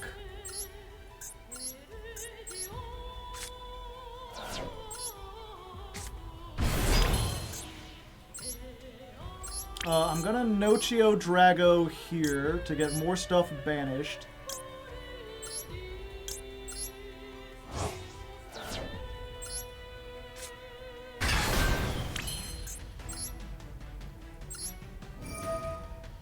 Then we'll Canahawk. We're gonna bring her back. You've already been summoned.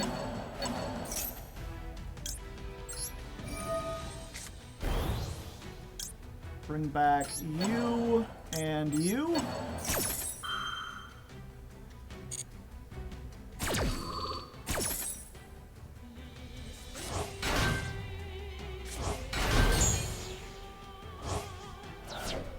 We're gonna grab another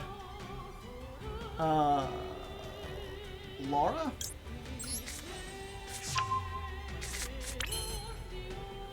Let me think about this. Has Pengu been special summoned? Yes, it was summoned by that. How am I going to get another level 4 on?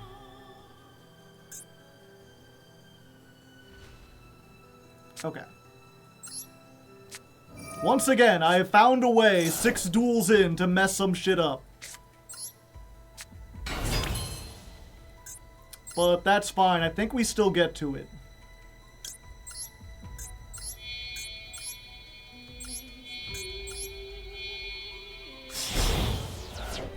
We do this. We go to ulti. Ulti effect. We add back a level 4.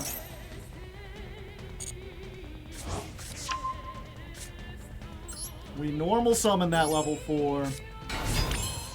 We make Baguska. Do I want to banish anything first?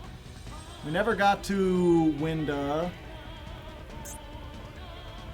We do want to have something this can tag out into that might be decent, so...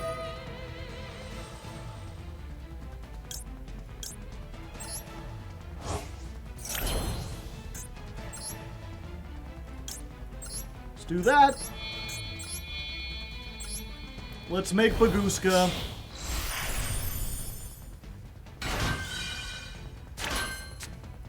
Let's set this. Your move. Okay. This is a hard deck to learn. But we're in a commanding position. And they're not on... I mean, of course they're not on Tempai. I don't know why I thought they were on Tempai. Via Belster.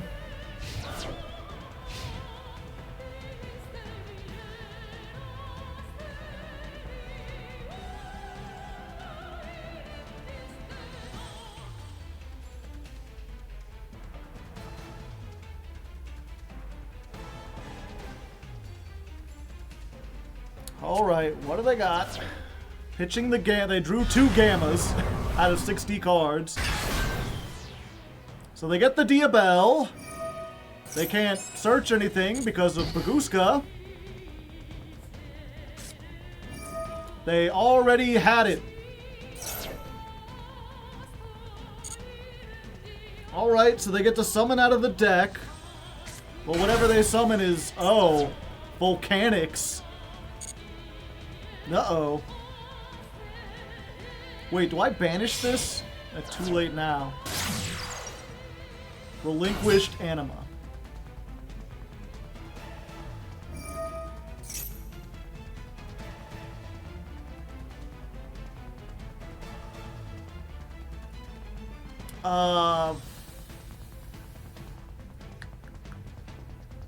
I've got a Steeds or I've got to use this. I feel like the banish is more important against this deck.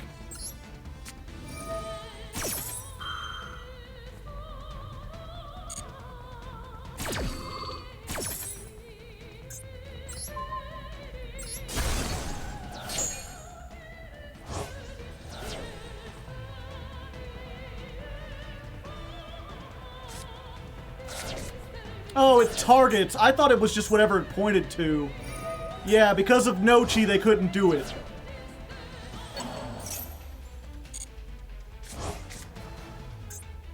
Okay, they've got the Emperor, but they don't have 3 Pyros. And there we go! Alright! Critter was so excited, he went off to celebrate. He's ready to party. He's tired. It's late. It was difficult. It wasn't the most dramatic ending, but we made it into Master 1 with Ritual Beast, which, I mean, we probably should have.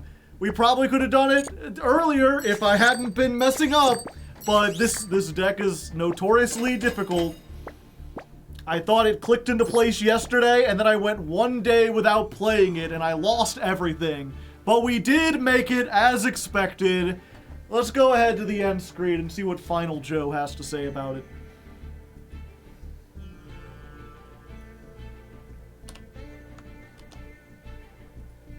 Alright. 423. Duel. It's at 130?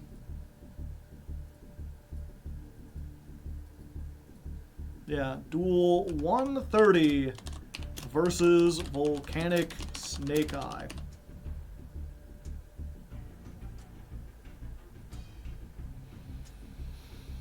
$37 duels total. Hopefully this won't be the longest ladder climb. I'm trying to keep them under 4 hours. A lot of people say I like the long videos, but they get a little too long. I've got so many, like, okay, well, to celebrate, chat.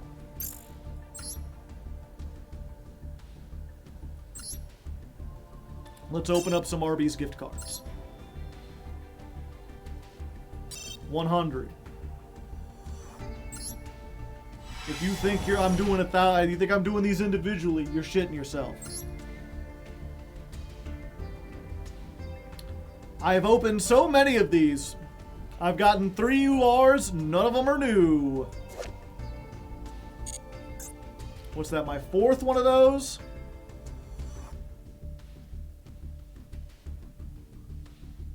I got a lesser fiend. He's all like, hold up, I got this, and whoa, hands up at the same time.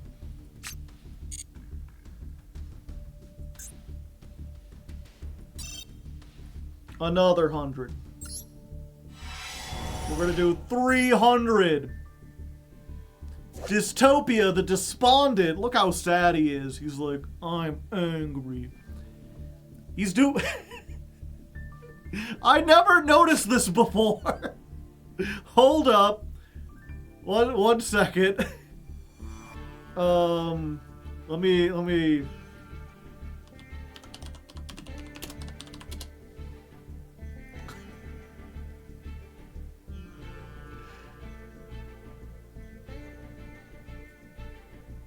He's doing the MBT pose. We just got to flip horizontal.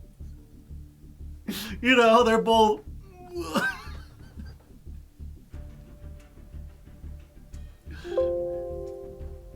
He's shrimping. Where does that picture come from? I have no idea. It's one of his like skits.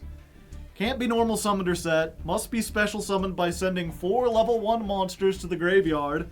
Other monsters you control can't attack. During either player's battle step, once per battle involving this card, banish a level 1 from your graveyard. This card is unaffected by other cards' effects and cannot be destroyed by battle. Because that's what the 5,000 attack monster needed, chat. A way to not be destroyed by battle.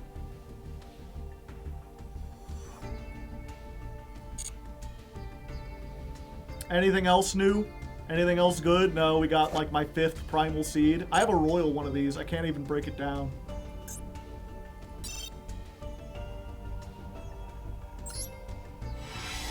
Okay, 300. Oh hey, I finally got number XX Utopic Dark Infinity. When a monster is destroyed by battle, you can detach, special summon it to your field in defense position. Target one other special summon, gain life point equals to its original attack. I can see why it's in the master pack. And Sophia. And the Blazing Mars. Ugh. Gross.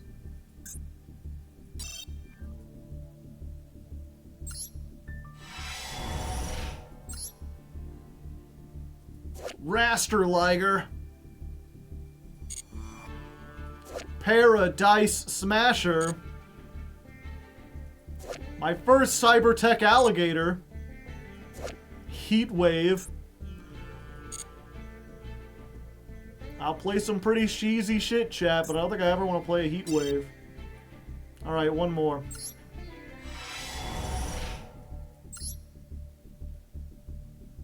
No, I got a trade toad.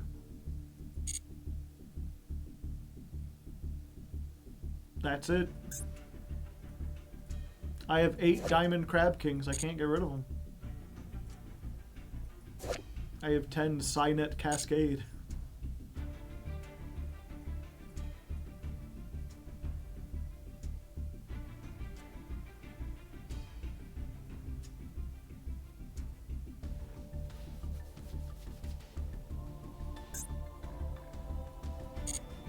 No royals. Do we keep going and hope we get a royal? We gotta get one royal, right? Out of 1,000 packs. Nope, no royal here. We did get a Psychic Rover. Roll a dice. I can stop reading right there.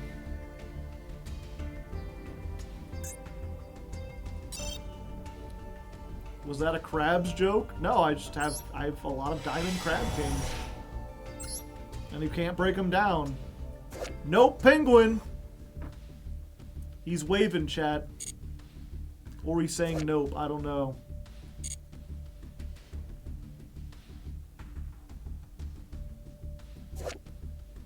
The beautiful Headhuntress has a fusion? I had no idea.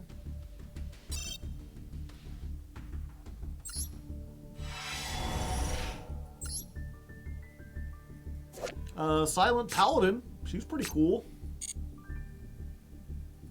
And a linear equation cannon. And it's the final countdown.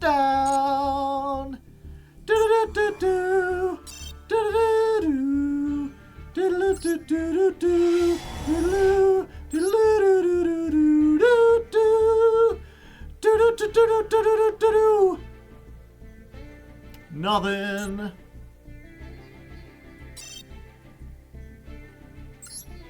$90. Psychic Nightmare.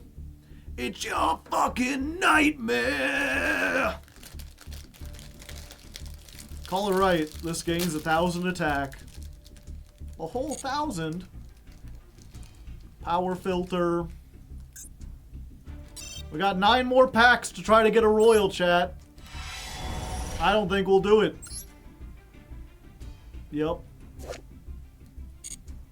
1,000 legacy packs and not a single royal among them. That feels statistically improbable, right?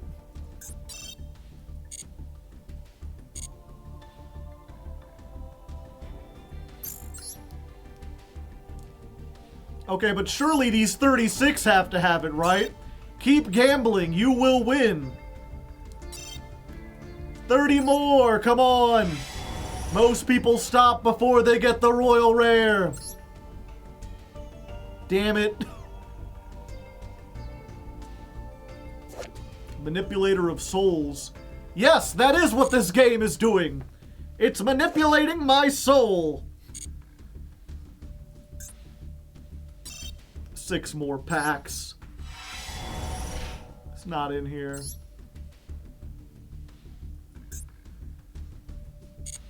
$1,035 packs, chat. That's where Leo is? Yeah.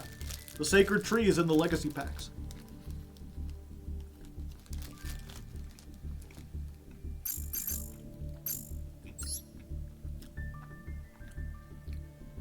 Dual pass is ending soon. You have 2 days to get a pupper. What's your favorite LOB vanilla? I don't think I have one. I saw the Master 1 game. Congrats. Well, thank you. It wasn't easy. Also, is this the deck that's needed the least changes of all the decks I've made?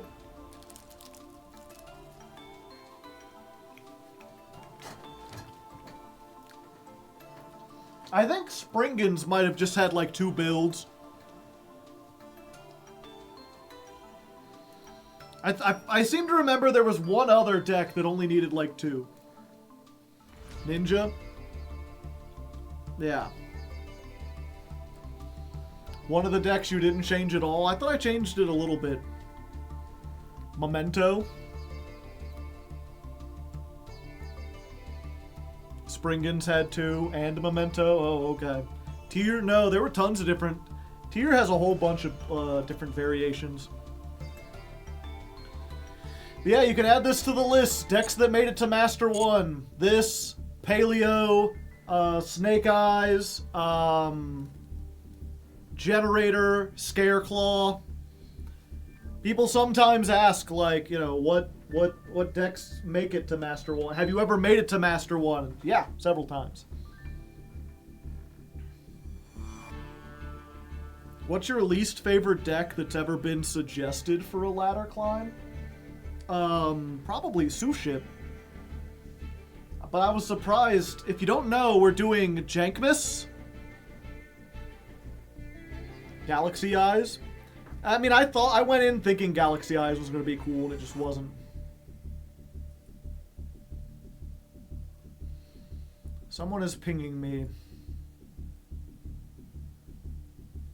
Okay, there we go.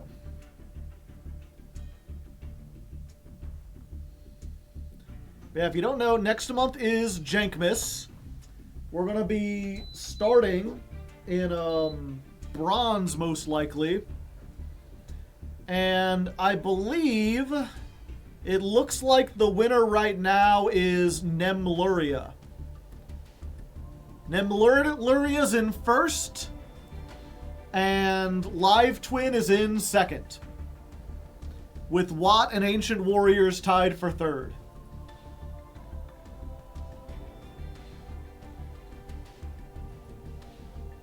Sleep through the winter, yeah. I'm gonna get myself one of those sleepy hats. I'm gonna honk shoe. I'm gonna just take some naps. I'm going to, with Biden stepping down, I will take on the mantle of Sleepy Joe. Live Twin isn't jank. Yeah, if Live Twin wins, which I mean it's only like 1 or 2 votes underneath Nemluria, then I'll probably play like pure Live Twin. I'll be like, okay, we're playing Live Twin, but I'm not allowed to play other archetypes, and I'm not allowed to play hand traps until we get into Platinum.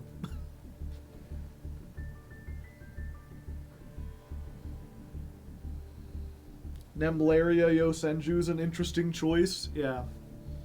Get a candle holder. Lilla Wrap Turbo. Yeah. Is there enough Live Twins for a full deck? Probably.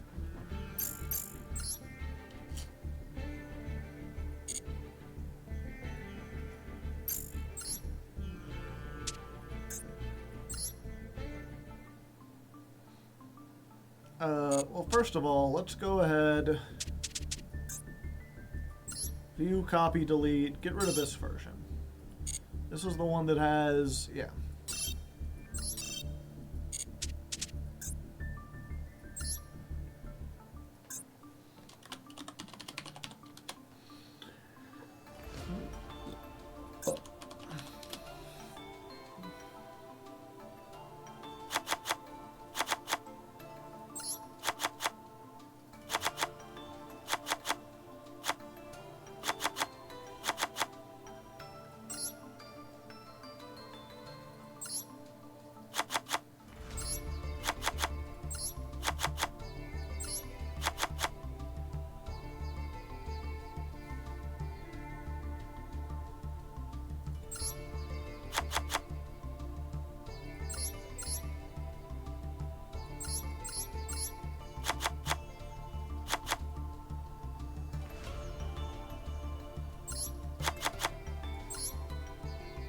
Almost, chat.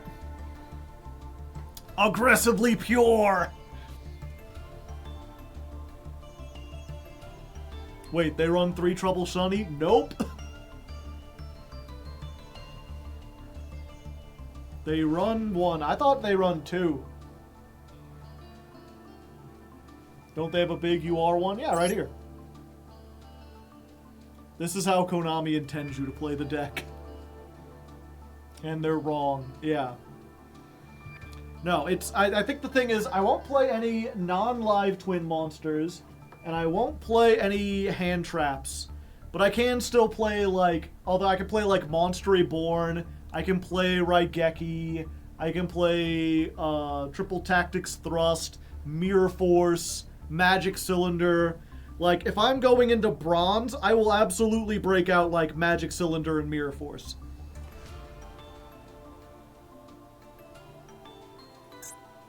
Oh, I'm missing 1 card.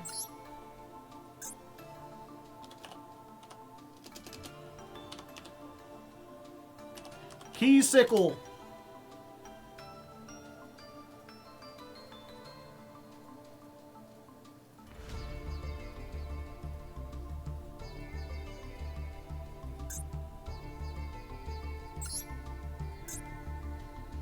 Lil La.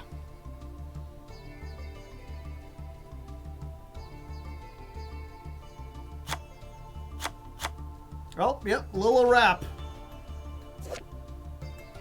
Once per turn, you can special summon 1 from your graveyard, make your opponent lose 1,000 life points, and if they do, you gain 500 life points. Only use this once per chain.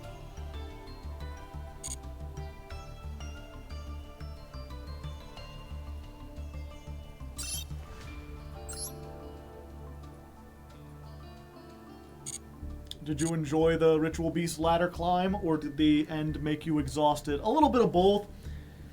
It was mostly frustrated because, again, you know, I came in here being like, You know, oh, yesterday we climbed from Diamond 5 to Master 2 in 4 hours. We didn't even, like, stay late. And this time we had to stay late to get one fucking rank. And I didn't even do the segment at the beginning that I thought I was gonna do. I think I'm still gonna try to do it, though. For everyone who cares. Monster Reborn with Upside. Rap on him. Boom, boom, ch, doom, boom, boom, ch, boom, boom, boom, ch, doom, doom, boom, ch. If you had boom, ch, doom, boom, boom, one shot, boom, ch, doom, boom, ch, one opportunity. Yo, palms are sweaty, knees weak, arms are heavy, there's vomit on his sweater already. Mom's spaghetting, he's nervous, but on the surface he looks calm and ready to drop bombs. But he keeps on forgetting what he wrote down. The whole crowd goes so loud, he opens his mouth, but the words won't come out. He's choking now, everybody's joking now. The clock's run up, time's up, over, blow, snap back to reality. Oh, there goes gravity. Does Joe have the whole song memorized? I used to. I don't think I do anymore. Oh, there goes Rabbit. He choked. He's so mad, but he won't give up. That is, he know he won't have it. He knows his whole rhapsody's broke. He won't have it. He choked. He knows that when he goes back to the mobile home, that's when it's back to the lab again, yo. This whole rhapsody better go back to this moment and hope you don't pass it. Some days I just want to up and call it quits. I feel like I'm surrounded by a wall of bricks. Every time I try to get up, I just fall in pits. My life's like one great big ball of shit. If I could just put it all into all I spit, instead of always trying to swallow it. Yeah, I used to memorize that one too. It's called Rabbit Run from the 8 Mile soundtrack. And it's like, it doesn't have a chorus. It's just like 3 minutes long of like one rap verse. Give me one moment. I'm going to refill my water, and then we'll do that thing I talked about earlier. Or we're going to try. These motherfuckers are thinking I'm playing, thinking I'm saying the shit because I'm thinking it just to be saying it.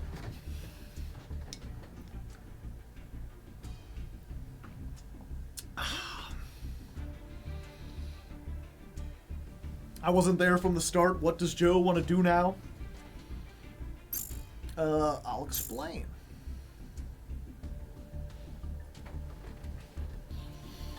Alright, so welcome to another segment of Comment Commentary, where we look at comments that I got on the political channel or on the regular channel that was about the VOD channel that was about politics, and I just sort of like talk and explain. You know, I could sit down and write a huge old answer out in the comments, but who's gonna read it? Maybe that one person if YouTube doesn't block it. So I figured it would be helpful to respond in video form. I'm putting these over on the politics channel, just getting some content. It's not as good, it's not as organized, but people seem to enjoy it. It's a great way to sort of like get information out while also interacting with the community. Because again, I think I said this in the previous one, I think one of the problems with talking about political stuff is that everyone gets so heated about it.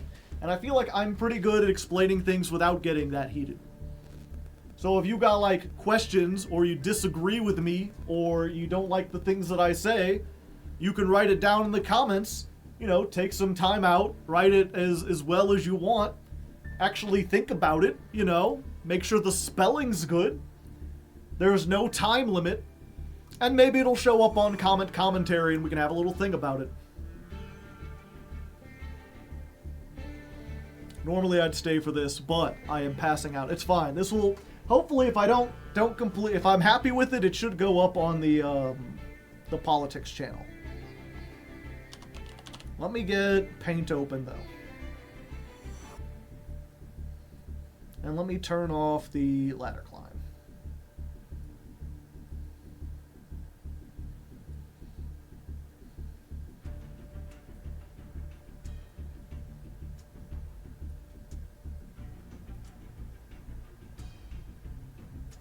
Oh no, it needs to be over here, right? Yeah.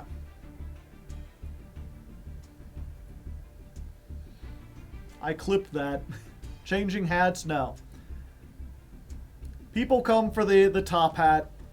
as much as I want to try to be, like, super genuine and not do anything that, like, might influence people by, like, wearing a hat or having, like, a bright shirt or doing any... I used to be, like, anti-entertainment. I used to think you shouldn't mix entertainment with politics because, you know, that's part of the reason we're in the bad position we're at now.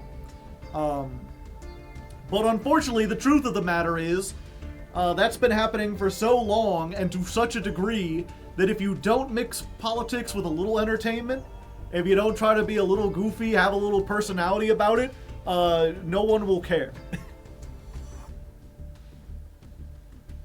Not very proletariat of you. It's fine. Top hats are easy to get now.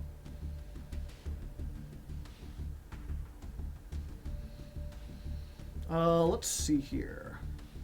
I need window capture.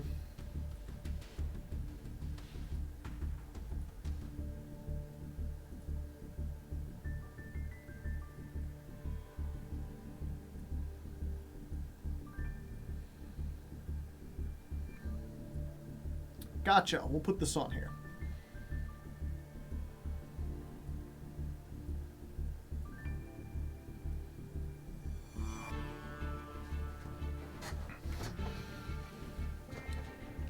The Beast matchup. Should I change this to, like, just chatting or something?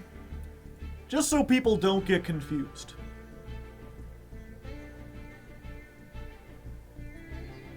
Hopefully this shouldn't take more than, like, 10-15 minutes. Too bad. No, Twitch, don't automatically play other people's stuff.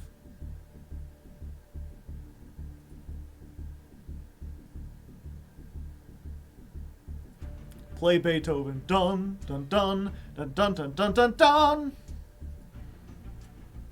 Okay.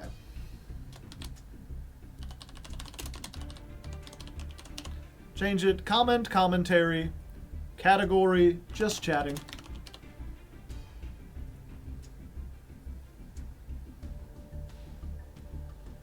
There we go. Go into the just gooning category. Is there not a politics category? I don't think there is. Oh, did an ad just play? Does an ad play when you change the stuff?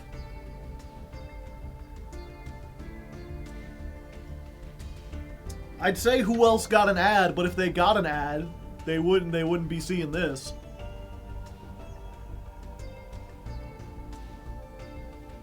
No official politics category. Okay, I thought there was.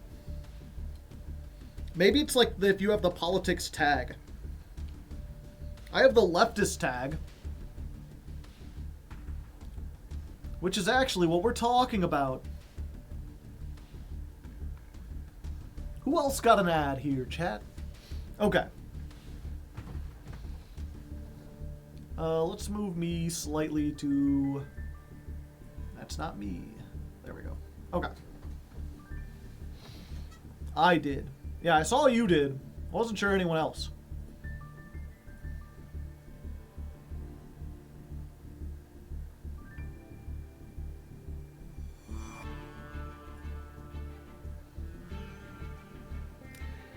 Alright, welcome to the second ever episode of Comment Commentary, where I look at comments that I got either on the political channel or my VOD channel, just criticizing me, talking about politics, asking political questions, anything that has to do with real life stuff. I think it's important to discuss this, and why not do it on stream while I have an audience and everything.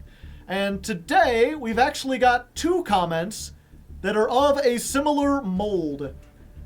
One comes from the man from Murph. Oh no, I'm sorry, the man from Earth. Very close. And they talked about a lot of stuff, but I wanted to highlight this thing, which is, I don't think people on the left have gotten used to, or even noticed the fact, that they're the establishment party now. I've never met a lefty who sees themselves and his movement as anything other than the plucky underdog fighting against the man. Even if they don't realize it, the left is the man now, and they've been forcing their politics and aesthetics on people very hard over the last 10 years, especially in schools. A lot of people, especially young people and young men, are really fed up with the left being so culturally and institutionally dominant? And then the second question from Dat Boy Bobby, who I believe is like a Patreon subscriber maybe? He's like, the belief that Kamala is not left-leaning enough is why the current Democratic Party might not win another election for a while. You've driven moderate progressives out and look down on independents who toe the line of both parties because we understand that both sides are needed. So first of all, just a small thing. Politics has a whole bunch of different ideologies. If you go to most other countries, it's not just two parties. You know, we don't need both sides. We need 10, 20 different sides that should all be sort of trying to find compromise between them. The fact that some people think like, no, politics is two sides and it's important to find the middle ground between them. You assume that the two sides are like extreme opposites, and they're not. They have a lot in common, as we'll see. I mean, that's the thing that both of these really kind of showcase, is that a lot of people don't know what it means to be on the left. They don't know what leftists believe. If you think that the Democratic Party is leftist, or do you think that leftist politics are mainstream, or that they're culturally dominant, I don't think you understand the proper terminology. And I actually made a video about this over on the Politics channel. It was actually the first video I put out and one of my most popular ones. But it's also like several years old at this point, and also 40 minutes long, so I can understand why maybe people haven't seen that. So I figure, why not sit down, try to do a basic, like, leftism 101. Leftism according to a leftist. Like, what do I actually believe? What do I care about? And why do I not think it's being represented in the political parties in America? Both sides means a couple different sides, yeah. Let's go ahead. Can I not erase this? Erase everything. There we go. Banless Master Duel. Did we get one? Pot of Prosperity is banned. Dimension Shifter, Snow, and Gamma are all limited. Lightning Storm, semi-limited.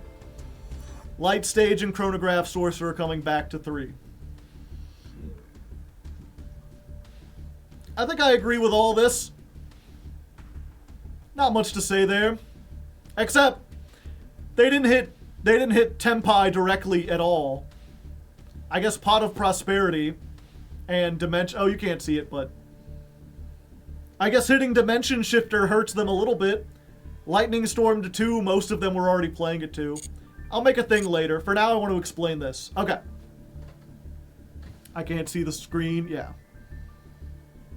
Why Lightning Storm at 2?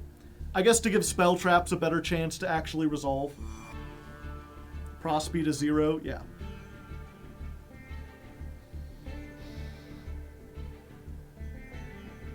I don't see many Tempai running Shifter. It doesn't work in the mirror. Okay. So, when you're talking about any kind of political ideology, you know, it's going to be very complicated. People have been talking about these things for hundreds of years. There's like stacks and stacks of book written on political theory.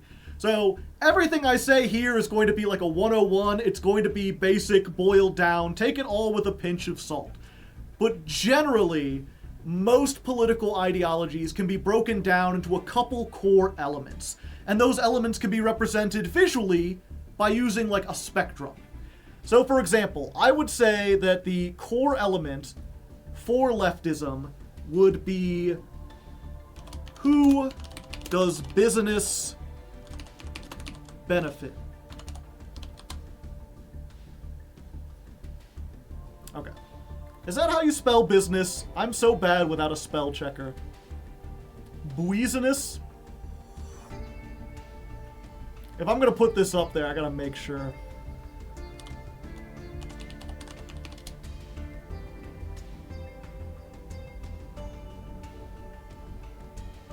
Bus in S.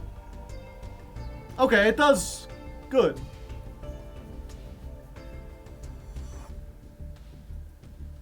Yeah, that's how I always remember it, is bussiness. No tempi hit, no direct tempi hit. Okay, so that is correct, right?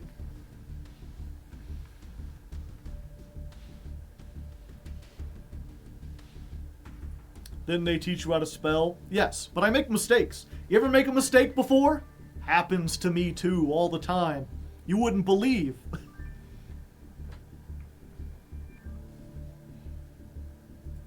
Okay, so can I... Gotcha. Okay, so let's try that again real quick. Alright, so anytime you're talking about political ideology, things are going to get really complicated. You know, people have been talking about this stuff for literally thousands of years. There's stacks and stacks of books written on this. So anything that I'm going to put into like a 10-20 minute video is going to be very condensed. So take everything with a grain of salt. I'm oversimplifying a lot. But when it comes to any political ideology, you can usually narrow it down to like one or two core ideals. And you can usually chart those visually on like a spectrum. So for example, probably the core element, the core question asked by leftism is, who does business benefit? And there's really two options with this.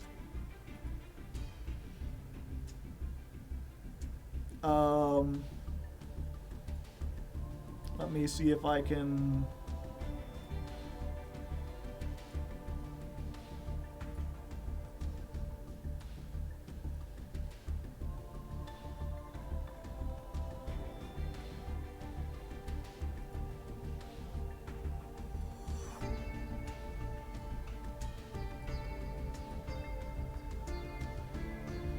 So over on this side, we have business should benefit everyone. And on the other side, we have business should benefit the individual. Or what's the better way to put this? Okay, so over on this side, we have business should be run for the benefit of everyone, for the benefit of society. Or I guess if you want to put it in economic terms, since we are talking about economics, it's business should be run for the sake of the consumers, the customers, the workers, you know, the people who are actually getting the product. Everything should favor them. If you're talking about like, if you're talking about farming, for example, they would say that the reason that Farmer John makes potatoes is to feed hungry people. We pay him because we want to,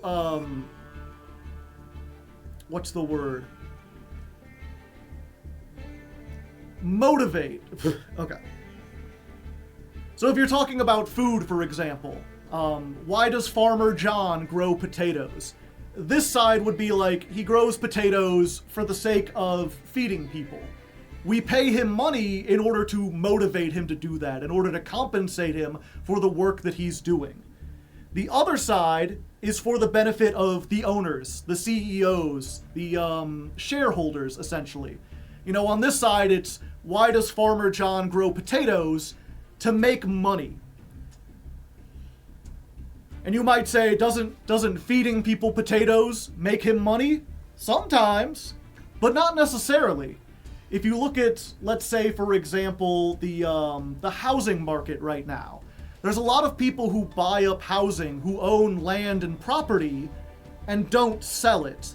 They sit on it because it's worth more as an asset if it's not being used. And the less housing is available, the more they can charge for the little bit of housing that they do have. You know, because we have things that are set up to benefit the people who own stuff instead of the people who actually use stuff, it ends up being in this situation where, you know, people are making a whole lot of money, a couple individuals are, to the detriment of everyone else. Now, these two extremes, now these two images would represent what I'd say is regulate, yeah. Owners versus consumers. That's a great way to put it. Now, these two pictures, let's say, represent the most extreme you can possibly go, right? Like over here on this side, we have all businesses are run for the sake of people. You're not allowed to make individual money off of it. The decisions are all made like democratically. All the consumers, all the workers, they decide the prices, they decide what gets made. There's no one person who does anything. And you're pretty much limited to doing only things that can benefit everyone. And then over on this other side, we have the exact opposite, where basically you're allowed to do whatever you want, business-wise, if it makes you money. That means, like, selling people poisonous cures and claiming that it'll heal you. That means, like, attacking other businesses, like industrial sabotage, assassination, whatever it takes to make your business work. You know, hiring slaves or whatever. That's what this represents. Now, both of these, I believe, are, like, unrealistic ideas. Like, you're not going to be able to have either one of these just on, like, a practical level. The left-hand side over there, even if you wanted to do that, getting everyone to, like, micromanage every business would be, like, practically impossible. And I mean, I guess you could do this, but it would be like some kind of chaos pirate world where all the corporations were just, like, ravenously going after each other and trying to grab everything. So these two are only, like, theoretically possible. But because we've got the theoretical possibilities on both ends, we can draw a line between them, and every possible mix between these two should be on this line. All the realistic versions of policy should be somewhere between these two. And by charting this on a line, we can do something like, okay, here's the middle point. Where are we in terms of our country? And if you look at a policy, you can be like, where does that policy push us? Does it push us more to the left-hand side of the chart or to the right-hand side? How to big boat in Chaos Pirate World. Chaos Pirate World is a cool name for a band. You know, if you start the Chaos Pirate World band, please tell me. I would love to listen to whatever the hell you make, because the name alone sounds exciting. Actually living in it, I don't think would be as fun as you want unless you were already like a billionaire or whatever. Then you can afford to have the big boat and all the people. You'd have to steal it yourself. Yeah, possibly.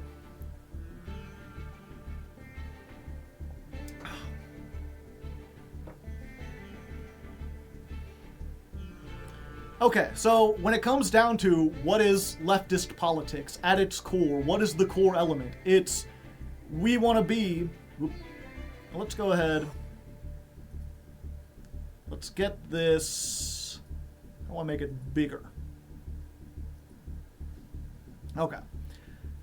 So when it comes to leftist politics, you know, what do leftists actually want to achieve? They want to put us on the left-hand side of this chart. You know, they want businesses in general to be more run for the benefit of society. If you're talking like me personally, like I think any business which is essential to life, food, housing, medicine, education, all of that stuff shouldn't be run for a profit. It should be run to achieve what you want it to achieve.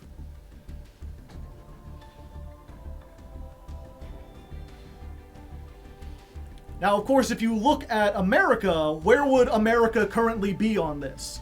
The whole thing that this started with was trying to find out, like, is America a leftist country? I mean, we do have some things that are run for the benefit of everyone. You think of, like, the education system, schools. Schools don't have to make money. Most schools don't have owners.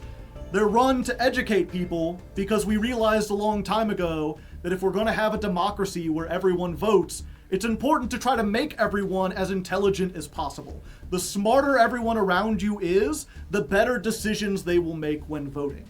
We also have stuff like the firefighters. You know, if stuff is on fire, we don't need to worry about who's making money. We just need to put it out.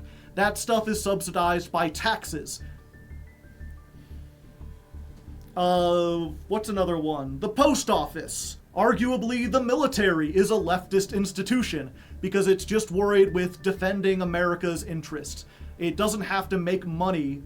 It doesn't have an owner. It's just doing what's best for all of us. At least that's the theory. But those are like a small handful of all the industries in America. The vast, vast majority of stuff in America is privately owned by individuals or shareholders and run just to make money. Even though we have a lot of like utilities, like electricity and internet and stuff like that, those are highly regulated. You can only do so much to make money, but they're still owned by people who make money off of whatever you send them and are trying to get as much profit out of you as you can without necessarily improving their services.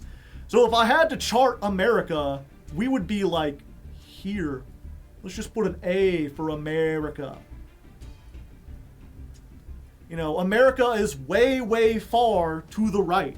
We are not even anywhere close to being balanced in terms of like, do we benefit people or do we not? And I think you can easily see that just by looking at the wealth distribution in America. You know, the top 1% own like, what, 60% of the wealth? Some insane number. The number keeps going up.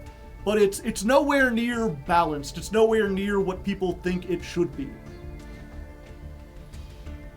And when you look at the two parties in America, you know, what do they want to do? You get the Republicans, and a lot of the Republican docket is like, okay, we want to get rid of public education and replace it with a private for-profit model. We want to get rid of public prisons and replace those with a private for-profit model. They want to remove a whole lot of regulations on industries, make it so that there's less oversight, so that there's less motivation for them to benefit people, more to just have them make money.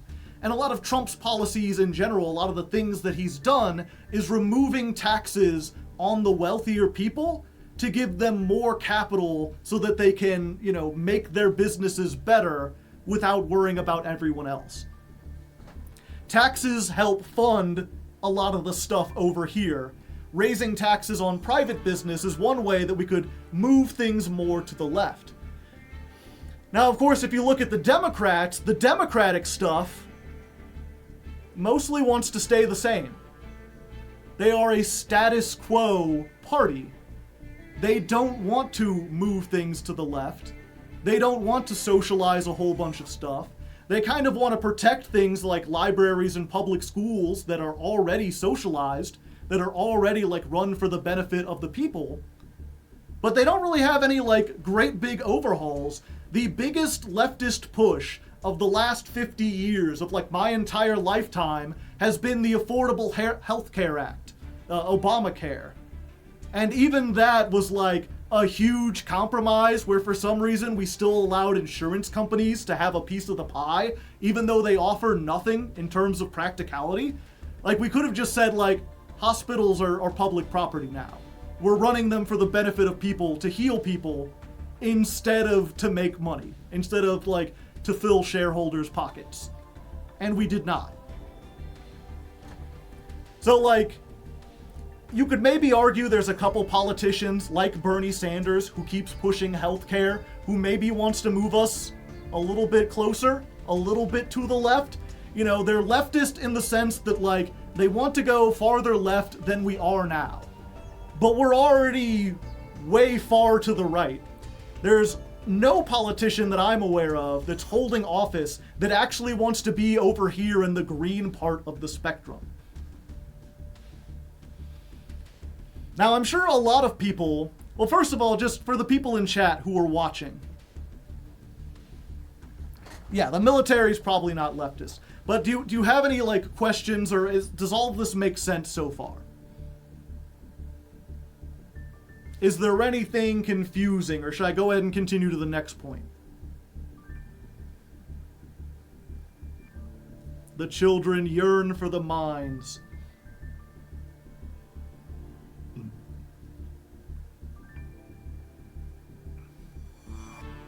My internet provider went from 130 to 40, and I have no idea why. Weird, mine does like the opposite.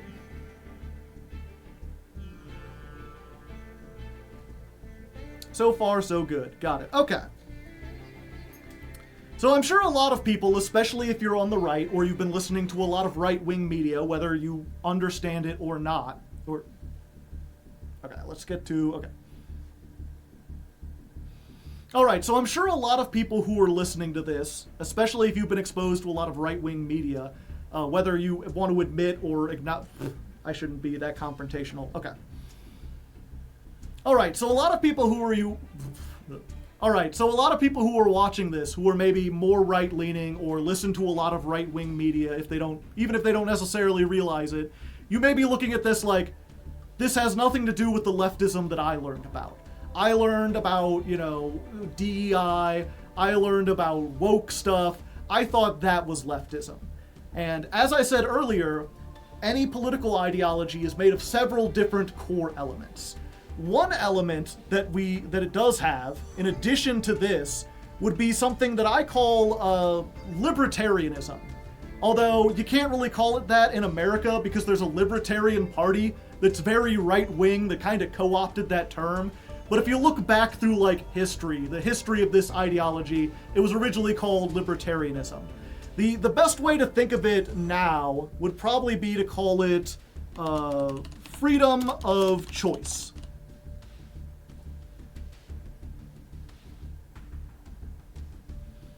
Here's the freedom of choice spectrum. And on two sides, so this is the freedom of choice spectrum. And over here on the left side, we have anything goes, wild. Let's just put a lot of wiggly waggly stuff. You can wear your hair however you want. You can dress however you want. You can kill whoever you want. You can do anything, pretty much. The most extreme far left on this side is the government can't tell you what to do. Full stop. And kind of like this pirate universe, this would be chaos. Of course, the opposite of that, if you wanted to go in a rigid structure, would be sort of government-enforced culture. Think of a lot of the stuff that China wants to do, right? I believe China is the country where it's the government has 5 mandated haircuts for men, and you have to get one of those 5 haircuts.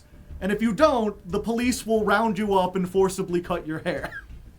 In China, you have to learn Chinese. If you don't, they send you to a re-education center where they teach you Chinese. In China, I believe, I'm not sure how stringent they are, but I'm pretty sure being gay is frowned upon. You're not allowed to make those personal choices.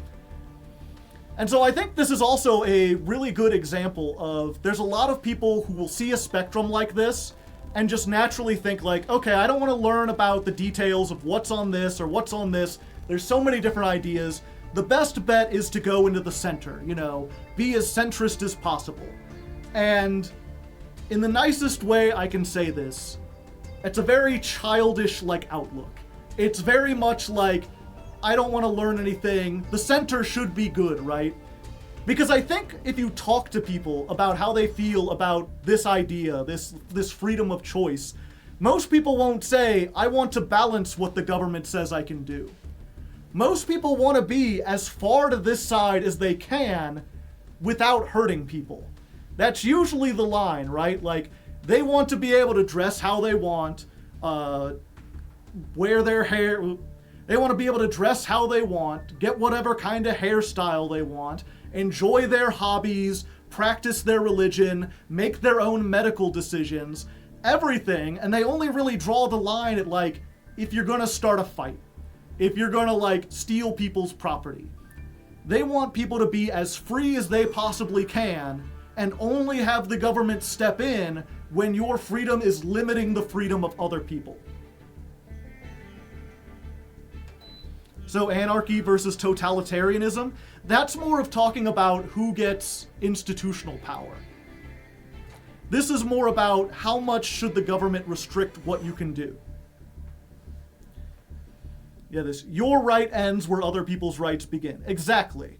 So this is one of those this is one of those cases where even though your instincts might say oh, I want to be in the center, most people when you talk to them, they want to be somewhere to the left. They just want to be not too far left, And this is also a case where if you're talking about America, America's probably like here, maybe a little further over. America, one of the few things that it does actually do really well is it gives people a lot of personal freedom to practice whatever they want. You know, freedom of speech is enshrined, freedom of religion is in the Constitution, freedom of the press. We have an almost sickening amount of freedom, as Futurama would say. I think one kind and gentle person should rule everyone with an iron fist. Why are we talking about libertarians? We're just doing a little, I'm answering some comments. Drowning in freedom. And so, this is an instance where, yes, we are maybe to the left. If you want to talk about, is America run by leftists, like, in this instance, okay. So this is one of the few, so in this case, if you want to say like, you know, leftist culture is everywhere, or leftists are dominant, in this element, yes. But the thing is, as I'm kind of pointing out, leftism is made of several different elements. You know, the biggest one is probably who does business benefit? Freedom of choice is a part of that. It's also important, but it's not like the main thing about it. And more importantly, there are other political beliefs that really believe in this, but don't believe in this. One of those is what I would call liberals. Ooh. Okay. It's not what I would call it. It is liberals. One of those groups, or one of those ideologies, is liberalism. A lot of people, especially in the online right, they will conflate like leftism and liberals as if they're the same thing. And they are related, but only because they both believe in this. Liberals and leftists both want to be on the left side of here. But liberals do not want to move this. They basically look at this question and they treat it the same way that a lot of people treat this question. They basically say, business should be run for the benefit of the individual as much as possible until they start to hurt people. As soon as your business practices are actively hurting people, then we need to rein them in with some kind of restriction. Some kind of, what's the word? I said it earlier and I can't remember it.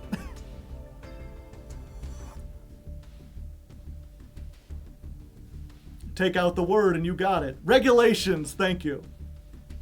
Yeah. So liberals kind of look at this top bar in the same way that a lot of people look at this bottom one, where their ideology is, you know, companies need to have as much leeway to do what they want, to make as much money as they want, until they start hurting people. Their thing is go as far right as you can until you run into problems, and that's when you add regulations. That's when you stop stuff. That's when you start powering up unions. A lot of Democrats are liberals because the Democratic Party is a liberal party. So oftentimes when I'm talking about like, this is what I want as a leftist, it includes both of these, but it's explicitly going against the Democrats who only want this and don't want this. Libs are not left, not even left wing. Yeah. They are, if you want to know, basically, the word I would use to describe this, someone who wants things to be on the left side of this, would be progressive. Progressive people are the ones who want more freedom for more people. And, you know, you'll get people, especially on the right, and they'll be like, progressive politics are pushing the trans agenda. No, we want trans people to have the freedom to act however they want, because they're not hurting anyone. You know, a trans person using the bathroom isn't hurting anyone. And some people will be like, well, what if they attack someone in the bathroom? It's like, People of either gender can attack people in the bathroom. Restricting their freedom to go into the bathroom isn't going to prevent that. It's just restricting their freedom. You know, that was one of the things. We had a Supreme Court case that talked about someone who got fired for transitioning. And their argument, even though it was a right-wing court, was basically that in America, you have the freedom to dress however you want. You know, if someone who was born male wants to wear a dress and call themselves Sally, they're allowed to do that. That doesn't hurt anyone. It's not the government's job to come in and tell you what to wear and what your name can be and what your pronouns are. People should be free to choose that. You don't necessarily have to like it. You don't have to agree with it. You don't have to be friends with them or anything. But America was built on the idea of freedom of choice. And lefties end up defending trans people because they are often pushed by other groups who want to remove those freedoms. And it's the same thing. If you look at a lot of Republican policy, again, they want to push us more to the right. Depending on what kind of politician they are, they have different elements.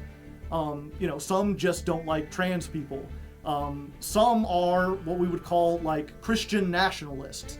They want the country to be Christian. If you're not Christian, get out or get arrested or get converted forcibly into Christianity. They want to remove your freedom to choose your own religion. In the case of like abortion care, you know, they would say that that is health care. What happens to your body, you get to make the decisions about that. That can be a whole other like can of worms or whatever, but generally when it comes to culture, they want to push us farther to the right.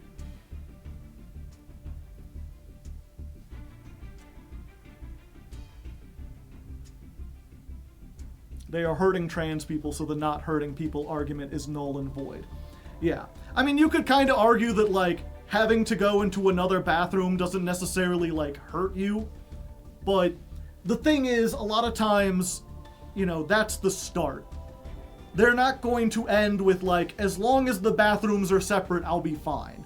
You know, every time you capitulate to them on one thing, they keep wanting to move farther.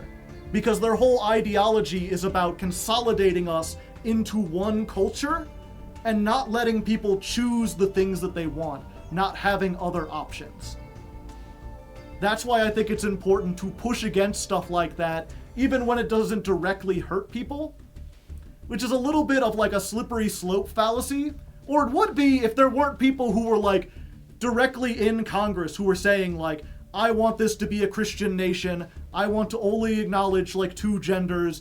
I want to tell a person like, you're not allowed to wear a dress. You're not allowed to wear pants. Like, you have to dress in a way that matches whatever gender I think you are. I hate whenever people bring religion into politics. Yeah, a lot of people do. But I mean, religion at the end of the day is a philosophy. If you're using some philosophy to guide your politics, religion is as good or as bad as another. Pumi Raid! Oh, hello, Pumi. Welcome. You came at an interesting time. We're not doing Yu-Gi-Oh! Are you ranting too? Yeah. We're talking about, I have a segment, if you don't know, I'm Hardleg Joe. I mostly play Yu-Gi-Oh! But I'm also not shy about talking about politics and history, lots of real world stuff on my streams. I think it's important to have these discussions in like a calm, nuanced way where people can interact and everything. Especially like in gamer spaces where a lot of people try to ignore that stuff. I feel like I can do it in a way that like doesn't make people anxious or angry. At least I try to. And so we have a new segment where people ask questions in the comments, and I respond to them on stream with like a little rant. If you can call it a rant. We're pretty much near the end. That sounds reasonable. Yeah. Again, I try to be like a pretty reasonable guy. But you came in at the very tail end of a long-winded rant about a whole bunch of different stuff.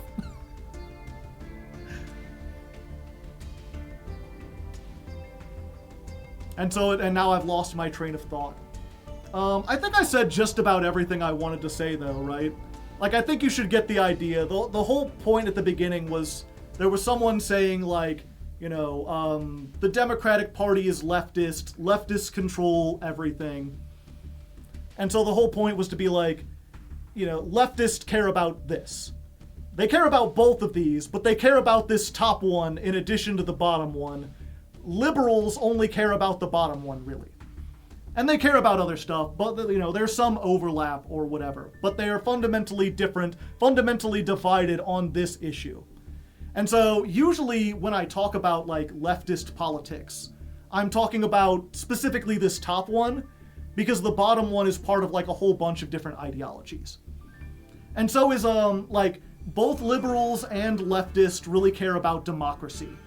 You could have, like, a third line on here if you wanted that talks about how is power distributed between the government, right?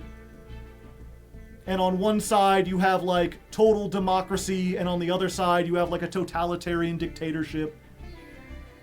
And, like, leftists generally want to be on the left side. Liberals kind of want to be in the center. Liberalism was all about, like, the balance between the two. And of course, most right-wing ideologies, whether you're talking about, like,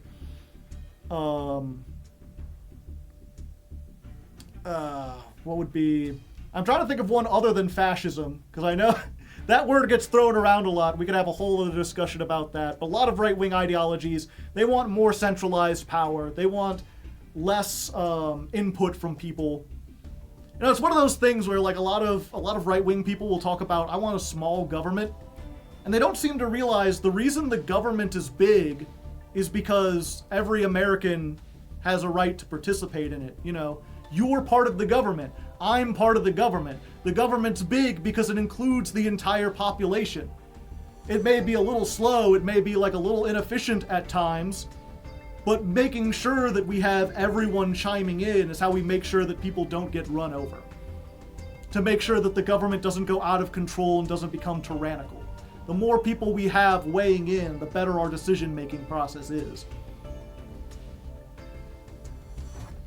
And so if you try to shrink the government, that doesn't mean getting rid of, like, the government's ability to do stuff. That means removing you from the government, giving you less power, making it more about a select few number of people who get to pull the levers of power.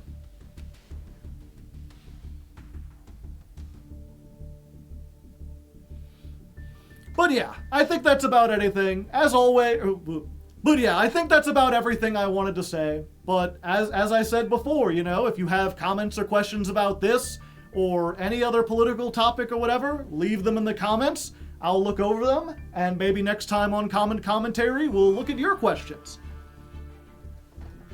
And I think that's a wrap. We'll cut that off. I don't need to not say. Yeah. And we're going to turn that into a segment. I do have a politics channel. I guess it's worth putting here if someone does want to, you know, if you're new, if you're from Pumi and you're like, oh, that's a conversation sounds interesting. I would like to hear the beginning of that. I would maybe like to comment. Then let me get that for you. And if not, where is it at?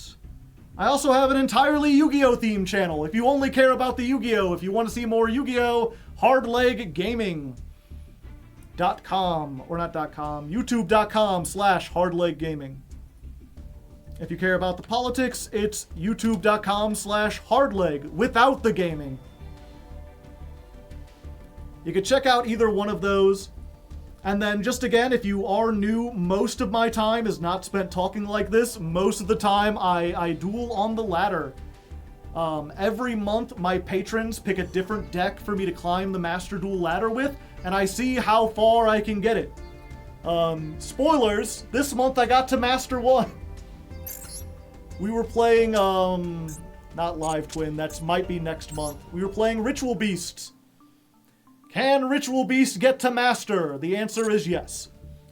Before that, though, I did Ancient Gears. Before that, I did Paleozoics, Goaty, Odd Eyes, Memento, Snake Eyes. You know, I've been doing this for 2 years. So we do this on stream. We play 3 weeks of a deck, And then at the end of the month, we take all the best duels, compile them together into a video, and that goes up on the YouTube channel. Delete that Odd Eyes deck. I like to keep them around for a while. Get that garbage out of here. Yeah, so if you're interested in all in that, you can check it out. You can watch it. It's pretty new. And yeah, I guess we should, real quick, before we go, people wanted to know about the new limited and forbidden list. I guess I could make this a segment real quick. Maybe I can make this a short if I can get it under 60 seconds. Alright, new Master Duel, limited and Alright, new Master Duel, limited and forbidden list. Let's go. Cards to be forbidden, Pot of Prosperity. That's, I guess, technically a hit to Tenpai, although they only played one. It's also a hit to most decks that play Pot of Prosperity, but I guess they benefited from it most because they could OTK through it, even though it halved your life points. Cards to be limited: Dimension Shifter, Fairy Tale Snow, Psyframe Gear Gamma. Good. I don't like this hand trap. I feel it's very cheesy. I hate Snow. She should be banned. She leads to nothing but degenerate nonsense. People don't like Dimension Shifter, and that's also technically a hit to Tenpai. A lot of Tenpai decks playing Dimension Shifter. They're also playing Lightning Storm, which has gone to 2, which I don't think matters. Most of the list I've seen have played this at 2, with like 1 Raigeki, 1 Harpy's Feather Duster, so that's fine. And then cards that'll be removed from the list: Light Stage and Chronograph Sorcerer. I can't imagine these making much of an impact on the meta, but we'll see. Overall, they gave Tenpai like the barest little love tap. They didn't even hit it directly. They just hit some stuff that like some of the decks were using. I don't know who really benefits from this list. Yubel maybe might be a little bit better off without 3 Lightning Storm, but we still have Heavy Storm and Feather Duster, so probably not. No Snake Eyes hits. Snake Eyes are not doing well right now. In fact, let's go Master Duel Meta Top Decks.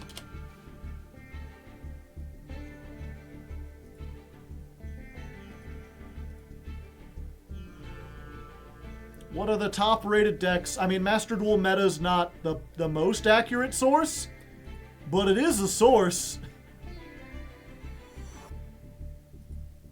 Let's look at tournaments. Tenpai, number 1. Snake Eye Fire King is number 2.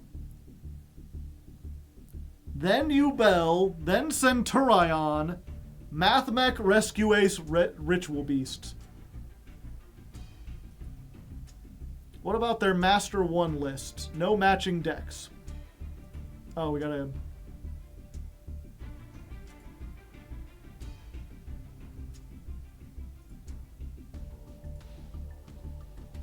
What the heck? Snake Eye Fire King, still good.